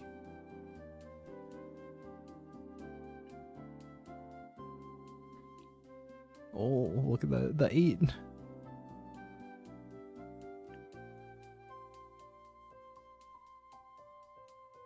They'd both be sustaining if they weren't shooting each other to death, but I guess that's how this works in this cruel game of balls. Look at the damage. The rockets canceling out each other in midair. Oh my god, left is winning. Holy crap, 4 balls. And he had like a victory screen after one of them dies. 2-1. Oh, it's still 5-0. Okay. We count that as a win for left side. Yeah, it should end as soon as one of the sides hits 0. But we haven't added that in yet. You could see the eventual final score.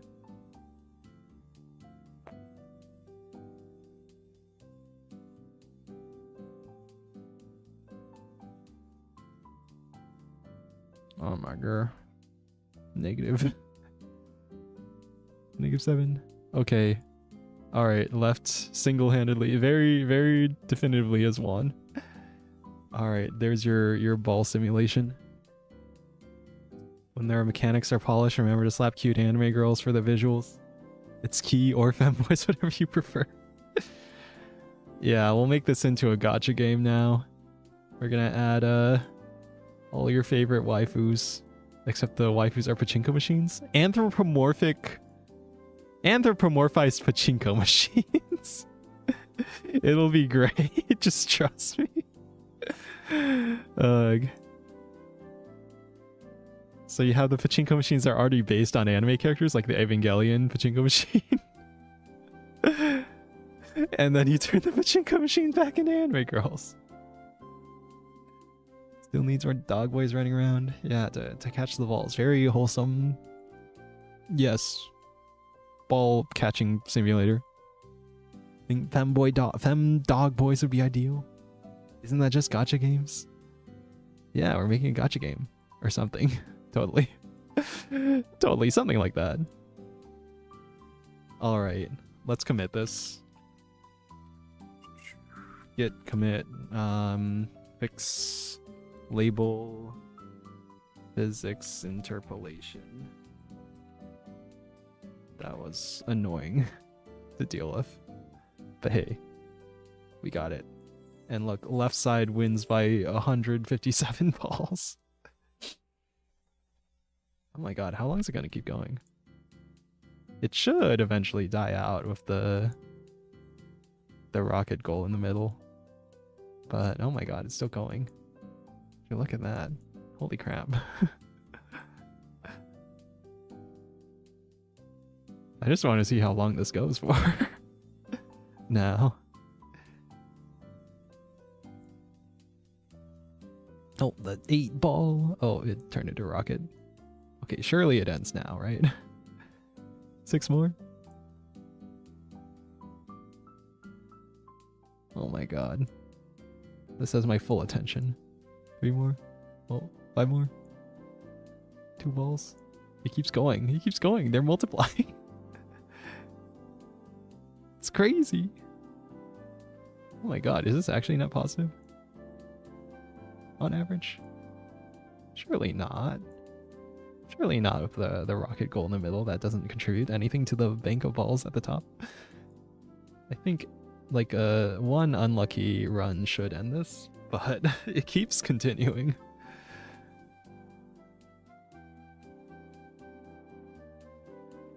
We should develop a program to determine whether this simulation will end or not. And then we would have solved the what was it? Something theory of computation.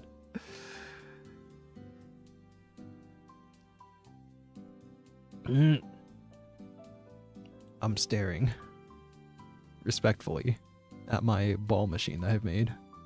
And yes, these graphics suck, but we'll figure that out eventually. I care more about the gameplay loop at the moment because I think you can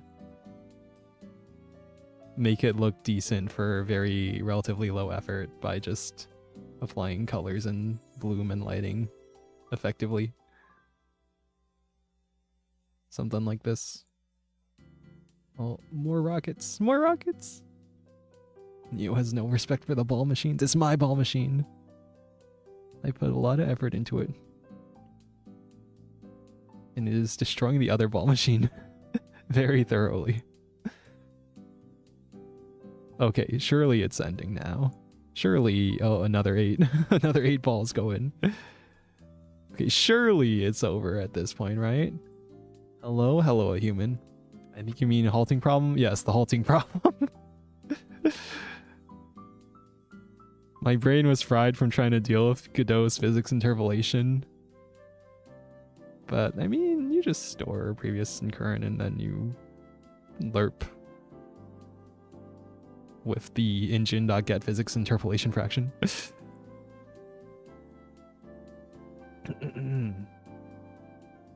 Anyway, we're about done with stream, but I do kind of, I'm invested now. I want to see if this machine continues indefinitely or if it ends. Oh, 2 more balls. Oh, 7 more balls. Just when you thought it was over. It comes clawing back. Oh, 12 more balls. It keeps going. I just got back. How does one have negative 277 balls? Oh, the one of them died and the other continues to fire rockets at the one that is dead. I was trying to see if this would end eventually, but I don't know. It might actually be like a positive EV. Only got 6 balls. 6 balls, even with the rocket launcher in the center. Oh my god, yeah, it was like it was down to like 2 balls, each with 4 value. But oh my god, it just keeps going. Holy crap. Make this end. Make this. I need to go eat. I need to go to a D&D session.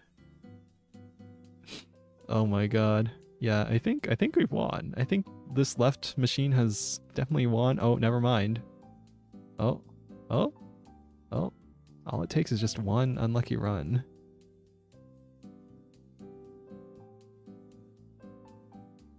Alright, Chad. What do we think? Will this program ever end? What's the answer to the halting problem? Chad? You play D&D? Sometimes. Only a little bit, maybe. Maybe. I think Neo needs more balls. I think this machine has enough balls. Has an endless... endlessly growing supply of balls. I think it might be positive EV. Yeah, considering a lot of balls are hitting those pegs enough times to get to like 3 or 4.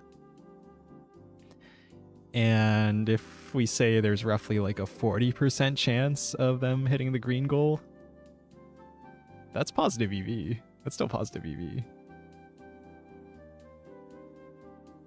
Oh my god. You need the bonus ball pegs to switch. Bonus. Okay, if not it ending, I'd like to see it at least hit a point of continuous ball spawning. I want it to win now. I want to see it win. 10 balls? Yeah. 4 balls? 6? 6 balls? Oh. Oh my god.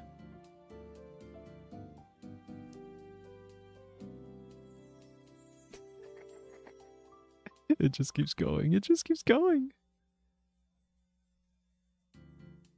Oh, it's dying out though.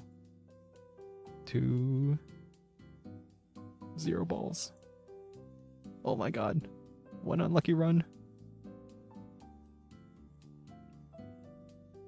Will it survive? Let's survive. 3 balls, 2 balls, 4 balls. Oh my god. 2 balls, 2 balls left. 1 ball left. 3 balls. It keeps going. It ain't over. Till the board's okay. Now it's over. Go to sleep, Neo. Leave the stream running overnight. We'll keep a watch. Well, it ended. I don't know if we made any predictions beyond that. But our ball simulation has finally ended. The program is over. It's over. So over. Finally, Neo's out of balls. Or finally out of balls. Run it again. No, I need to go. Run it again. Okay, real quick then. Real quick. Okay, who's gonna win? Left or right? Place your bets. I think the right one is gonna win this time, surely. Surely the right one wins this time. Surely. Or not. Oh, that's quite a deficit. Oh, but they're regaining. Oh. 30 to 40, 50. Oh my god, look at all those shots from left. Oh no, what happened? You were doing so well earlier. Right, machine? Blocks 1 shot. Ooh, still eating a lot of shots. Oh man. This is far more entertaining than it should be. I know, right? And to think all this came from an idea I wrote down on a freaking notes app. After looking at Vegas slot machines and thinking about the flashing lights and thinking about pachinko and thinking about Uma Musume. Oh, right hit 0, so I guess technically it would be dead at that point. Oh, but who's gonna survive? Who's gonna survive in the long run? Okay, left is completely dead. Oh, okay. So I guess right wins. In our current setup. In the actual game, I'm planning to have it die immediately when you hit 0, but that might be kind of anticlimactic, actually. We might keep it running sort of like this. So, like, you have to be at 0 for, like, 5 seconds, or have no balls left in your machine at all to be completely dead. And then we'll have it so if you take damage when you're at 0 balls in the bank, then your balls in the machine start dying from that. Yeah, we should do that. That'd be more fun, I think. I think I prefer the idea of having no balls in the machine. Yeah, right? Because it's kind of anticlimactic if it just ends at 0 balls, but you have balls in the machine still. So if you take damage beyond 0 in your bank, then it starts killing the balls in the machine. And yeah, we'll go with that. We'll go with that. That'll be more fun, I think. So you're truly dead once you have 0 balls in the machine and 0 balls in the bank. Oh my god, it keeps going. They're still alive. You'll get enough gambling and balls. Yeah. So I'm pretty sure, considering the last one actually ended, that this is negative EV, right? Right. Because otherwise, there'd be enough random chance to have it grow indefinitely, right? Oh my god, 4. Plus 4 though. Plus 4 though. Cash out, cash out! You've won enough! Oh, okay, it's over. Alright. Okay, I'm gonna actually end the stream now. So, thank you for watching. I hope you find this game idea at least somewhat interesting. I hope you're gonna, rather than steal it from me, you're gonna pay attention to what I have cooking with it, hopefully. Hopefully. But if not, I'm literally one guy, so like what am I gonna do to stop you from stealing this idea? TBH. Anyway, thank you all. Randy of Austin power stroke from the second movie jumps out a window and shouts, "Why won't you die?" They had a joke where he used her as a shield from a drive-by. Nice. I still haven't seen Austin Powers though.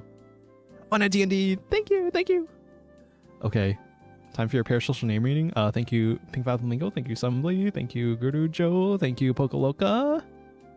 Thank you, Cohen Koala for the Prime sub. Thank you. Thank you, Random Perv. Thank you, Dahlum. Thank you, Vanillin. Thank you, Glipjo. Thank you, Aros. Thank you, Agent. Thank you, Thunder. Thank you, Pokoloka. Thank you, Luna Gladius. Thank you, Femboy Cultist. Thank you, Clanker Upstairs. Thank you, Chase a Rabbit. And thank you, A Human. Oh my god, you're on both Twitch and YouTube. Okay. Alright. Let's find someone to raid. Who's live? Who's next? Who does hide?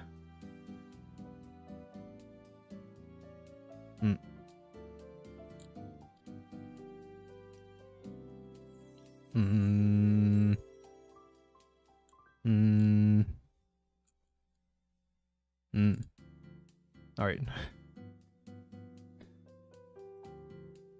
We're raiding... Speaking of D&D, we'll raid Sealy on Twitch, and I don't know who's live on YouTube. Sealy is playing Baldur's Gate right now. And we're raiding Lulu on YouTube. Alright. Thank you all for watching. Okay, bye. Thank you, thank you, thank you, bye-bye. Bye-bye. Home studio, blah blah blah. Okay.